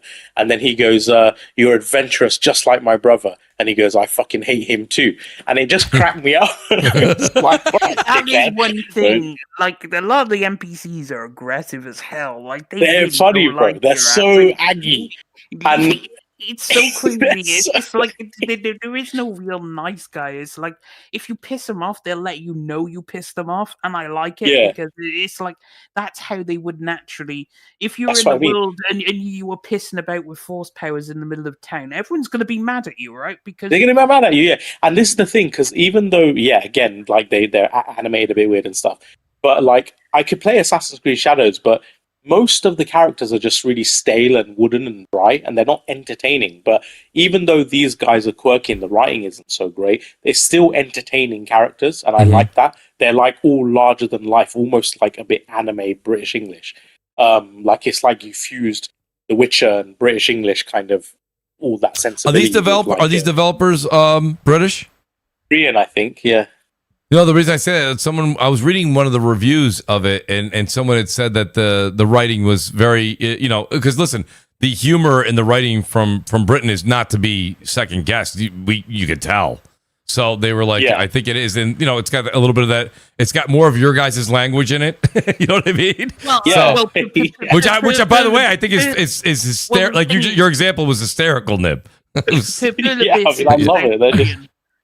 Pilibis is South Korean, but they decided on using British voice actors. British. I meant the writing itself. Was there's no British writers involved, or I don't know who's on the writing team at Pilibis. The thing is, they clearly wrote it, but clearly whoever the British actors they have, and there must be dozens of them. Right. They're obviously ad-libbing a lot of it because some of it is actually quite authentic. The way they talk, the way they insult people and stuff. Right. So you could tell they just were riffing. Okay. Yeah, got you. This is what we want you to insult them now. Just insult them. And you could tell the actors just been like, Jay, fucking toss. Let me ask you a question. Jay, are you riding along with these guys, Jay? You think, listen, right now it's March 26th, okay, as we sit here. Jay, do you recommend people, because Saros is on a lot of people's lists. Pragmata is on a lot of people's lists in the community. Would you say if you had right now, because right now, let's just use Pragmata as the next stopgate. From now till April 17th, which is quite some ways, would you recommend somebody to pick this game up, Jay, if they, if monetarily they wanted to? Oh, absolutely. Absolutely. Okay, so this is one of those games, I'll be honest. I'm going to, keep playing it during the week. On the weekends, I switch over to do the marathon. And then during the week I'll switch back over to it, and that's because it's hard to get a crew together to play marathon during the week when everybody works and everything else is going on. But on the weekend it's free game, so that's your time to get together with the guys. I'm not probably going to pick up Pragmata. Day one. I'm going to go straight for Saros. Okay. Only because I just don't. It's just too much stuff. That's what I'm saying. That's the thing. Death Singer talked about Pragmata the way I eat a sandwich. He's like, well, I'll pick up Pragmata, I'll blast through that, and I'm like, wait a minute, what? Wow. I mean, I gave Capcom my money. I bought Resident Evil. I gave Capcom my money already. Yeah. He met the quota. That's it. The thing is, I'm looking forward to Pragmata, but because it's pretty unique, and I'm like, okay, this actually has interest in like the whole puzzle mechanic, combat, and all that. And I'm like, okay, I'm really digging this. But then I also understand it's going to be a short experience. It's not going to be a too long of an experience. So it's something I could pause Crimson Desert for. Do it. It's not like I'm pausing for like a Fable, which that could be another 60 to 80 hours. Another long game. Yeah. But because it's Pragmata, I can afford to do it. Whereas if it was a big game, I wouldn't be able to, right? So that's why I'm willing to, play Pragmata, because I'm interested anyway. So just bang it out and be done with it. Same as Replaced, it's just bang it out, done with it. It'd be a good game, but I mean, Crimson Desert is just. Replaced. I mean, I don't want to speak for the game. I know what it is, but I don't know the. Have you played the demo of Replaced? I did. I did not play. Is it still out? Is the demo still available? I did play Pragmata's. I played Pragmata's demo. Okay. I think replaced looks like it's going to be like 5-6 hours. No, it'll probably be like 10-15. 10-15. Oh, really? You think it'll be that long? Okay. Yeah, I think it's gonna. Okay. I mean, they got something good with that game, and I can't wait because that's probably fair. That's fair. It reminds me of, what was that game? God, I beat it. It was on Game Pass, top down. It eventually came to PlayStation. The one that was very cyberpunk, but it was a top down shooting game. You guys remember it? If I say the name of it, you guys will remember. The Ascent. Yes. What was it? The Ascent. The Ascent. The Ascent was probably like 10, 15 hours, right? 10 hours, something like that. It was. So you're putting it in that category, Dead Singer. Well, yeah, it's like an action platformer. It's like a side scroller, 2.5D. It's probably not going to be like any more than 20. It's probably going to be like 15. Like it's just not going to be a very, very long game. Okay. So, okay, that's fair. I think it'll be a quick so there's experience. But guys, again, and everybody's got a different schedule, right? But me and Jay, it's pretty similar. I only have so much time, sand in the hourglass. So, Nib's like, hey, maybe I'll pick up Pragmata, but this is my game for a month. I respect that. That's I know you have the ability. You have that ability to shift it and be able to. You could knock a 15-hour game out. I know that. But that's 2 games in between. Now, well, you're not picking up Saros, right? So you have. No, I'm not picking up. You'll Saros. be going back to. You'll be going back to Crimson Desert after Pragmata. Okay, I got you. So did you guys see the previews for Saros? Did I see it? Are you kidding me? It's literally it's embedded in my eyes. Yes, I loved it. Multiple outlets are saying it's already a Game of the Year contender. That would not surprise me for a nominee. That would not surprise me for a nominee. It depends because if all the games released this year hit, like for the rest of the year, I mean, nothing's on the table. I mean, RE9 is probably guaranteed a slot, I would imagine. Mm-hmm. And then you have like what's happening with GTA, how do they feel about it? And then you have all the other games coming out, like Wolverine's gonna take a slot. Zero. And also bear in mind Sony have Marvel Token Fighters. Sony has also team killed themselves before with 2 own first party games where only one gets nominated and the other one doesn't get nominated. So the thing that was refreshing, essentially team kill Wolverine with Saros. Or vice versa. Yeah, I hear you. I think the one thing when it comes down to it that I really loved about what I heard about Saros was one person that got a chance to play it said, the one thing you have to keep in mind, people just think it's going to be Returnal 2. They're like, it's not. It's its own standalone, you know what I mean, IP. Like, it's new. It's a new game. It felt new playing it. I thought that was interesting. That's one of the things that has me excited anyways. You know what I mean? Like, I think that's a big deal at the end of the day, that it is new. And new, I don't know, but listen, it looks a lot like Returnal, so a lot of people are gonna go, come on, Mooch, that's bullshit. I didn't say that. That's what the person who played it for like 6 hours said. But I think that I think that's a refreshing thought, because I loved Returnal. I have, like I said, around 120 hours in. I got the platinum. I got the platinum in RE9. I'd like to say I'm going to get the platinum in. Honestly, the way that I think Pragmata is going to play, easy platinum. I think I'm getting the platinum in Pragmata. Yeah, exactly. I think it's going to be an easy platinum. I think that one's not going to be hard at all. And then I would definitely go for the Saros one, because I don't know what's coming out in the month of May that would take my time away. Do you want to know? Yeah, do you have a quick list, Death Singer, before we wrap up the show? We're hitting 4 hours, and I know that you guys have work and lives and family and games, and you probably have to eat. In April, you say May? May, because we're going to the end of April with Saros. May has Forza Horizon 6, so I'm there for that. That's a wait for me. I can wait on that. And then 007 First Light. That one I do want to play, but that's the middle end of May, isn't it? Yeah, that is. Also, Lego Batman, Legacy of the Dark Knight, that Lego Batman game coming out. So, yeah, they're kind of like the big three. Okay, so I mean, so 007, I'm there. They did a good job of selling me on that. I originally was like, oh no, not another Hitman with a different lead character, but I've watched enough now with the in-depth play that I think they varied enough from the Hitman to make this a little bit more of an action. I think I'm using these words, don't quote me here, but it's almost like Hitman runs into an Uncharted type of situation, and that intrigues me a little bit. I think 007 can be that. He has the ability to be like a Nathan Drake at times. Relax, not the same thing. But yeah, I'm pretty excited about that. You know what I mean? I think that's something I'm going to go for. I'm gonna skip 007, so it'll be definitely Forza Horizon 6 and then Lego Batman. If I do another festival, how many more times do I have to do a festival? I'm good. I'm Forza good. Horizon 6 I'll pick it up. Mooch. Pick it up down the It's a road. DLC. I know. Listen, I'm not console warring. I'm not even console warring. I'm just telling you. Listen, that's listen. It's not DLC. I'm not saying it's DLC, but I'll tell you right now. I own every Forza Horizon. It's DLC. Listen, if you're driving around, you're still. Bro, Jay, you sound like the God of War Ragnarok people right now. Exactly. Know, right? God of War Ragnarok. How could it be a DLC? It's a whole different location. Dude, Nib, when you're going 125 miles an hour, tell me how that location looks.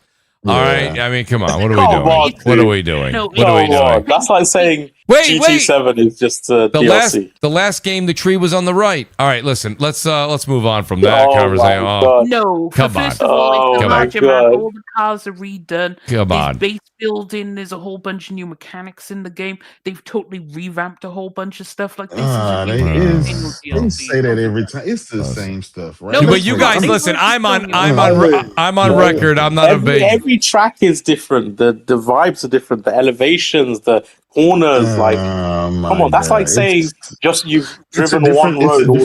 Okay, let me ask you this: have you played Forza Horizon 1, the first one? Have you played Forza Horizon 2? Have you played Forza Horizon 3? Have you played Forza Horizon 4, 5? Now tell me the difference between all of those games. Well, they all have different locations, tracks, adventures. That's it. You know, it's the locations. That's fine. All the GT Gran Turismos, they're still different. It's exactly. It's a circuit racer, right? So it's a circuit racer, right? I wouldn't call GT7 DLC. No. But hear me out, right? It's an open world, right?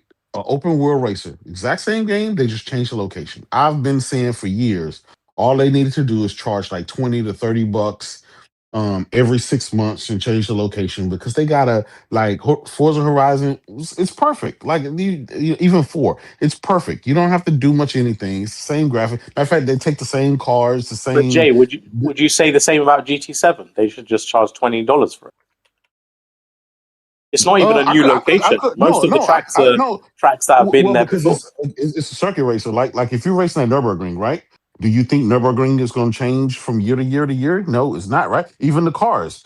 Do you think cars change from year to year? No, they don't. But that means that's more of a reason why it's more like DLC, right? Well, this is why it doesn't come out. This is why you get a Gran Turismo once every generation, right? It's not like you cranking these things out every other year. Like I'm being honest. And this is from somebody who's bought. Hold on. Hear me out. This is from a person who's purchased every single Forza Motorsport and Forza Horizon, right? Every single one, right? I'm just being honest. As a racer, just being honest, it's fucking DLC, man. It is what it is. I don't know about that. To me, then GT Gran Turismo and Forza Motorsport and Project Gotham and all of those games are far more likely to be DLC because they literally have the same tracks, literally have the same cars. At least with Forza Horizon, you get entirely different areas. You have seasons, you have dramatic adventures, you have what you're telling me is the exact same thing that they said with Forza Horizon 5, right? And then the exact same thing that they marketed for Forza Horizon 4. It's like, what are we doing here? Yeah, but they also introduced new features, like the whole name these features. Okay, cool. I will. So obviously you have the brand new obstacle courses, the rush mode. You have the actual car meetups where you can now meet up with people. They had that before. Cars. No, they didn't have proper ones. Yes, they did. Well, maybe not proper ones, but they had that before. Also, new customization options, right? Then also they have the build your own garage, and you can invite people around, build your own base. Like, that has never been in the Horizon game. You can't tell me otherwise. Oh, my God. Okay. You got it. You win. No, I mean, listen, there's different stuff there, but that's not really all that interesting. But for me anyway. I've never been a big racer. You guys, anybody who's been listening to my channel I'm not a big racer. This argument, guys, we could be like Gears of War 2 as a DLC to Gears of War 1. Well, also, like, they the same. It's a different area. Like, I just. At the end of the day, the Last of Us 2 is DLC for Last of Us 1. Like, well, but it's like I would say. I know. I understand, Nib. I understand your argument, but the consistencies in the exact, like, okay, every single one. It's like you're racing a plane, then you're racing a train, then you're racing something else that rhymes with plane, and then it's like it's like, okay, we get there, and then you get out of the car, and they're like, hey, Nib, listen, hold on, Nib, when did you get here? Oh, I got here yesterday. No kidding. Well, listen, there's a festival down the road. Oh, no kidding. And it's like you could pick, and then your first car is like a Ford Escort. Or you could pick like a Mazda Miata, or you could pick like a Jeep Wrangler, and it's like, I don't want any of them. They're like, well, pick one. I'm like, okay, so I pick one, and then you go down and it's like, I don't know. For me, I've never been a big racing fan myself, so you guys know I'm not. It doesn't matter what game you're talking about that's racing. It's never really been my bag. For me personally, I'm not saying it's bad. When I'm driving, I'm just not excited for it. I'm not like, oh, this road in Gloucester is the same as this road in Wales, the mountain roads. Obviously, it's a whole different vibe and experience. When I'm going 125 miles an hour in the video game world, the things that I'm blowing by and I'm just going and I'm taking a sharp turn, to me, the non-racer guy feels the same. So I don't... No, because Japan is different. Japan has much higher concentration of hairpins. But Mexico is way different than Australia, and Australia is way different than Italy, and everything's different than everything. Yeah, but at 125 to 135 from they want the neon bustle of Tokyo. Yeah, but you're not even getting that except for like one drifting. That's what people want. One track has that neon. The rest is all outside, and it looks just like outside. Because Japanese roads are much more narrow and they have much tighter turns and turning angles, so the drifts are going to be harder. Okay, I'll give you that. I'll give you that. But if you're talking to someone who doesn't play a lot of racing games, so to me, that's like, listen, we've been on this show for how long together? That Singer, we've explained a game that's got a 99 rating and everybody in the world wants it, and he's like, sorry, not my thing. It's just not my. No, it's not my thing. You know what I mean? Like, you're not going to talk. Like, to me, it's another festival. I don't care. Listen, I don't care if it's in Italy. I don't care if it's in New York. New York City's got tight corners too. You know, if it was in New York City, I wouldn't be like, oh, let me get in that driver's seat and do the festival. We'll stop and get a pizza slice. No, I mean, to be fair, though, you have to be careful when doing that because a lot of things can be... Nib, you got to buy Forza Horizon 7. You got to go drive by Radio City Music Hall. Well, the thing is, if you want to use that argument, though, Mooch, you're opening the door then for comparisons to very many other games about being DLC for other games. No. I didn't say. First of all, I didn't say DLC. I said I understand you're not saying. I'm just saying, to me, it's extremely repetitive. To me, it's the same thing over and over and over. That's like legitimately the same thing. I can see that. That's all I'm saying. Don't play racing games. I don't play racing games. But then a lot of racing game people say that about shooters, right? Well, what the fuck am I just shooting things over and over and over? So dumb. Absolutely. Listen, right? I'm the first one that says all the time, I like zombie games, and I'm like, I get you guys are tired of it. Remember, we've been talking about zombie fatigue for how long now? A decade? And I'm like, I'm still into it. I like you're that. You're playing what? Marathon right now, right? Yeah, I'm playing Marathon, the gameplay experience of Marathon, if we want to be reductive about mechanics, is basically boils down to you shooting people, right? over and over. Over and over again. Different ways of shooting people. Yes. So obviously, racing games, you go around a track, but then it's like every car handles different. The suspension is different. The tires are different. The traction is different. Some have different gear ratios. I can't argue with any of that. I can't argue with any of that. Yeah, some have more, but from the torque down low. Some have. But see, that's the thing. But see, when you say shooting down, right? I'm like, well, wait a minute. What scope do you have? Do you have the gold? What do you call it there?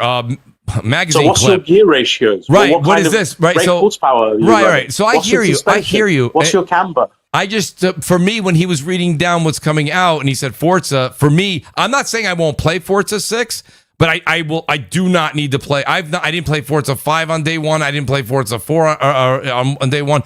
Like, I don't need. I play them eventually for fun, goof around. Like, it's just not my bag. Like, I mean, you can't like everything, right? I mean, I like a lot of games. Some people are hating because they came to PlayStation day one, but that's none of my business. Yeah. I get it. I get it, Mooch. The way I describe it is like a supercar, is like a fucking, I don't know, like a sniper rifle, and then an LMG would be your version of a pickup truck. But see, like, for example, okay, so shout out to DJ Marsh. So, like, I'm not a big, but like, he goes, this is why Star Wars Galactic Racer, that game, Galactic Racer, I'm there day one. Because that's like driving, but you get to shoot shit and do shit. Yeah, no, like, I mean, to be fair, that's a racer that you got my attention. Actually, Mooch, to be fair, that's just DLC for Wipeout. I mean, if we're being honest. Yeah, but Wipeout came out what? 15 years ago? This Horizon 5 came out 5 years ago. It's still the exact same thing you're doing. And every single it's not the same thing. The Wipeout is not. Wipeout is you had lasers on Wipeout? No, it looks exactly like Wipeout. But did you have lasers on Wipeout? No, you race around the track, right? But did you have lasers on Wipeout? Well, I mean, it's still DLC. Did you blow the car up in front of you and Wipeout? I could build a garage in Forza Horizon 6. I couldn't do that in 5, but hey, it's still DLC, right? I didn't say DLC. I know you didn't. I'm saying to you. Jay. That's fine. Yeah. Jay's right. Jay has the right to his opinion. Yeah, by the way, on this show, let me tell you this. Jay has like $50,000 worth of like amazing car like simulator. So I actually got to tell you. You really, Jay knows his stuff when it comes to car simulators. Like that the whole driving simulator thing. I can't question Jay either. I'm saying me and Crap used to go back and forth all this. Crap loved Forza, and me and him would have like the hell of a time on MNC because I was never a big fan. And he was like, no, Mooch, you got to understand, it's great. And he would go off on same thing Dessinger's saying. You can build a garage, you can do this, you can do that. And I was like, I don't. It's not my bag. You know what I mean? So it's like, I don't think the Wipeout to Star Wars is the same thing. I think you guys, I understand it's not, everyone's entitled to not have their bag. Yeah. But what I'm saying is, what I'm trying to get at is the arguments that it's DLC or, same arguments that people who don't understand shooters or don't understand competitive multiplayer shooters or don't understand RPGs, it's the same arguments. It's just DLC. Like I'm doing the same shit, like collecting stuff and whatever. I hear you. I think what Jay's just saying is like the whole thing is like change what I said to people when people go, well, Mooch, what are you thinking? I'm saying change the festival. Like stop with the fucking festival. Do something else. You know what I mean? Well, make it so like you're doing these. Advocate, I do agree that Forza is actually getting too familiar now. Like do something where like you're like you're a criminal like you're a criminal, you're trying to make money, like you're a criminal, you're trying to make money and you're hustling, you're bustling, you're doing your thing. Like to me that's let's switch it up. Like again, at the end of the day, you're driving, but like let's drive to compete to make money to get like your brother out of jail or your cousin out of jail. You know what I mean? Like go do can you make a story that I want to race? It's like, yay, Mooch, you finished the 13th race. Now you can put on a shiny set of rims. Okay, all right. Like, can we do something else? Like, I mean, do Mooch, Horizon, but do something else with it. What do you think is going to sell more, Saros or the Horizon 6? Probably hard to say because I mean the fact that probably Forza will. Forza's in Game Pass, so Xbox dudes aren't going to buy it, right? So then you got to depend on the PC guys, which including they don't really care, right? So PlayStation gamers. It's really up to them. Obviously the Part 5 sold because it was the first time it was available. Mm-hmm. But we'll see. Bear in mind, 6 incoming day one. We'll see. So, no, I forgot that. Yeah. When is it coming out? It's not. Yeah, they're prepping the. How did it do? How did Forza do? How did Forza do on Steam? How did Forza do on Steam? Forza 5, did it do good on Steam? Nah, yeah, they did well, but not PlayStation number. Because it was in Game Pass, right? Oh, yeah. I mean, that's a great. It's a great series, great game.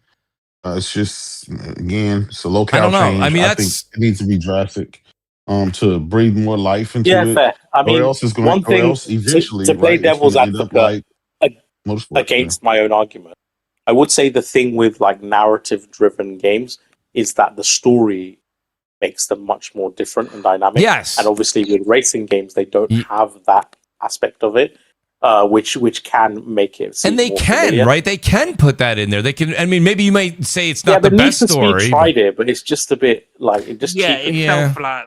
Need for Speed fell flat.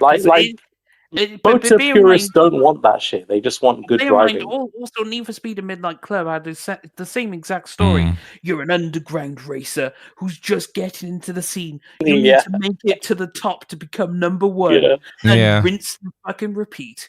That's the story.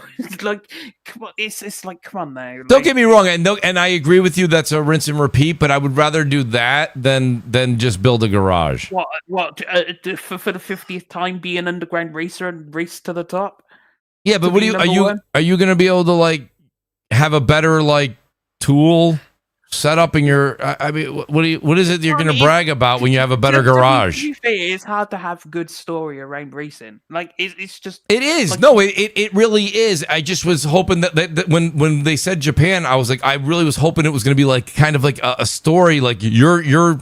Again, nothing big. It wasn't going to be like a dominating part. The things that none of that. Just like you would make the money and you do Forza something Horizon with it. 6 stand out is going to be things like track design and AI. Basically, those are the most important things.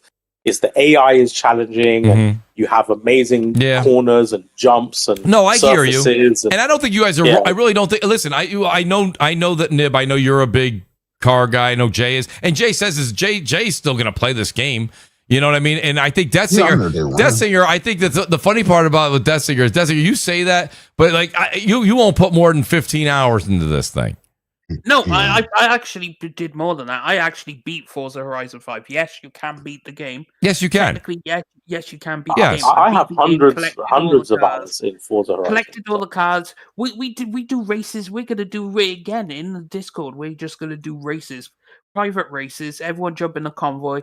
Let's go have a massive race and see who's the best in the Discord, right? And then obviously you turn on ghosting because people are cheats and they try to ram you off the road. So you're like, ghosting, nah.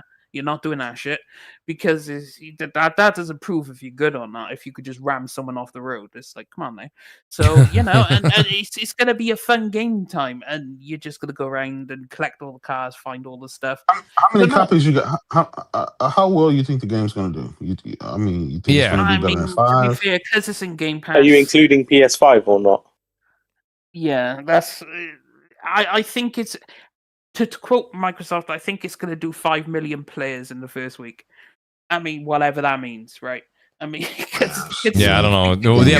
That's not. Don't give sales that's not what he meant. I think he means like final like sales numbers at the end of the day. I don't. What's 5 at total sales? It's a great question. Didn't it sell like 2 million on PlayStation or something? Yeah, but like, more than that now. Like, what did it do? See, that's the hard thing with Xbox is they don't do the whole numbers thing. So you're kind of like, you rely on Circana, I guess, at that point and hope for the best. But even if it reaches number 1 on Xbox, it's like, well, it's gonna do well. I mean, the question is how well. That it could do very well, or it could do just well. I don't know. I would say 5 million is a good guess, right, Nib? I mean, I think that's a normal number to put out there. What, sales or player numbers? Sales with PlayStation. Yeah, including PlayStation, it needs to do. I mean, it's actually Xbox's best-selling game outside of Minecraft. Believe me, we've been told that for the entire generation. I know. Yeah. I know. But to be fair, they used to say that about Forza Motorsport. Oh, and the Call of Duty. It's. We'll see. I don't know. Because it's still, to me personally, it's still the best open world racing game out there. Yeah. It's like, I don't know. Maybe I demand a little bit, much, because I've owned every single one of the games and I've spent hundreds and hundreds of hours on with friends and stuff in the games, and when they kind of start rumoring about Tokyo being a location or whatever, I was like, okay, well, cool. I hope, and I said, first thing I said, I said, I hope it's more than just a location change, because I'm tired of the games. They always just change the location, but it's still the same game. It's still the same stuff. And the thing about it, the problem is once you've perfected a game or you have something that's close to perfection, now you have to push the bar higher and find new ways to do it.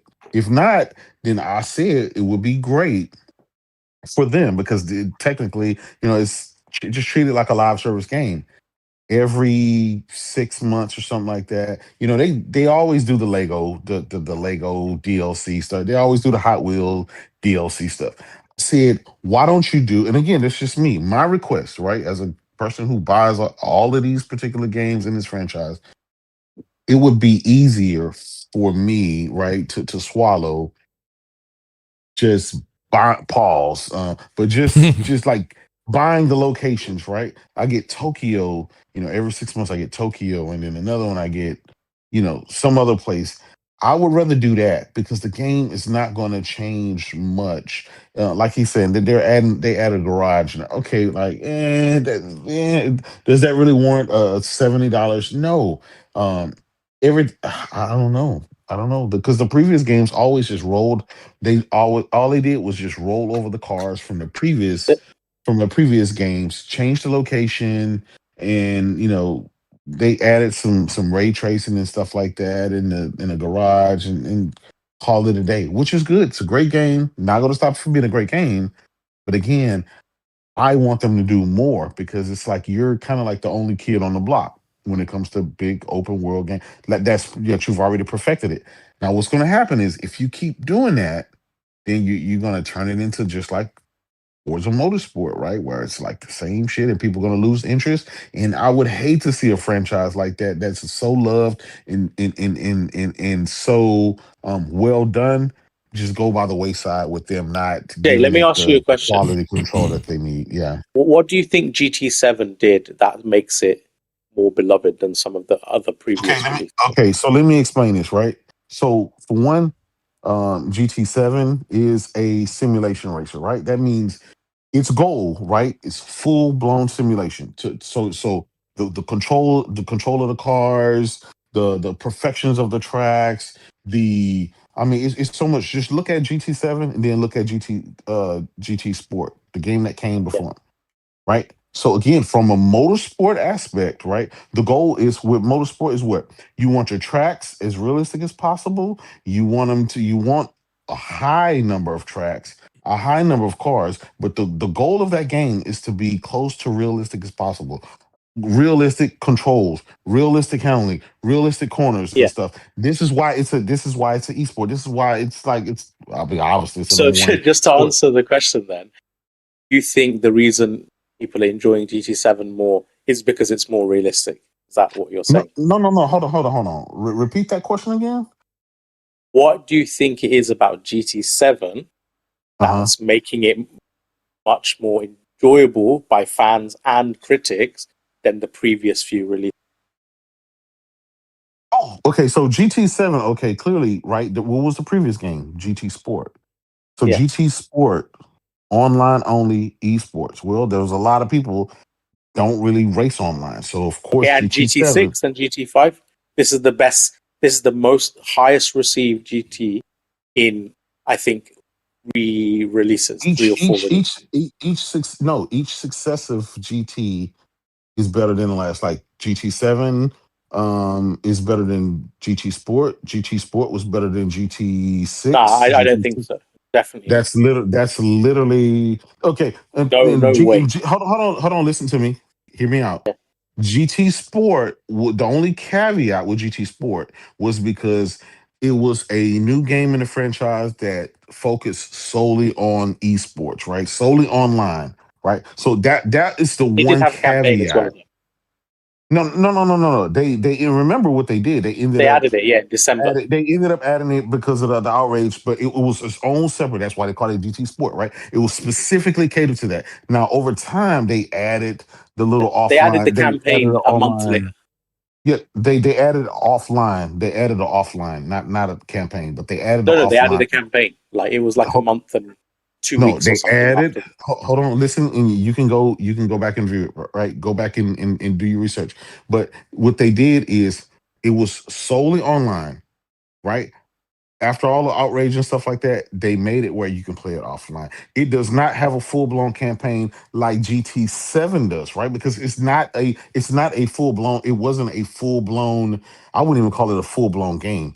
It was a mode that was fleshed out specifically for esports. That's when it ended up becoming an Olympic sport, right? That was his first foray. Now with 7, what they did, they took that mode, the GT Sport, they took that, merged it with the likes of, let's say, a GT6 and a GT5 and stuff like that, right? They merged the two together. So whereas, yes, you can play totally offline, you can play like. So let's take GT Sport. I'm just trying to. What do you think makes GT7 better than GT6 and 5? If you do think it's better. So real quick, I'll let Jay say that, but shout out to Verdi and 349. He says PSVR 2 support. That was a big deal. Okay. Well, for those, that's so without VR2 support, it wouldn't be better. Is that what you're saying? I'm just saying that I was adding that as an addition. I'm also not the guy to answer for GT. Yeah. I just want to know, like, why you prefer it to GT6 and 5. Well, I prefer GT Sport to GT6, but GT7 as well. GT7. Yeah. For what reason? Again, I'm a online esports type player, so that catered to me. Even before that, you know what I would do? Yeah. I would get with my friends, right, and we would do local LAN, and we would race. Everything that I would want to do online but couldn't do online. That's literally what I do. So when they introduce that, me to the whole world of online GT, that's it. My number one racers, just to let you know what I do. So you prefer GT7 to the previous ones because it has more comprehensive online modes, right? That's one feature. It has online. Obviously unlocking all the trophies, unlocking all this stuff. I mean, it's GT, so it's kind of like set. Now, one thing again, it's really about the tracks. It's about the locations. Like for example, GT5. I think GT5 had like close to 900 cars, something like that, right? They had the premium cars, and then they had the basic cars, which didn't have a cockpit and stuff like that. So, but correct. The premium cars, I think they had like close to like 300 cars. Well, with GT7, right? Where clearly they have every single car is premium. So what you want in a racer, in a simulation racer, you want more cars, you want more customizations. Obviously, that goes without saying. You want to be able to customize your cars, engine swaps, add mods, nitrous, everything goes right. So I'm giving you from my perspective, from a esports player and from a simulation sports player, right? Not arcade, right? Not arcade. You talking about arcade, then it's like for example, simulation racing, you have a fixed number of realistic tracks that you have in the world, right? You have you have Spa, you have Nürburgring, you have, I mean, you can go anywhere, right? So you can go anywhere.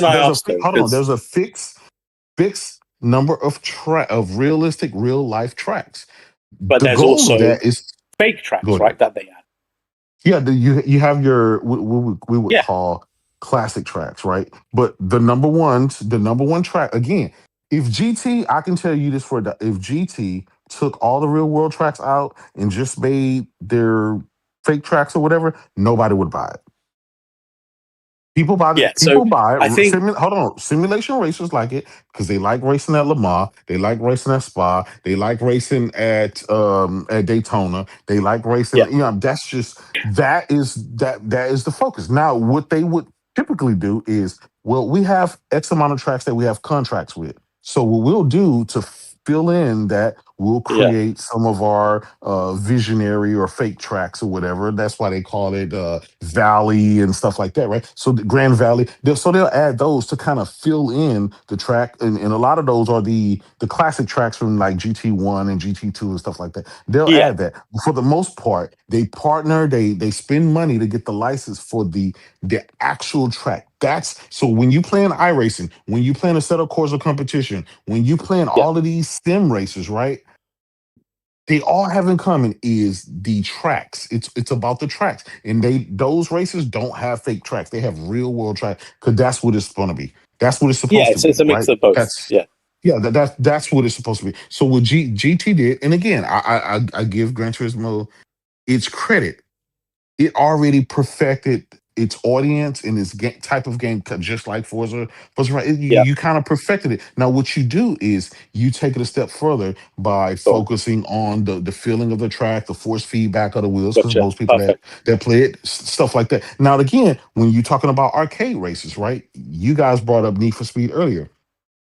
Need for Speed was a great racer at its time. It had a great following. It had time in its heyday. But what happened? They ran out of ideas. They ran out of things, and it just kind of became stagnant. And what happened? And then people left it, and then the series just died. I don't want to see that happen with Forza Horizon. And if you ask me what kind of ideas would I have for that game, I can give you a million ideas they could do to kind of keep me interested. But just again, this is my personal idea. My personal idea for what I would like to see in that outside of just the location change.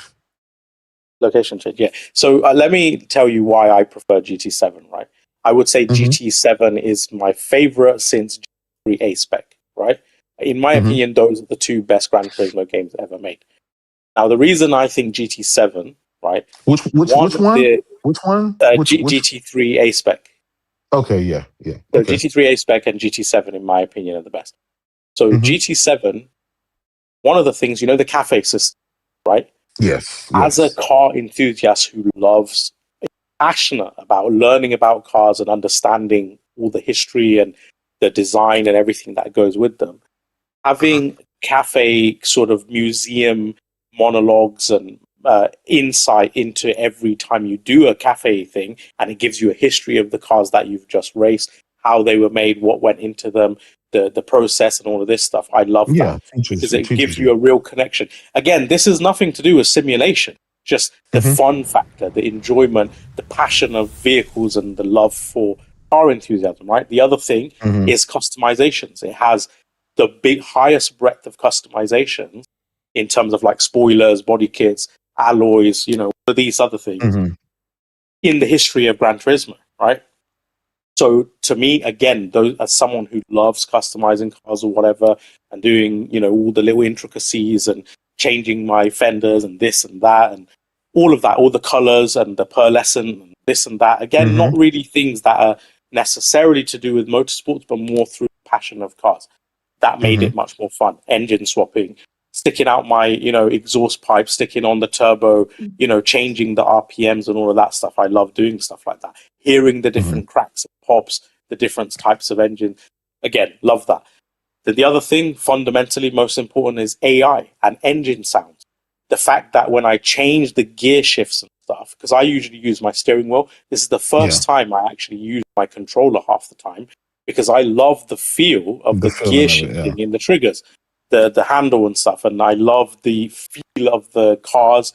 I like the traction better than in the previous games. The suspension feedback is much better. It's more accurate. Even the torque in the steering wheel and stuff, they've done that. It's more enjoyable to drive and push cars to the limit. So the reason I mention all these things is like the nuance, the granular nuance in between the feel of the game, is because they can actually improve all of those things in exactly the same way in Forza Horizon 6. So even though it may look just like a different map, in the same way people might look at GT7 and be like, yeah, but it's just, why am I racing on the Nürburgring?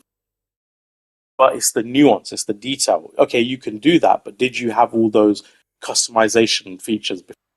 Did you have the campaign with the stronger AI, where there was much closer racing between the cars and, more back and forth? Did you have the history with the museum and everything? and those things. And Forza Horizon 6 might offer more of all of that. We don't know. And a simple map change wouldn't show that. So even though it's just... Let me ask you this. What do you think is the biggest change that 99% of gamers are going to see with Forza Horizon 6? It will be It's going to be the new environment, but more important is how the car feels. How does it drive? Can I be honest with you? 99.9% of the people who play Forza Horizon series do not care about how the car feel. They care about what they're seeing on the screen because it's an open world racer where you give me a second. Hold on, give me 1 second. Let me finish. Where you put your right index finger on the right button, right, and you just on the trigger, and you just go.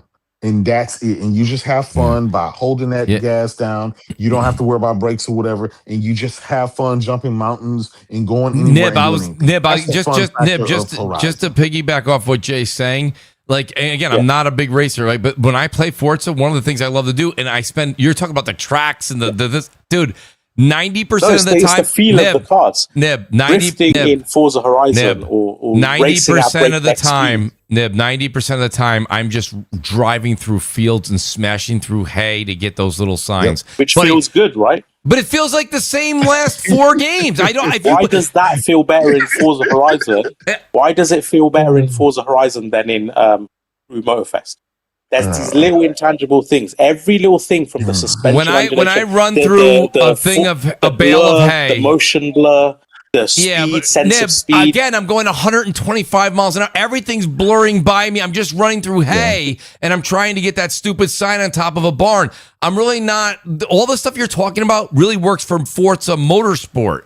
That I understand. But what you're saying for Forza, people prefer it to. Because they can just drive through trees. Because you can drive through trees and you can run and have fun. Dude, like my kids play Forza. Sports racing. The last few Need for Speed and Crew Motorsport is also open world.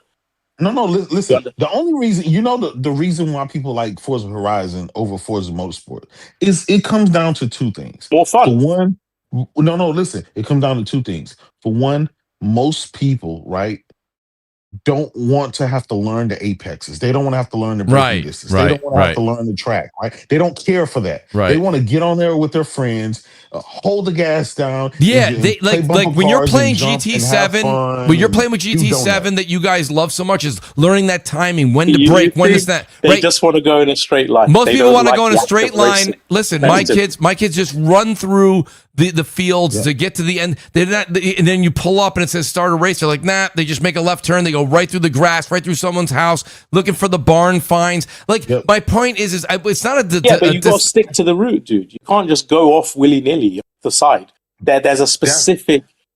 check marker points that you have to stay that's on if you that's if you do the race, yes. But like if you don't do the race, you just most people just drive around. We just drive around. They just drive around and do the barn finds. Right? They do the it's barn. The thrill. And the thrill is diminishing. I'm tired of finding the bar finds, and I'm tired of just smashing through the little apex signs. Yeah, like, I'm just saying, like, that's the part, like, again, not the if I want to race and worry about racing, I'm going to do Forza Motorsport or I'm going to do GT. Yep. If I'm playing Forza Horizon, I'm doing all the other stuff that's not the racing. Racing's for the other one. I want to do all the open world stuff. Driving into a ball game. You go in looking for volcanoes. You walk into the top of the mountain. You're going to explore. Yeah, I used to explore. I used to go. So Nib, I used to go up to the top of a mountain. I used to go up to the top of a mountain, and I used to see a sign that you'd have to like get a certain and you jump off the mountain and like hit the sign. Exactly. But I've been doing those that. Things, the thrill factor in Forza, when you go off a jump. And you can see the draw distance and fucking balloons flying over you and planes and shit. That is the fun factor. It's the drama. It's the panaz. It's the theater of it all. It's an adventure. Other races don't have that shit. You know, and those are the things. The fun factor again is to hold the right trigger and just have fun, do donuts, and go and do this big open world and just do whatever you want. I think you're being extremely reductive about what the game is. I think there's so many things in the game, from smashing sign to racing to off-road to drifting challenges. Like, if you do all that I've stuff, been like, playing the especially series getting, for over a decade and a half. yeah, and it's definitely not just hold trigger. And that's literally what playing mouse and just 99% holding the trigger. that's literally what 99% of the people who play Forza Horizon do. That's just literally what it is. It's literally, you have dozens of different challenges and races and tasks and No, I get it. smashing signs. Listen. So you're saying people don't do any races? No. Listen. Just press forward. Hey, I can actually prove it, right? You know all you got to do, right? Is go on your Xbox and look up all the achievements in Forza Horizon 5 and see all the stuff that they have, and it'll tell you majority of the people don't do that. People boot it up and they have fun with their friends. They meet up with their friends and they just drive around and they just jump mountains and they do this. They don't care about any of that other stuff that you were talking about. I mean, I'm not saying that you can't have fun. They don't care about racing. Yeah, that's how you supposed to. No, listen, that's how they give you that option in the game where you can, all these challenges and stuff. But clearly, majority of people are not doing that. They don't care about that. And I'm gonna be honest, for the most part, when it comes like Forza Horizon 5, I had more fun. Like I said, like. But hold on, Nib, just to prove the top of the volcano. Nib, just to prove a point real quick. You're making it so it's about the racing. Like one of the biggest things. No, not just about the racing. No, but hear me out. The sense of adventure. Hear me out, the views. The stunts, that's fine. That's fine. The drifts, everything. Everything is. It's a diversity of mechanics. Well, I'm getting the views. You already sold me on Crimson Desert. I don't need views twice. Hear me out real quick. What I'm saying to you is this though. Like the biggest thing about Forza that was a big deal was Forza Horizon 3, the Hot Wheels. That's like big time racers weren't like, I got to get first place in Hot Wheels. It was just fun because it's just like drive everywhere, do anything. They had the Legos, you could just run through the blocks and do all kinds of shit. Like I'm just trying to say, you had crazy stunts and loop the loops, and the tracks were wild with clouds and everything in the distance. Like it was kind of like fusing Wipeout with Forza. Right? Yeah, I'm not saying it wasn't fun. I'm not saying that. I'm just trying to say to you that you're saying fun, and then you're saying, well, wait, it's about the races. If it's about the races, no, it's about everything. Because I think what it is the reason I'm struggling. Forza Horizon 5 is one of the highest rated racing games of all history. Yes, it's the user reception. But the user reception on PSN and Xbox and Steam is extremely high. But the way you guys are talking about it is like people are tired of this now. I'm saying it doesn't add up.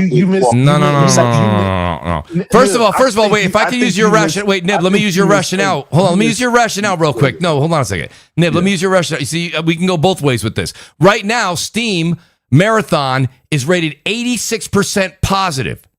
But we just talked negative about Marathon for 2 hours. So what I'm saying to you is, what you're saying isn't true. Like, it doesn't matter if it's rated. And we know why. Yeah, but whatever. I'm just trying to say, like, you can't say half the internet's talking bad about Marathon. It's rated 86% positive on Steam right now. And what was the conclusion we came up with why? Probably hate for Bungie. And for PlayStation, right? Well, that would probably be that would be like AB. PlayStation, it's just being a bad game. It's not as good as what people thought. I'm just saying there's a bit of the thing is fatigue. There's just a little fatigue with the whole festival twist on there because they can't defend the fact that it might actually not be as good. But they're like, oh no, everyone just hates PlayStation. No, it just might not. But Bungie, but the game has got good reception, dude. It has good reception, both but not critically and in terms of users. That's what I'm saying. Like, people care. It has great reception. Not a lot of people care. So what you're gonna do? No, but the people who bought it care. The people who are playing it care. Right. You see what I mean? So it's this thing where people who don't play the game are hating on it, but you're not playing the game. So the people who are playing the game are really enjoying it, and ultimately we got to go by that reception. Yeah, but then you going, oh, don't like it because it's PlayStation. It's like, oh, maybe they just don't like the game. Nothing to do with PlayStation. Who would have thought? No, but I mean, look, I wasn't that strong on the, what is it called, the server play or whatever either, right? But I'm not enough of a hater. I'll end with the fact that the full game might be far more enjoyable. I do believe that the people who are still ragging on the game, they're basically sheep, right?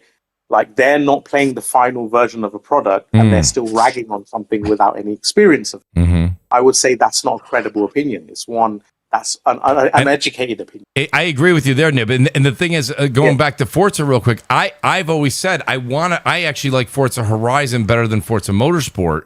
But the thing about I just would rather them just do all I asked for in the beginning of this hour and a half ago was could we just get something other than the festival?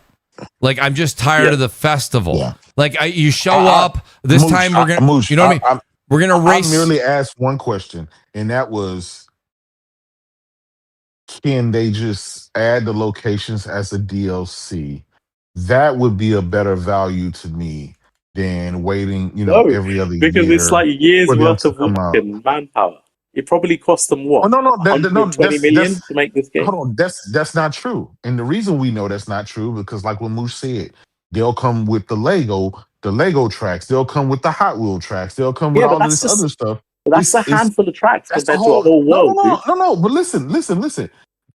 Well, okay, again with DLC, right? If you wanted to give me give me downtown Tokyo, right, where I can drift, or give me the mountains, right? Let me drift on the mountains of Yotai or Tsushima or whatever, one of the mountains in Japan or whatever, right?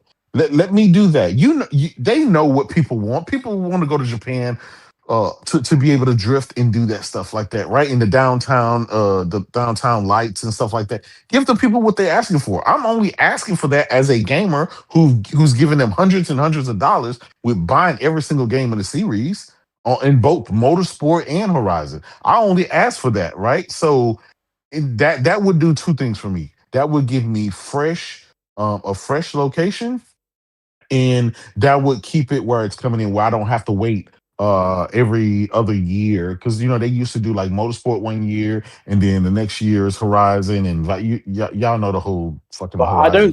I think that would ruin Forza Horizon, because the whole point of it is like you get this grandiose playground to play in, right?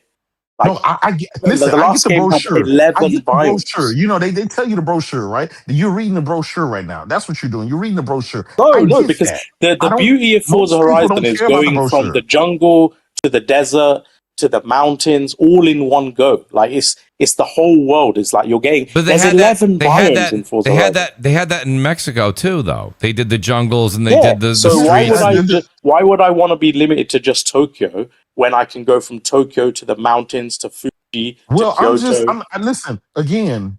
That's the whole purpose of me asking for DLC.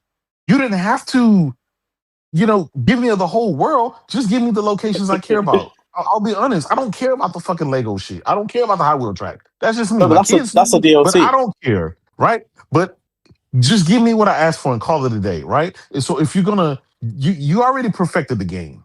All you have to do is just keep supporting it. It's a live service game. Just keep supporting it and keep adding this location right here. You go here and hey, that opens up this. Even if it's not I'm not asking for a whole new world, right? You did it with the other stuff. No, they're not asking. Forza Horizon 6 is not the world. It's just Japan. I know. I'm just kind of. I'm just, obviously I'm not. I'm just. It's trying to explain my point to you of what I'm asking for them I understand, to do. But I'm saying if they just added Tokyo. It was nothing more. It was never about any of the other stuff. It doesn't matter. You hit the right trigger and you just fucking drive and jump the highest possible. But what I mean is like, if they just added Tokyo as a DLC, it would be such a letdown, because the whole point of Japan is that you want all the different diverse aspects of Japan. You don't just want Tokyo. Well, what's the point in just a city if that's it? You know what? You know what? I think, right?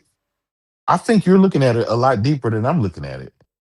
I think I'm looking at it surface level. You're looking at it way too deep, right? This is an arcade racer, right? The way you're looking at this arcade racer is how I look at Gran Turismo, a simulation, right? Like it's a perfected craft, and you have to know the tracks like the back of your hand in order to perfect it, in order to get the perfect time, in order to be first place, in order to beat the advanced AI, right? Or your friends or something like that, or you're racing on, right? In order to do that. That's how I look at a simulation racer. You're looking at but that's how I play Forza Horizon. The reason I have hundreds of hours in Forza Horizon, I get that now. I do all the stuff. I play competitively online. I tune my cars. That's what tuning is for. Listen, I see that now. Here's the thing.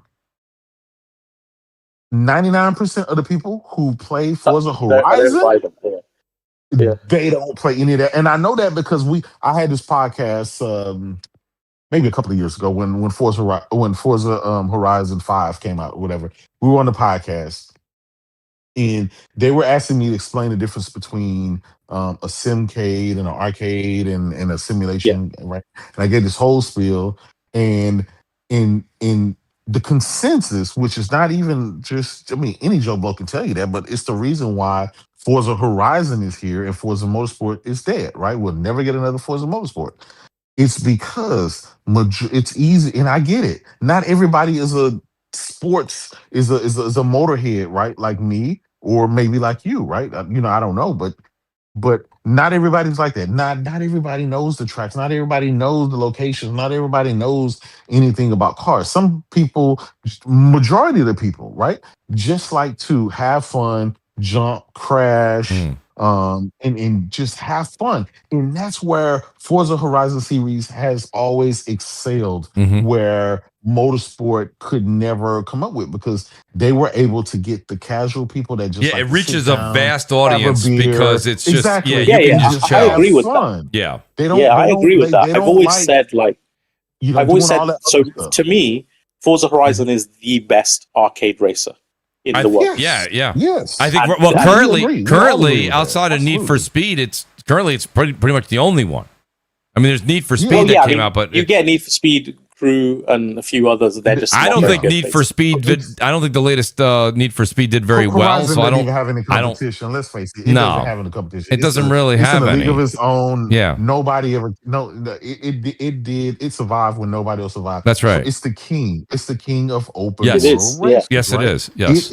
It survived to the point where it killed its sister project, the Motorsport. Right. So if we can all agree. Clearly, it's a highly rated game. Everyone loves it. Even if you're not a racer or not, you can jump in that game and have fun, whether you're a kid or an old person.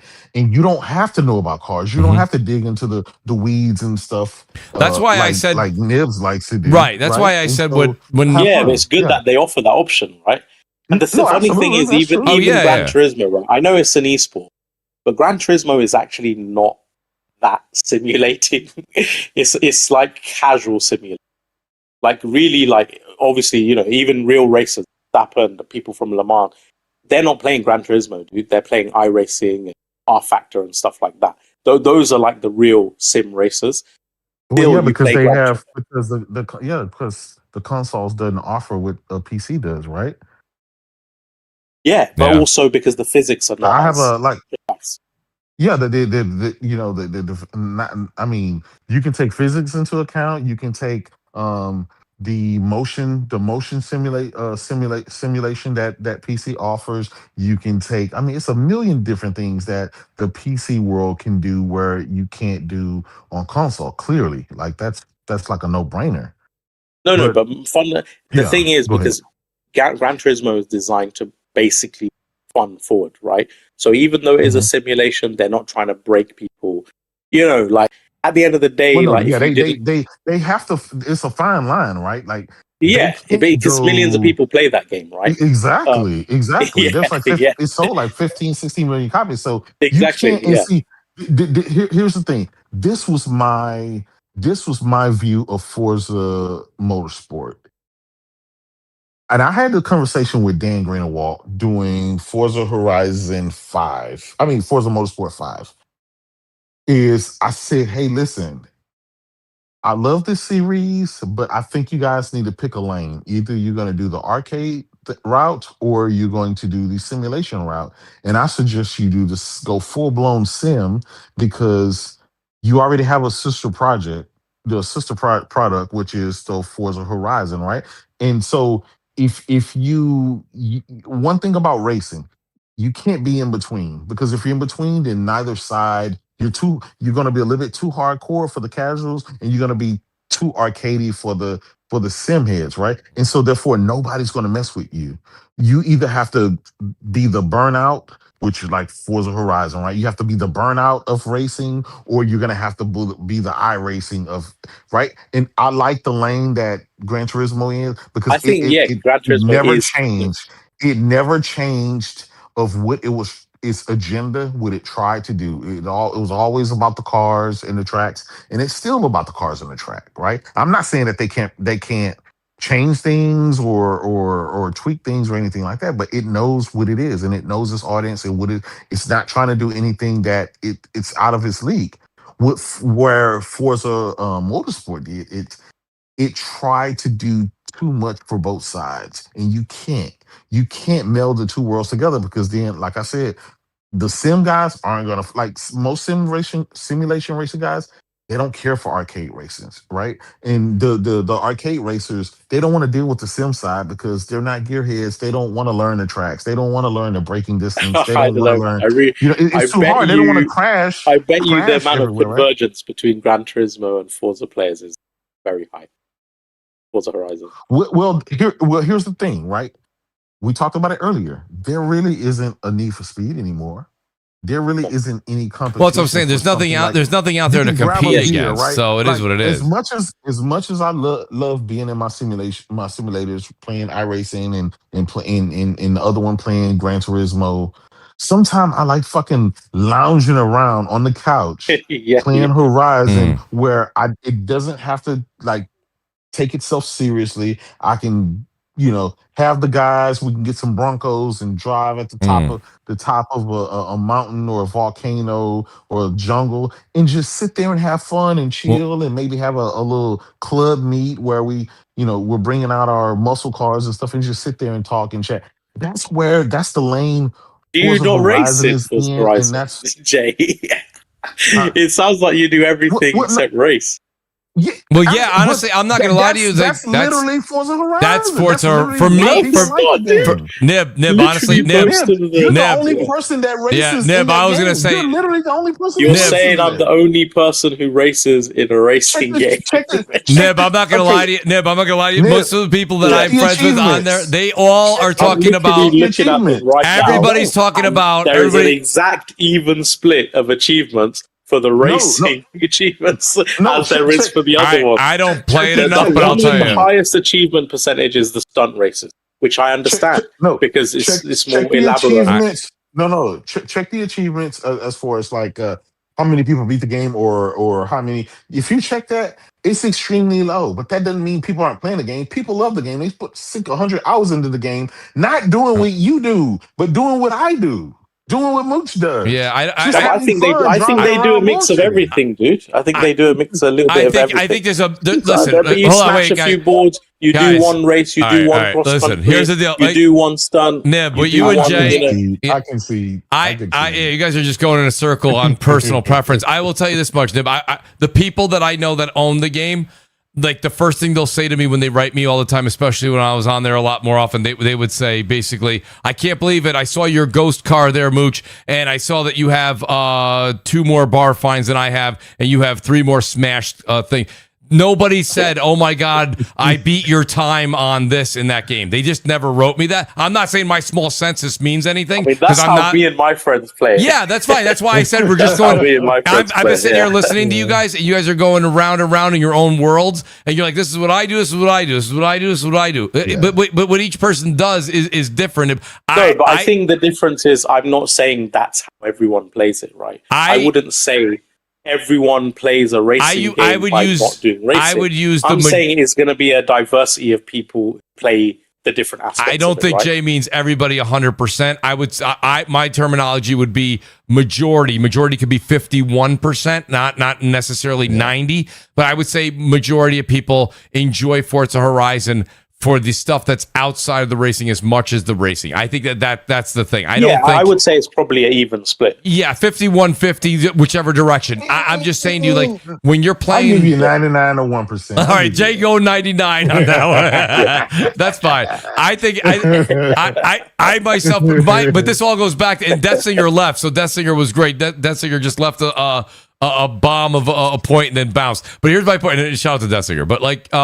my whole point before this even started, not to go down any pipe again, was he was just reading off, and I was like, well, if that's in May, and there's 007, and then there's the other game, and we're still playing Crimson Desert, for me, Forza Horizon 6 will definitely get moved to the right. Maybe that's a summer game.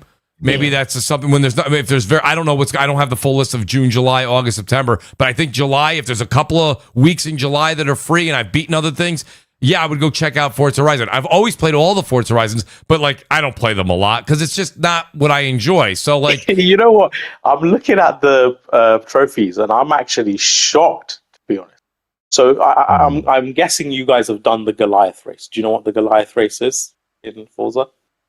Hey, we're team free roam. Yeah, buddy. If you want to talk about barn, I got your barn final race in the game. Yeah, it's the final race in the game where it's basically the whole map, pretty much. Like right. Saying here, 49% of people have won the Goliath race event. That's the hardest race event in the game. Yeah, 49%. Yeah, but you say the hardest, but that you could still do that race and turn everything to easy.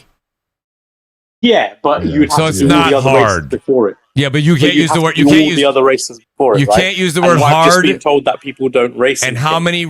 Yeah, but how many races are in the game?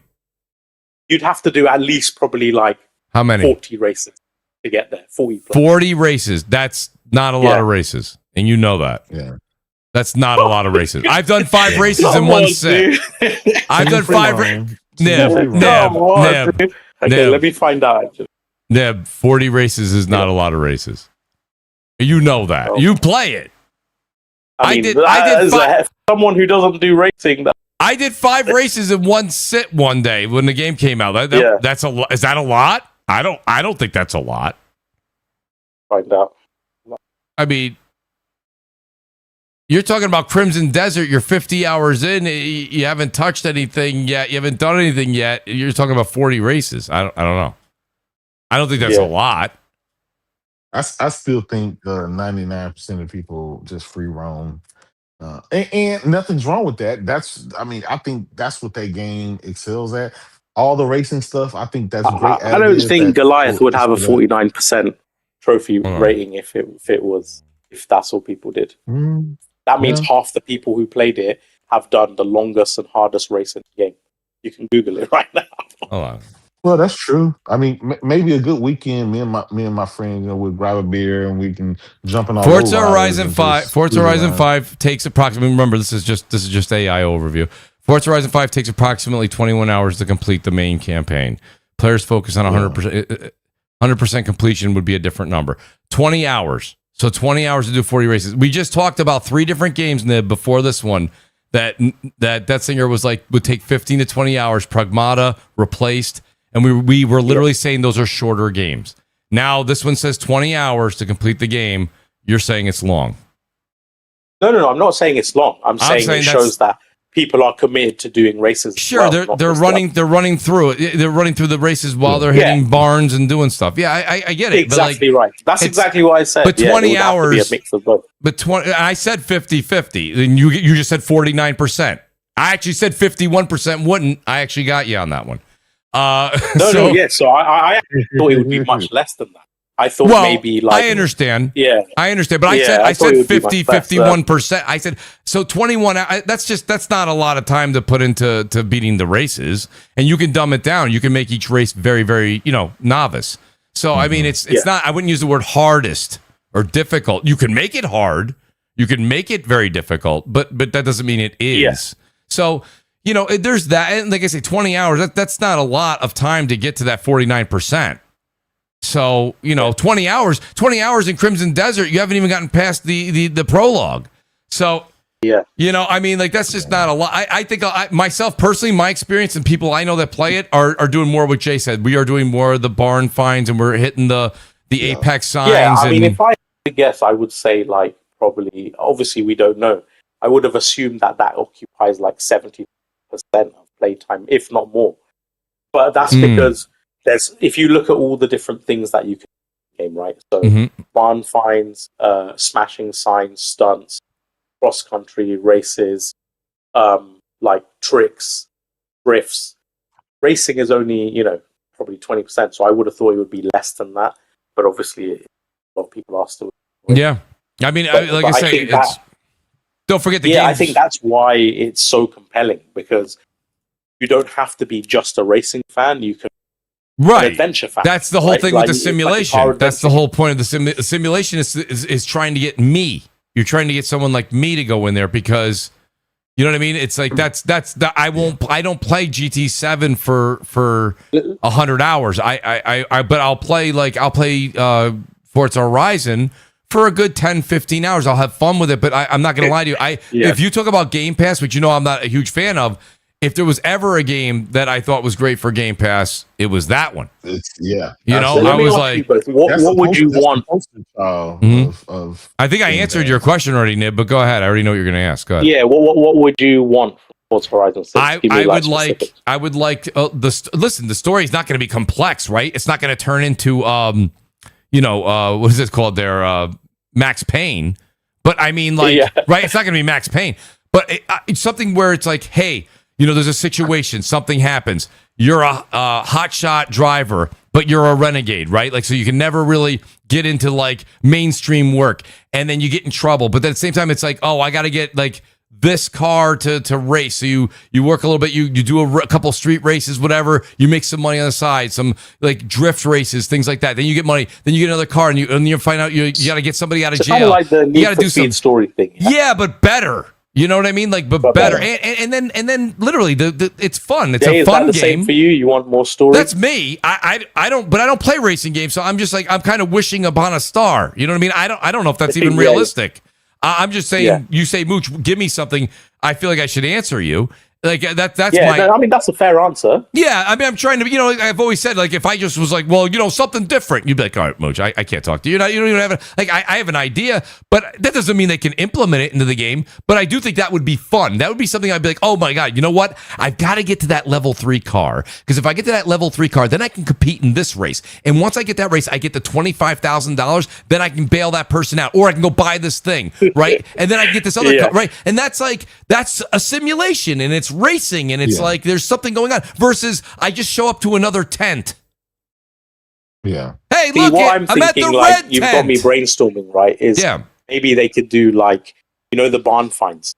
Yes. Maybe you meet the people who own these cars, or there's some sort of storyline. And there's a storyline, and then you do a race that's their memory, or something like that, of what they had with that car. Yes, you know what I mean? Oh, my, this is my granddad's car. I wish he could race it again in Daytona or some shit like that. And then you're in Daytona. You're in Daytona. You know what I mean? And, Like, I don't know. Like now you've got me. Like, now it's like, hey, Nib, how far are you? Oh, Mooch, I only got to the Daytona part. Oh, dude, wait till you get to the what is it called? Talladega. Wait till you get to Talladega. Wait till you get, some rich asshole, and you have the option to like take the car and not return it, or all other little things, like decision making or something.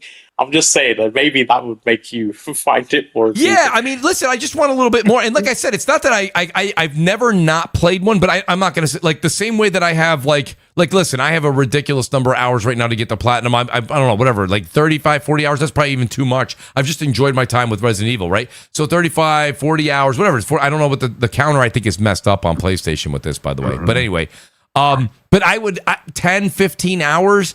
Nib is generally what I put into Forza, and I'm not bragging. That's not bragging at all. That's like the lowest level you could possibly get. I kind of play around with it a little bit, and then I'm just for me, I'm just done with it. Like, I feel like I've been there, done that. I need, like, we were talking about story. Like you said, even with Crimson Desert, you're like, Mooch, the story's not there as much as maybe you'd want, but the view that goes on forever, the gameplay mechanics, the point that if I see it, that's basically how I feel about Forza Horizon as well. Right. Well, that's fair. That's fair, but it's to a much, for me, lesser extent. Like, because just holding in RT and just like and just driving through endless fields is like for me trees, eventually I kind of get bored of that. You know what I mean? There's no encounter, there's no looking for the mushrooms like you were telling earlier, and then you ran into a tree and then you climb the tree and then you got into a fight with a wizard and then a magic this came out. This is just like I find another tree and then I find another barn and then I find another Apex sign and I'm like, okay, don't get me wrong, but after 15 hours that grows a little long in the tooth. That's all I'm saying. And that's a game that I can push on. Like, there's other games. Like, we were sitting here for an hour being like, Pragmata, Replace. Oh, my God, we got 007. Oh, my God, we got this game. We got Saros. You're going to be able to platinum that. That's a game I could move to the right was my initial intention, is that I don't need to play that. Like, when Forza Horizon 6 comes out on Xbox, PlayStation, PC, I don't need to play that day one. I can play that kind of like whenever. I know that you're more of a fan of it. And even Jay's saying what he's saying, but I know Jay will be playing Forza Horizon day 6, and so will you, Nib. I will be, of the three of us left on the show, I'm the one that won't be. I think for me, obviously, like, it's interesting to hear your takes because obviously everyone wants different things. Right. As someone who loves cars, right? Mm-hmm. I rag my car about in real life. Mm-hmm. I don't know what the speed limit is. I literally don't know what the speed limit is. That's awesome. I take my car on like track days, and I literally will go to a mountain without speed cameras just so I can, push it. I get through my tires like quickly. And the thing is, like, you don't always want a car enthusiast doesn't just want to be able to rip these cars on like existing tracks. Because after a while, that gets a bit too limiting. Like sometimes you just want to go crazy on the motorway against traffic, and obviously, I'm talking about in the game. And as much as Gran Turismo is incredible, I have again countless hours in Gran Turismo. Yeah, one of my favorite franchises, but it's still against other AI. There's no traffic. There's no highway blitzing. 330 miles per hour, right? Stuck a turbo in it, like, right. You can do that on the test tracks and stuff, but there's limitations. Whereas I love the fact that in the kind of more open world, different car games, you can just let rip, right? You can maximize, and it's like you're really driving about in the city, in the bustling. Yes. And the funny thing is, like, sometimes I feel like the Drive Club and the Forza Horizons, right? Sometimes the actual, if you ever have done real like crazy street racing and stuff, they actually are more like what you experience as regular people experience on the regular road than actually Gran Turismo, because we're not doing track day racing most of the time. Right. We're zipping about on real highways, right? And then real country lanes and stuff like that. That's the only time you do get to really, really let loose. So that's the kind of thing I love, the fact that the arcade and simcade racers can replicate that. I want. Right. And that gives you that alternate space for driving that you really kind of. It's basically what I do, but with more luxurious cars. Right, exactly. I think you do them with more luxurious cars in real life, to be honest with you. So listen, YouTube's writing me saying, Mooch, if you go over 5.5 hours, we're gonna have to get you in trouble here. We've been this is the longest podcast I think I've ever done in my entire life. I will say this: you guys are awesome. I appreciate the listen. It's all about the enthusiasm, right? We're sitting here talking about games, and it's 12:30 in the morning for us. It's 4:30 or 5:30 in the morning. I can't remember if you did daylight savings yet for Nib. So shout out to Nib, shout out to Jay for being here. Jay's lucky. It's 11:30 for Jay. He's on Central Time. Yep. So shout out to Jay. Remember, Bruce, I'm playing Crimson Desert. And you're playing Crimson Desert at the exact same time. I know you are. Talking, I'm playing. You're doing two things at once. I do give you credit for that. Let me say this. Shout out to the chat. Shout out to Danelle goes, really about to do a 5-hour show. Yo, shout out to Danelle Brown, by the way. Great to have Danelle here in the chat. Great to see everybody here. Even Aaron, who came in late just to bother us. But Aaron, we love you, buddy. We love you. Shout out to Kevin that's out there. JC 2013. I see all you guys. Sotnist, you're out there. Silver Wolf stayed the whole time. God bless you guys. DJ Marshman's back. Let me go in reverse order. Jay, Thank you for being here, buddy. I'm only going to end this short because I got to get up in 5 hours and go to work 4.5 hours, bro. So I'm in a lot of trouble. Jay, thanks for being here, especially 5 hours, man. I appreciate it. Let people know where they can find you, and thank you as always. Yeah, always a good time, man. Coming on here, having fun with you guys, talking about games, doing what gamers do. We went long today, man. Yes, sir. I had no idea, dude. Oh my God, 5 hours, 20 minutes. When we're passionate, when it's something we're passionate about, this time just flew by, So, but thank you, chat, for being here. You guys can find me on Twitter, kicking up dust. You don't find me, I found you. That's right. How that goes. That's a great line.